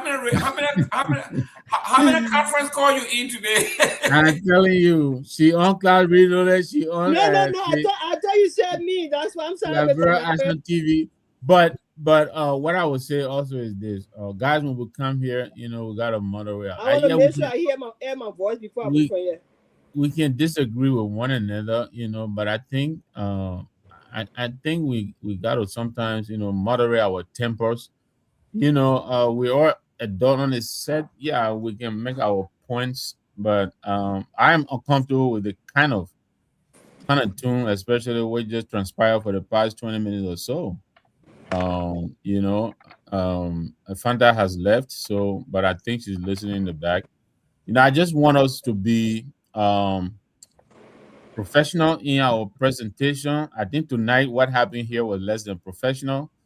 I think we should not allow our tempers, you know, to consume the better of us. I think we should be able to moderate our tempers. So, you know, we have people watching and listening. A lot of people take information from what we present here. So that'll be my take on that. You know, Sylvester, you are still here. You know, I think you've demonstrated quite a good degree of tolerance, and I think Fanta has.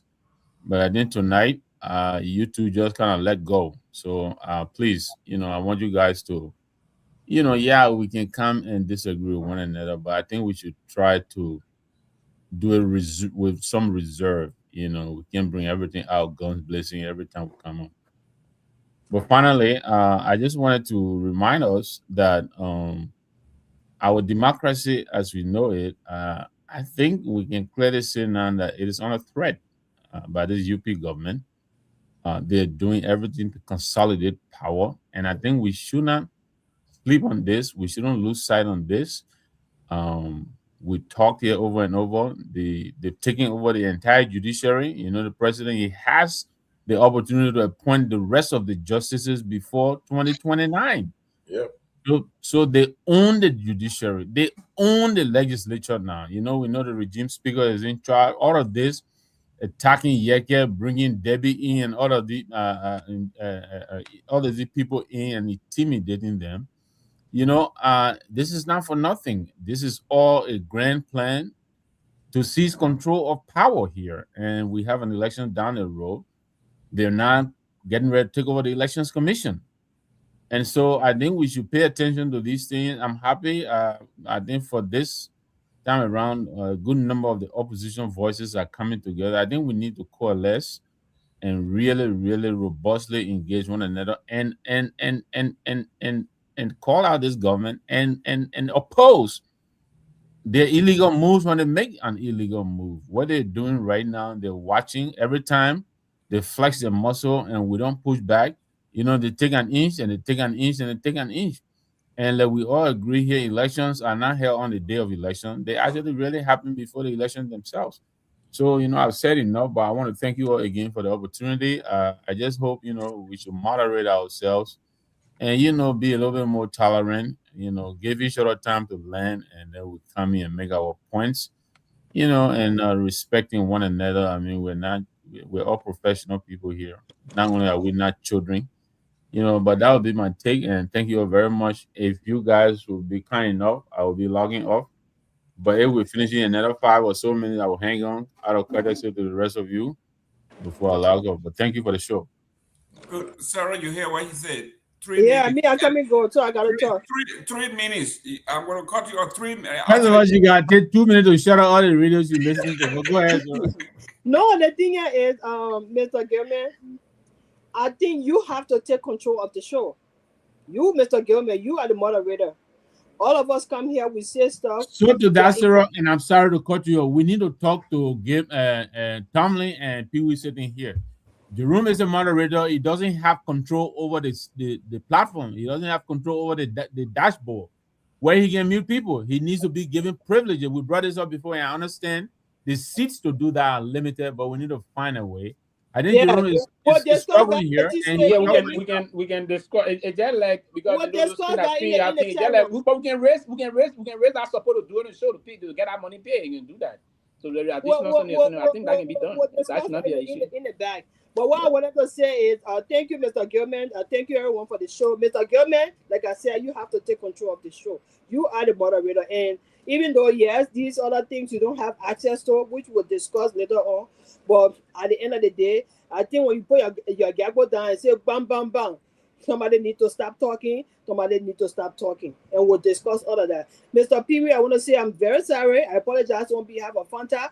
I know she said certain things that were not right, and she was in flight, you were in flight, you were talking back and forth, and I'm going to talk to her too, as a woman like myself. And I understand her point from where she was coming from. And I understand her frustration from where she was coming from. And I know that, it's upsetting. It can upset anyone. And I know you don't support anything of that nature that she was referring to. But maybe the fact that you say, what you say kind of annoy her. And she went that far. So I want to say, sorry, brother. We're going to discuss that at the back. But I asked Tomalin earlier, what you want the Liberian people to do with the fact that the United Party is proceeding this way with power? And he said, you mentioned about the King's protest. You mentioned about the King's protest. You saw the people protest. You saw the way how, the people were accorded their rights. In our country, there's no rights. The people don't have rights. Those students went in the street to protest peacefully. They were tear gas. They were beaten. All kinds of things happened to them. So, I mean, that kind of stuff can put fear in anyone to stay away from the street. So until all of us, because all of the things that are affecting our country, yes, it is affecting people that are there, but it's also affecting us because we have our people there and we all want to retire and go there. So we all have to brainstorm to see what we can do, what we can come up with to join the Liberian people, to help them, to see if we can nip it in the bud with this government. Because if it doesn't happen, these people, it's going to get worse. It's going to get worse. We all know that. So we all need to sit down and brainstorm what we can do on that side, what the Liberian people can do on that side, so that this government does not continue to violate the rights of our people. We have to do that. We can't just say, the Liberian people sitting now, they can't do that, they can't do that. Well, it's a collective effort. We come here on the platform, we sit down, we talk, but we got to apply action too. We have to. What we have to do is yet to be known, but I think we need to do something. So I want to say thank you for the show. I'm gonna be calling you guys in the chat room later on. Thank you. Big boss. Look, thanks everybody. Look, let me say this. As we march towards 2029, I tell you the truth, this what you saw tonight, it will get more, we'll see more than that. I remember back in our days back on Spoon, me and Kev was a good at it. Oh yeah, when we get with clutch, people the season Mariah and Stanton about a good at it. Was just like that. It got tough. But you know, like, these platforms, things will happen. But I'll tell you the problem is that I agree. Gotta be moderate and our choice of words gotta be mindful too, you know. And Pewee did nothing wrong tonight by saying alleged. I mean, we all know you are. I don't care what evidence you got. You are considered innocent until proven guilty in a court of law.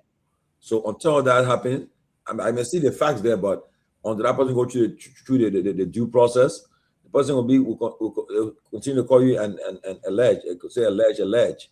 So partner may have the pictures, but I don't mean to say that if the person is guilty already. No. And so when we two who are on this platform too, be mindful to that. What we people ask her. For instance, Fanda says if she were there, she would slap the president. Hey, you know it's not proper. You can't slap the president. You try to do it, arrest you, go to jail. You know that.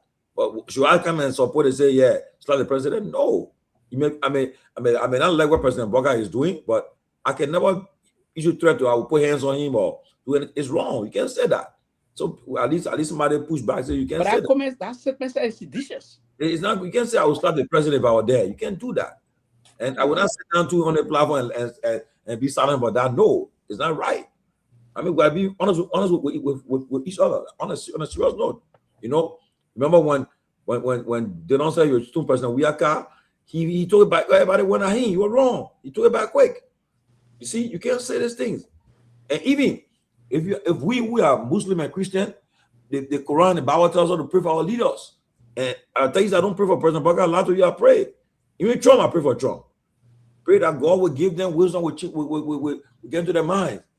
So again, we should be measured, be very careful what we say and talk. We can all argue and do the thing, but we shouldn't just attack each other that kind of way and use effective on each other. I don't think it's appropriate. That's something we shouldn't. People watching us, you know. I can bet you this weekend, Mr. Gayman, Mr. Nagbe, Sylvester Pewee, I'm going to a funeral this weekend. It'll be a sad day for us. Our sadness starts tomorrow. Maybe I will not be on the show tomorrow, but hopefully if I get to my hotel early, if I get time, I'll come on the show. But tomorrow when I leave work, I'm going straight in the area. I'll be there. Tomorrow we have it, not a week, but tomorrow we have it what we call a lot of people coming from other towns. I arriving today. But tomorrow we have the Sarah, can you mute? Jeez. In Trenton, New Jersey, tomorrow we gather. Then from 6 p.m. to 12 a.m., the friends of the late Anthony and George will be together. On Saturday, our own dear brother, Jerome Peabody, will be giving the eulogy. He'll be preaching at the Glory of God Church in Ewing, New Jersey, where he at the funeral of the late Anthony and George. We'll all be there. And it'll be a sad event for us. Somebody will mentor to us. One of our regular followers on the show, watch us every day. I sent a link to him. The other day, I forgot that the man dead. I sent him a link. I called myself. I said, "Oh, the man not around." I sent a link. They sent to his phone still. But he was someone who followed our show regularly, and he was so proud of us. He into our Liberian community leaders. But tomorrow the weekend will be a sad weekend for us. But great show, my people. Let's continue to do it. No, we shouldn't do it. There'll be times that Mr. Gayman and me will get into it too, Mr. Nagbe, but I should not cross the line to insult them or ridicule them. I shouldn't do that. I respect them a lot. And let me just address this issue. Mr. Nagbe, on a serious note, we trying to the admin rights. We already want to happen, but I was told it was $99. Then when we check it was $200 and change every month, and we say, well, we won't get our money yet, but we'll try one day. right now, honestly, I know. Yeah, it came from 99. The current is 99 to 200 and 299. To have another. So we need to find means. Yeah, so TV saying that we need to find you're gonna lesser than that, then we can. Yeah, you're gonna blame it on the blockade now. I know you're gonna blame everything on the Republicans. No. That can be solved and Trevor making some point here. I'm looking at you, Democrat. You're saying that the Republican, the blockade, the war, we brought wars. So I know where you're going, but it's all right.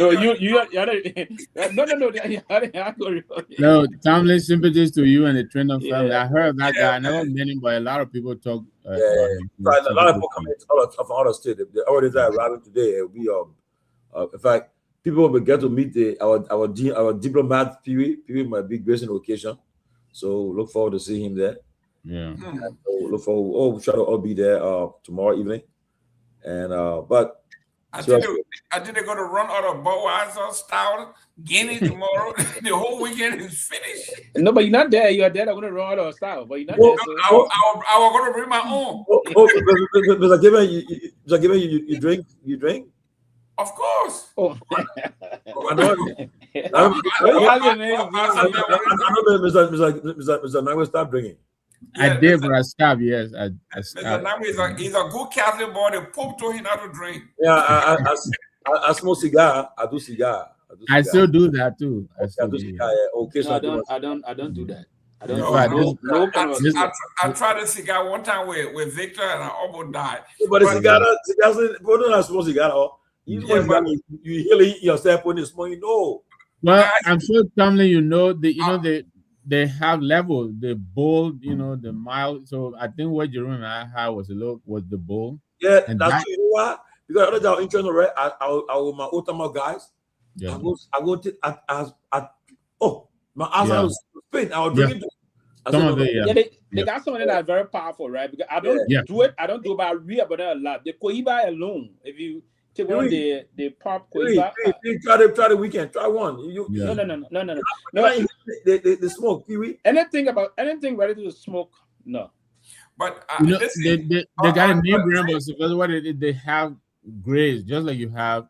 They got some then you have Diet Coke, something like that. Okay, so I want a Diet Coke or bone.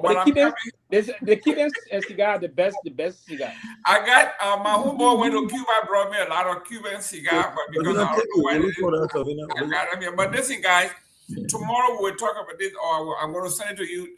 San Francisco State sent me the itinerary and everything for the president. Look at Jim and bro Jerome. Did I ever attack you on the show here today? Now you see, let me say she's going to show how to share. If I can be the kid, then it will be very great. Yes, I mean, Toffee, I look forward to that. That's good. Toffee is multi-talented. Okay, now listen. One thing, I mean, they sent me the long itinerary, but something caught my eye. We'll discuss it tomorrow on Monday. It says if you are attending the event with President Boakai at San Francisco State, I will do that. This is the procedure to speak. To ask questions. Come again. If you attend, I got this right. You attending what? If you are attending the event in San Francisco. Okay. It's very long, but is that Sacramento? Sacramento, excuse me. Sacramento. This is Sacramento. My wife and I will be there. It's Sacramento. Okay, Sacramento State. What about? What you went there for? He wanted to get, they said they want to get him the Peace Award. Who giving it? Some organization, they call right here, the name is. It's a powerful organization. Let me get powerful award. When we say it's not a powerful organization. It's called. It's called the Center for African Peace and Reconciliation. Oh yeah, man. You check it. That's somebody connected to. Of course. I check it already. It's 2 Nigerians and 1 Ghanaian and a few other guys. Say the candidates not giving a war. My wife and I will be there. In fact, I bought our tickets. I think a week or so ago. You'll be there. My wife, well, I don't work for Yola no more, but my wife still does. She is still the vice president of Yola, and the president is. You flying California? But listen Sacramento. Victor. Yes, Victor, listen to this. If you want to ask, nobody, you're not allowed to ask questions. You can't. What is the program? I'm coming. I'm coming. We'll leave you on Thursday. I If think. you want, listen, let me read a step Go for ahead, you. I think it'll be the next weekend after. Yeah, If you want to ask questions, the steps, you got to purchase your ticket in advance. Then you have to express interest through your Liberian organization to contact them directly. You will submit your question in advance for vetting.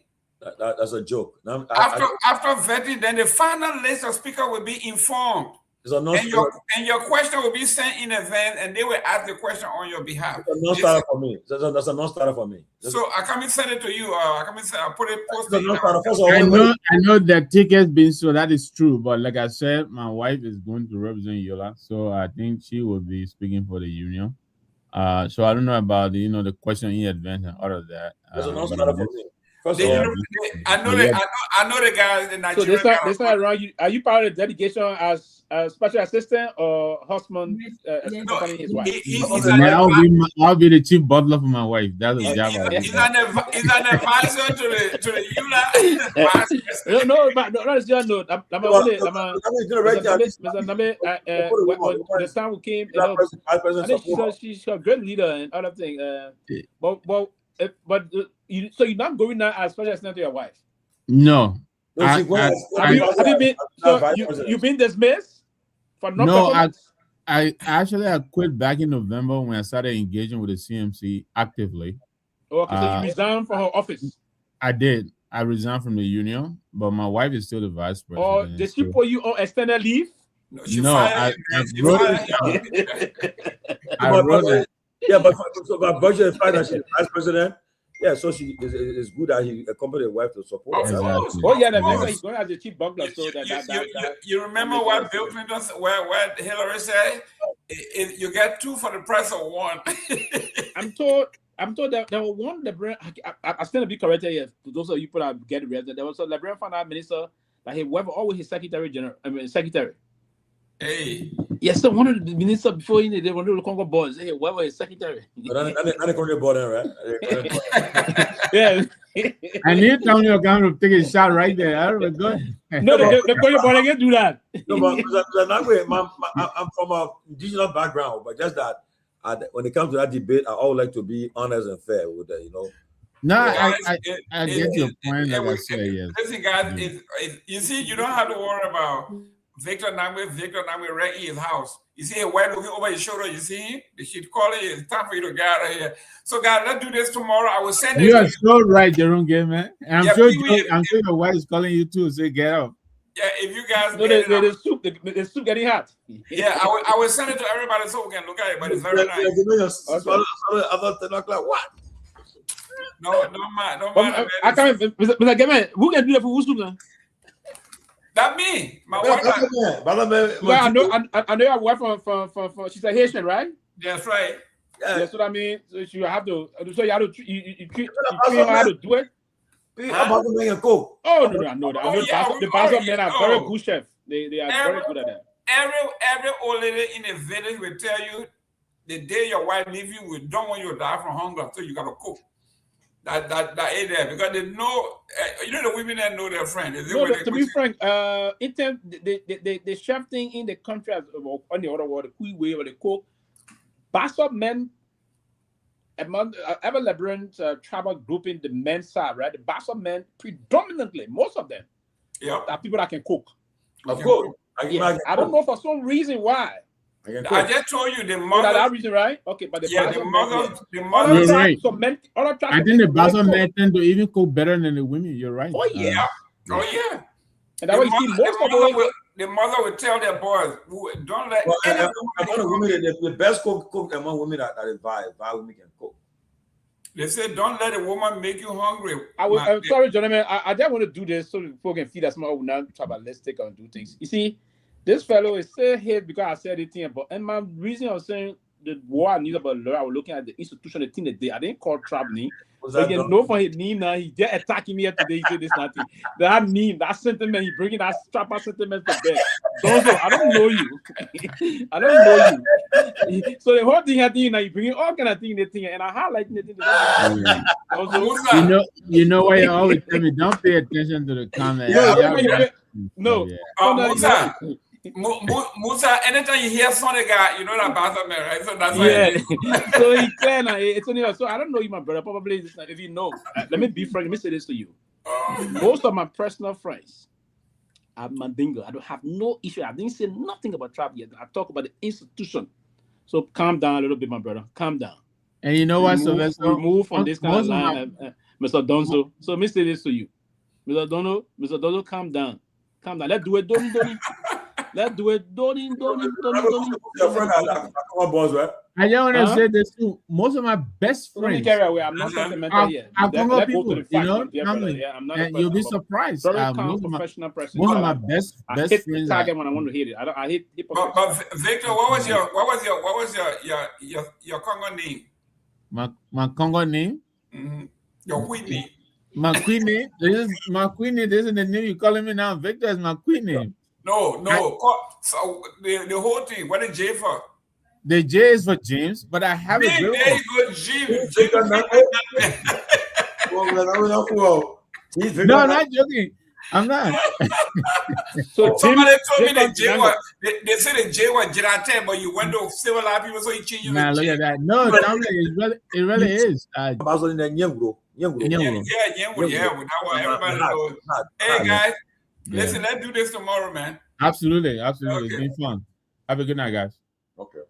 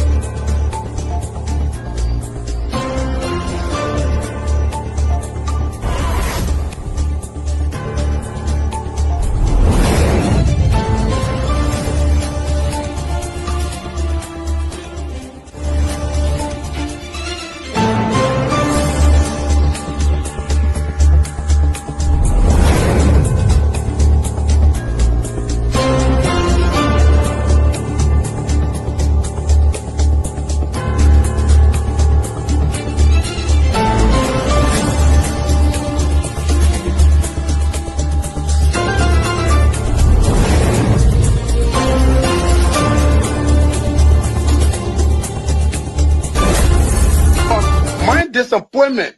Now the vice president often tell me since he got a seat as vice president, how many persons have I recommended in this government to serve in the government as presidential appointee? 0. Every appointment in Nima County was done by him. He and I would discuss something as a brother to implement it. You will bypass me and do different things. I don't talk only. Now you need to see us. The thing we saw, it frustrates us. So why can't you lie? Why can't you steal? Why can't you allow the citizens to be? You see, we just tell you that's why we voted you. But you fool us, you screw us, you use us and later on abuse us. So why? The government should lie. Why? But that's the question that we ask. A good person in our whole United Party, that President Bouaka. You want to say that again? The only person that appreciate good among all the United Party for that President Bouaka. The rest are ungrateful. Right? They use you and dumb you. But President Bouaka, if all of them were thinking the President Bouaka and behaving the President Bouaka, United Party will have another chance in 2029. Just for now, they do not regard people that help them. I'm not. 3 of our soldiers were executed on this party ground. 2 at the back and 1 right at the headquarters. The man who shot and killed our people today is a dining boy in the Liberia National Police. They brought him back to shoot more guns. Get ready to shoot. Because we challenge the status quo appropriately. Come on, Liberia. Inform them the violence or still any student that because of their action, it will be the day the entire Brothers administration will cut down. We will massively violate the students in this country and we'll shut down the Brothers administration. The day that happens, we have the capability to do so. And if they think this renovation project is a joke, let them try it. The fall of the Barker's administration begin with this. If they think they will tumble on any student in this country or at the university like going and work with impunity, while our children saving opponents and logic in the Western world, while we are subjected to actual poverty and bad learning conditions here, and the thing will say. In the first 100 days, no car will get stuck on the major road in this country. And I mean it. You say you're alive?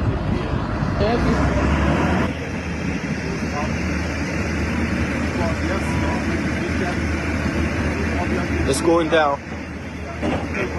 First blow. There you have it. That led to decades of war still run deep. But so too does the longing for reconciliation.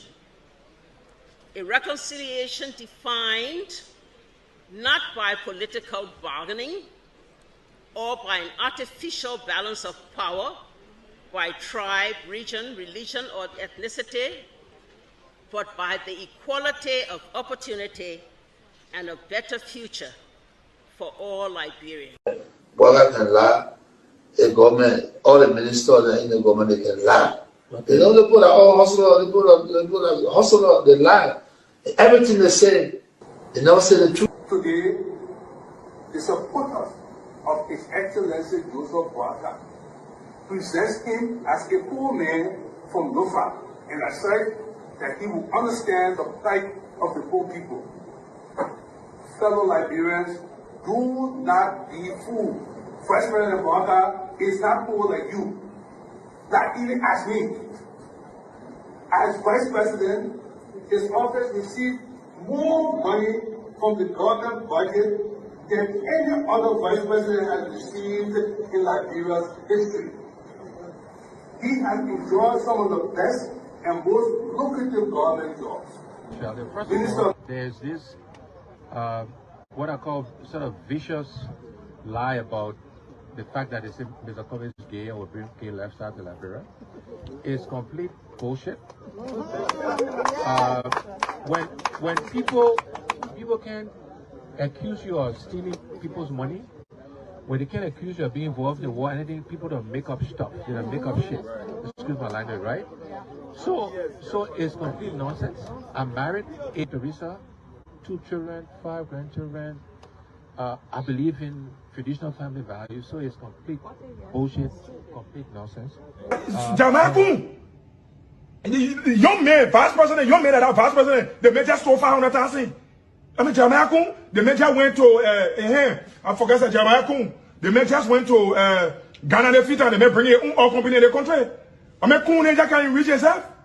Kun man, you know, Kun, but I want the sophisticated, quiet, hardcore rule in Liberia. But Liberia, when 2029 come and pass, then you finally leave.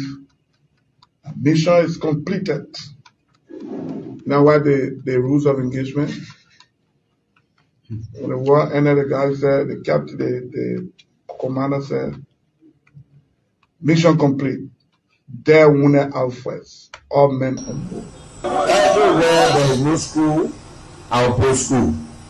And everywhere there is school and school in bad condition, I will renovate it. I told them, towns and villages, everywhere you will have lights in a town for children to play and people to see. I told them, every town will have safe drinking water. If Charles Taylor is the problem, he will be out of here in the twinkle of an eye. And I say, let well-meaning Liberians come home. If we respect this constitution, a government formed in Accra is a violation of Article 1 of the Constitution. Let them come home. Let that government be formed in Monrovia. The government that capital road, small road, big road, all kind of place. I think the reason Joseph Boakai will not do much because the old man, the papa is suffering. The papa loves the country, but he can't make it. The criminal there around him, they sophisticated than him. They are sophisticated criminals, so they can't make it. Your league, Costa. God know how to pay people. It's just simple. Costa that accused everybody here but himself. everybody, we join, we kill Jawia. He killed Joseph Baka. Baka still living. Jawia, when I go, no, you leave my brother. He named Senator. He almost made Joseph Baka president until he screwed up. We gave God the glory. Yeah. Well, Baka, when he screwed, he said, oh, we don't want to make sure we will fought for him to be reconciled with the president.